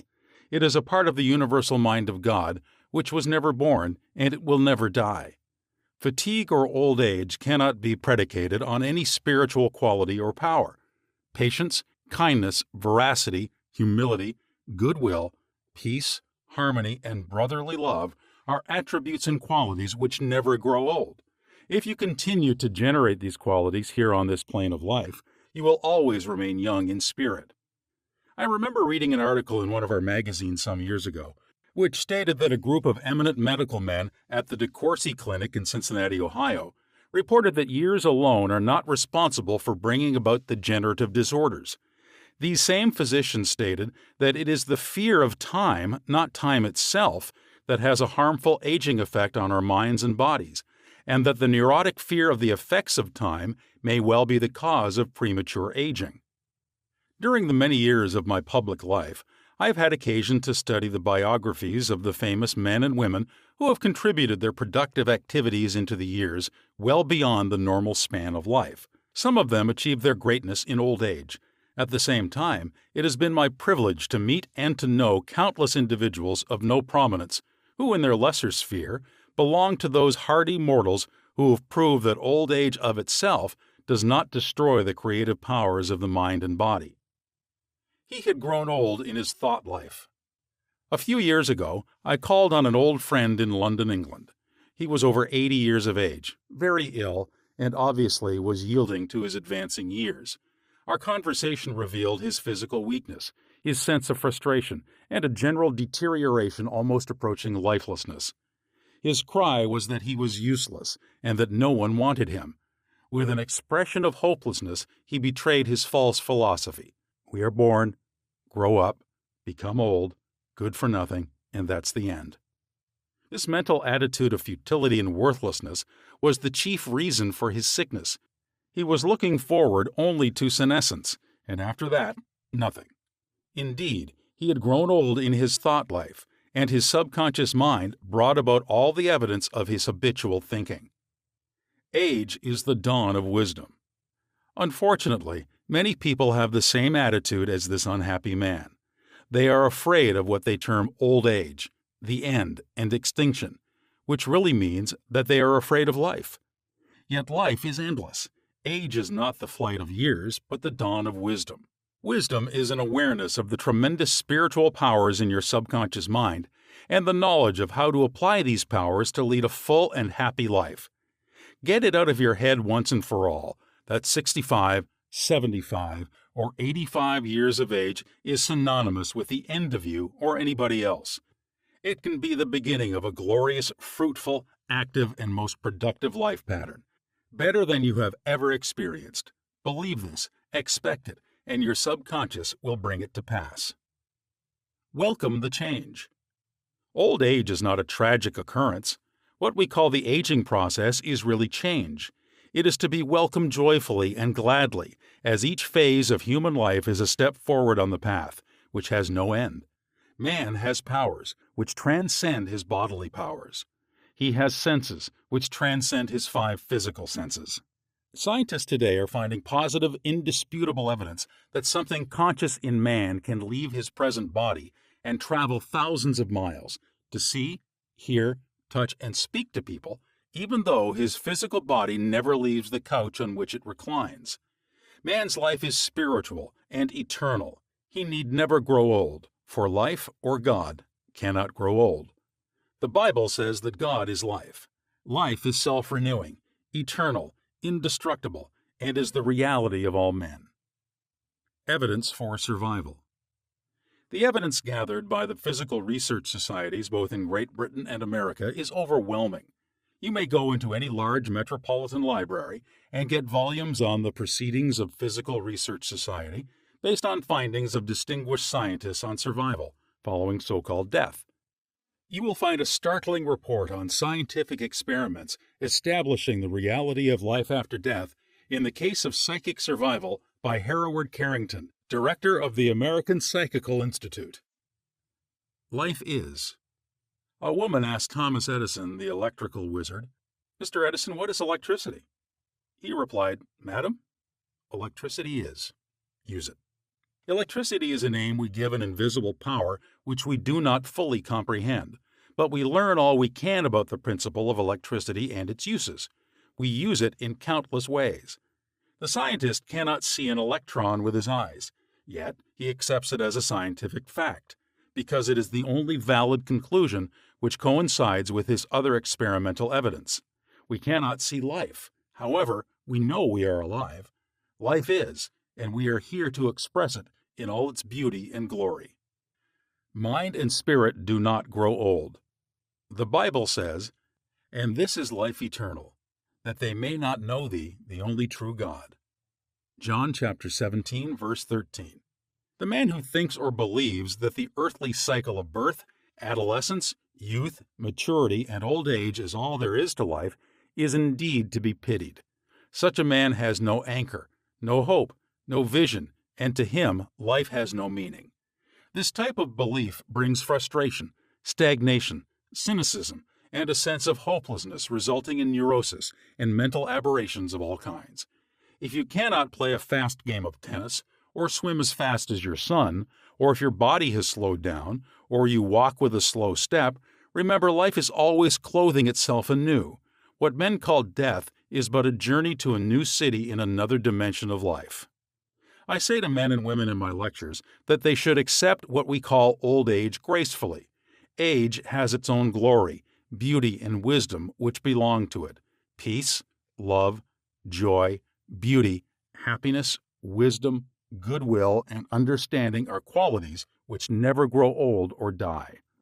Ralph Waldo Emerson, poet and philosopher, said, quote, "We do not count a man's years until he has nothing else to count." Unquote. Your character, the quality of your mind, your faith, and your convictions are not subject to decay. You are as young as you think you are. I give public lectures in Caxton Hall, London, England, every few years, and following one of these lectures, a surgeon said to me, "I'm 84 years of age. I operate every morning, visit patients in the afternoons, and I write for medical and other scientific journals in the evening." His attitude was that he was as useful as he believed himself to be, and that he was as young as his thoughts. He said to me, "It's true what you said. Man is as strong as he thinks he is, and as valuable as he thinks he is." This surgeon has not surrendered to advancing years.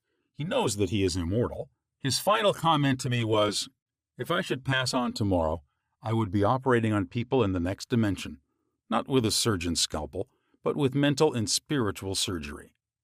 Your gray hairs are an asset. Don't ever quit a job and say, "I'm retired, I'm old, I'm finished." That would be stagnation, death, and you would be finished. Some men are old at 30, while others are young at 80. The mind is the master weaver, the architect, the designer, and the sculptor. George Bernard Shaw was active at 90, and the artistic quality of his mind had not relaxed from active duty. I meet men and women who tell me that some employers almost slam the door in their faces when they say they are over 40. This attitude on the part of the employers is to be considered cold, callous, evil, and completely void of compassion and understanding. The total emphasis seems to be on youth. For example, you must be under 35 years of age to receive consideration. The reasoning behind this is certainly very shallow. If the employer would stop and think, he would realize that the man or woman was not selling his age or gray hair.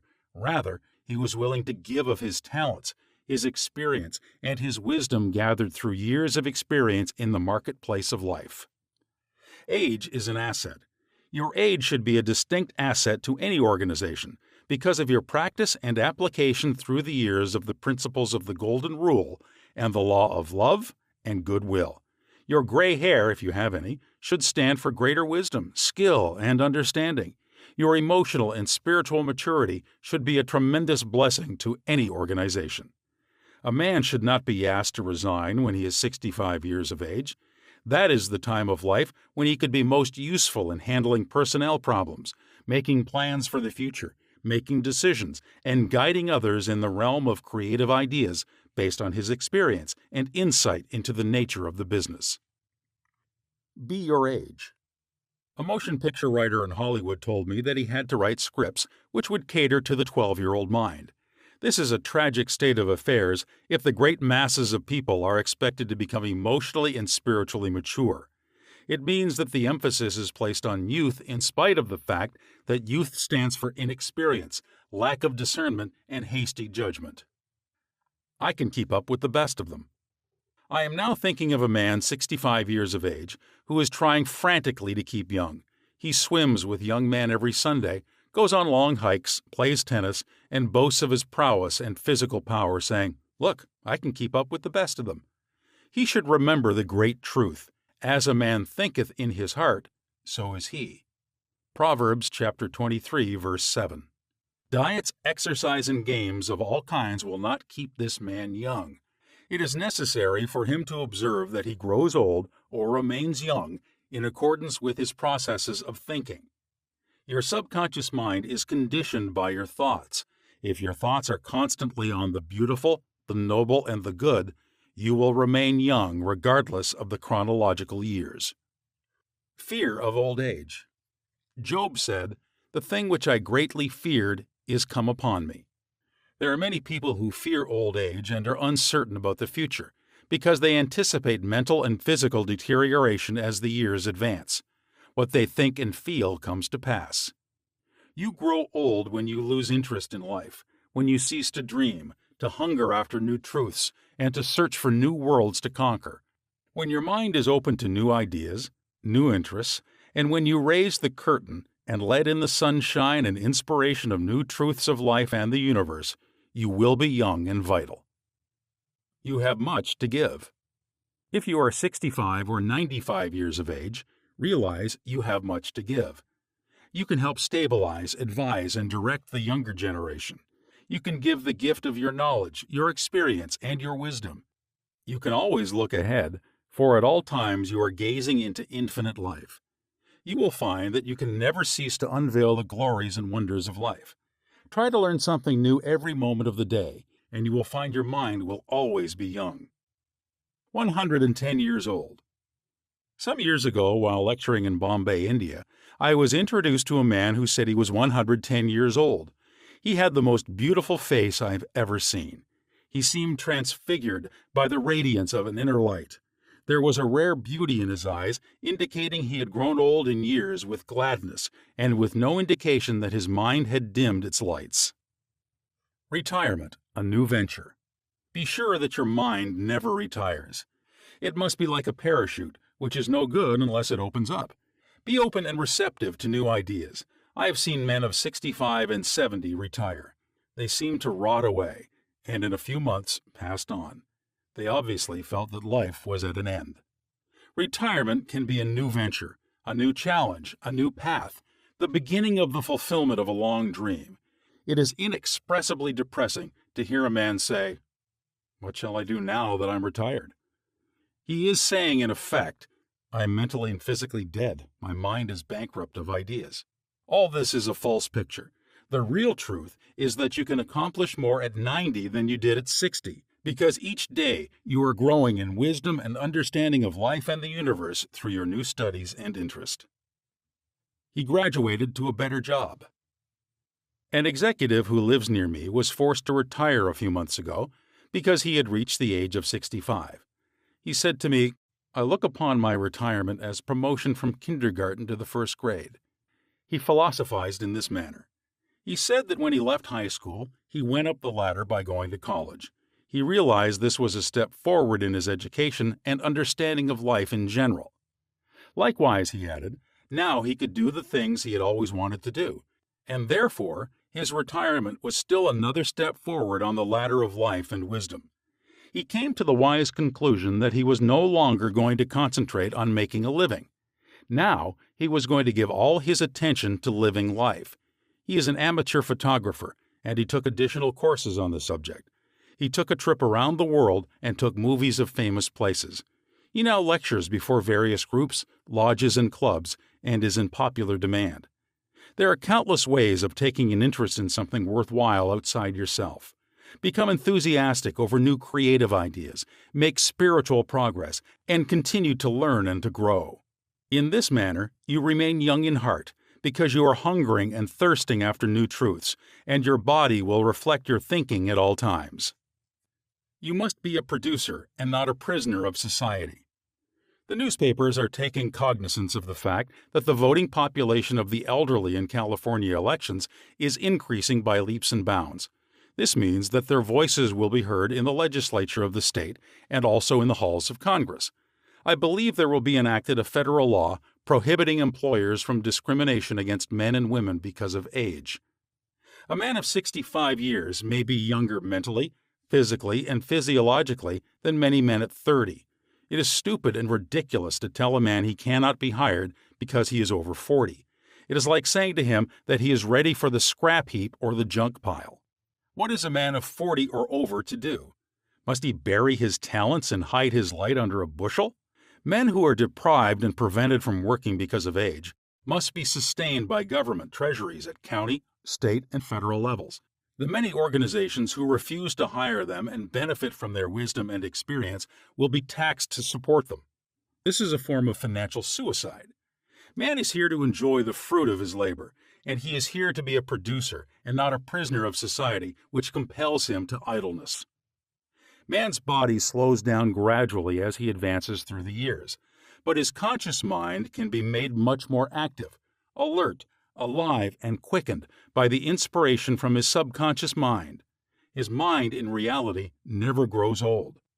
Job said, "Oh, that I were as in months past, as in the days when God preserved me, when his candle shined upon my head, and when by his light I walked through darkness, as I was in the days of my youth, when the secret of God was upon my tabernacle." Job chapter 29, verses 2-4. Secret of youth. To recapture the days of your youth, feel the miraculous, healing, self-renewing power of your subconscious mind moving through your whole being. Know and feel that you are inspired, lifted up, rejuvenated, revitalized, and recharged spiritually. You can bubble over with enthusiasm and joy, as in the days of your youth, for the simple reason that you can always mentally and emotionally recapture the joyous state. The candle which shines upon your head is divine intelligence and reveals to you everything you need to know. It enables you to affirm the presence of your good, regardless of appearances. You walk by the guidance of your subconscious mind because you know that the dawn appears and the shadows flee away. Get a vision. Instead of saying, "I am old," say, "I am wise in the way of the divine life." Don't let the corporation, newspapers, or statistics hold a picture before you of old age, declining years, decrepitude, senility, and uselessness. Reject it, for it is a lie. Refuse to be hypnotized by such propaganda. Affirm life, not death. Get a vision of yourself as happy, radiant, successful, serene, and powerful. Your mind does not grow old. Former President Herbert Hoover, now 88 years old, is very active and is performing monumental work. I interviewed him a few years ago in his suite at the Waldorf Astoria, New York City. I found him healthy, happy, vigorous, and full of life and enthusiasm.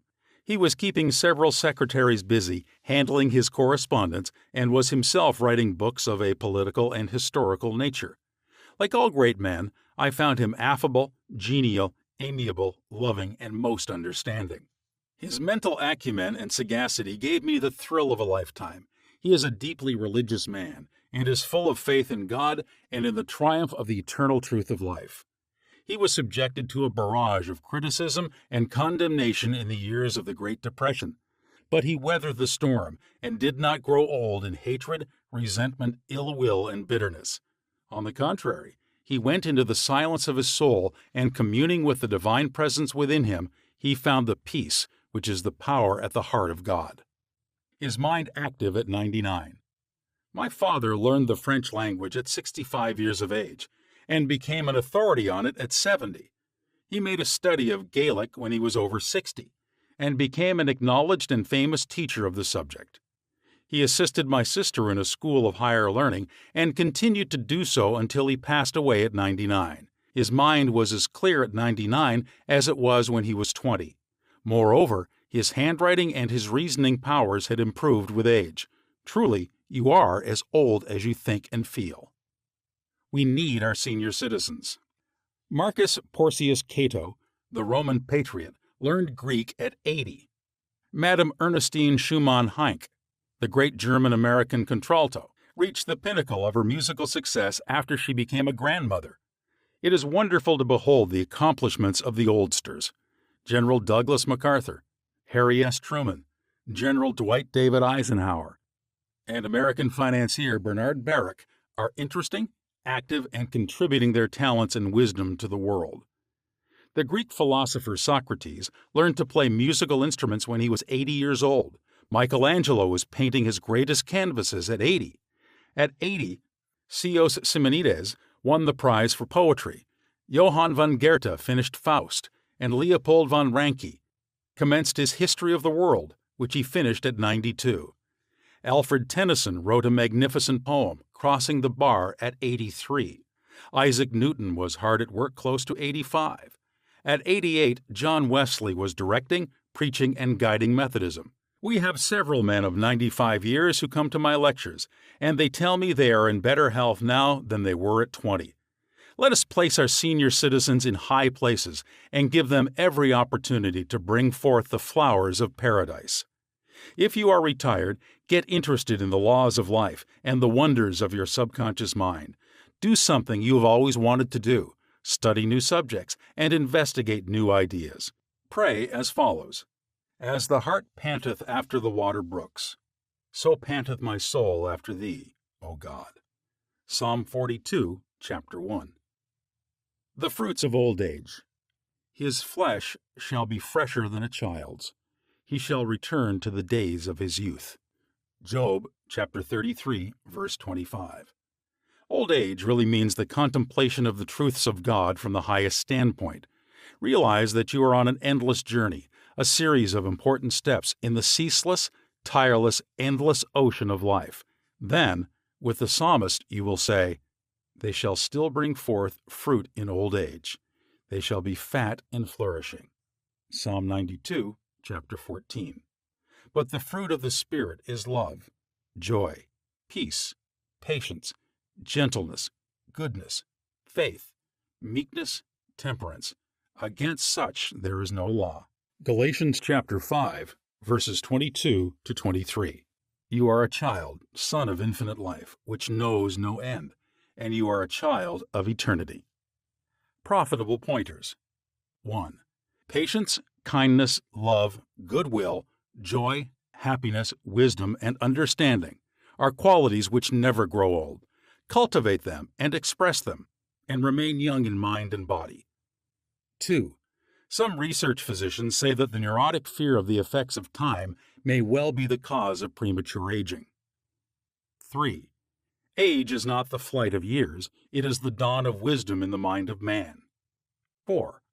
The most productive years of your life can be from 65 to 95. 5.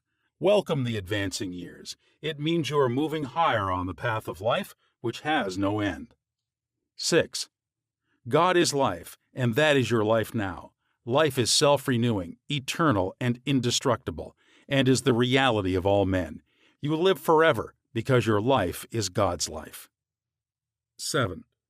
Evidence of survival after death is overwhelming. Study Proceedings of Psychical Research Society of Great Britain and America in your library. The work is based on the scientific research by outstanding scientists for over 75 years. 8. You cannot see your mind, but you know you have a mind. You cannot see spirit, but you know that the spirit of the game, the spirit of the artist, the spirit of the musician, and the spirit of the speaker is real. Likewise, the spirit of goodness, truth, and beauty moving in your mind and heart are real. You cannot see life, but you know you are alive. 9. Old age may be called the contemplation of the truths of God from the highest standpoint. The joys of old age are greater than those of youth. Your mind is engaged in spiritual and mental athletics. Nature slows down your body so that you may have the opportunity to meditate on things divine. 10. We do not count a man's years until he has nothing else to count. Your faith and convictions are not subject to decay. 11. You are as young as you think you are. You are as strong as you think you are. You are as useful as you think you are. You are as young as your thoughts. 12. Your gray hairs are an asset. You are not selling your gray hairs. You are selling your talent, abilities, and wisdom, which you have garnered through the years. 13. Diets and exercises won't keep you young. As a man thinketh, so is he. 14. Fear of old age can bring about physical and mental deterioration. The thing I greatly feared has come upon me. 15. You grow old when you cease to dream, and when you lose interest in life. You grow old if you are irritable, crotchety, petulant, and cantankerous. Fill your mind with the truths of God and radiate the sunshine of His love. This is youth. 16. Look ahead, for at all times you are gazing into infinite life. 17. Your retirement is a new venture. Take up new studies and new interests. You can now do the things you always wanted to do when you were so busy making a living. Give your attention to living life. 18. Become a producer and not a prisoner of society. Don't hide your light under a bushel. 19. The secret of youth is love, joy, inner peace, and laughter. In Him there is fullness of joy. In Him there is no darkness at all. 20. You are needed. Some of the great philosophers, artists, scientists, writers, and others accomplished their greatest work after they were 80 years old. 21. The fruits of old age are love, joy, peace, patience, gentleness, goodness, faith, meekness, and temperance. 22. You are a son of infinite life, which knows no end. You are a child of eternity. You are wonderful.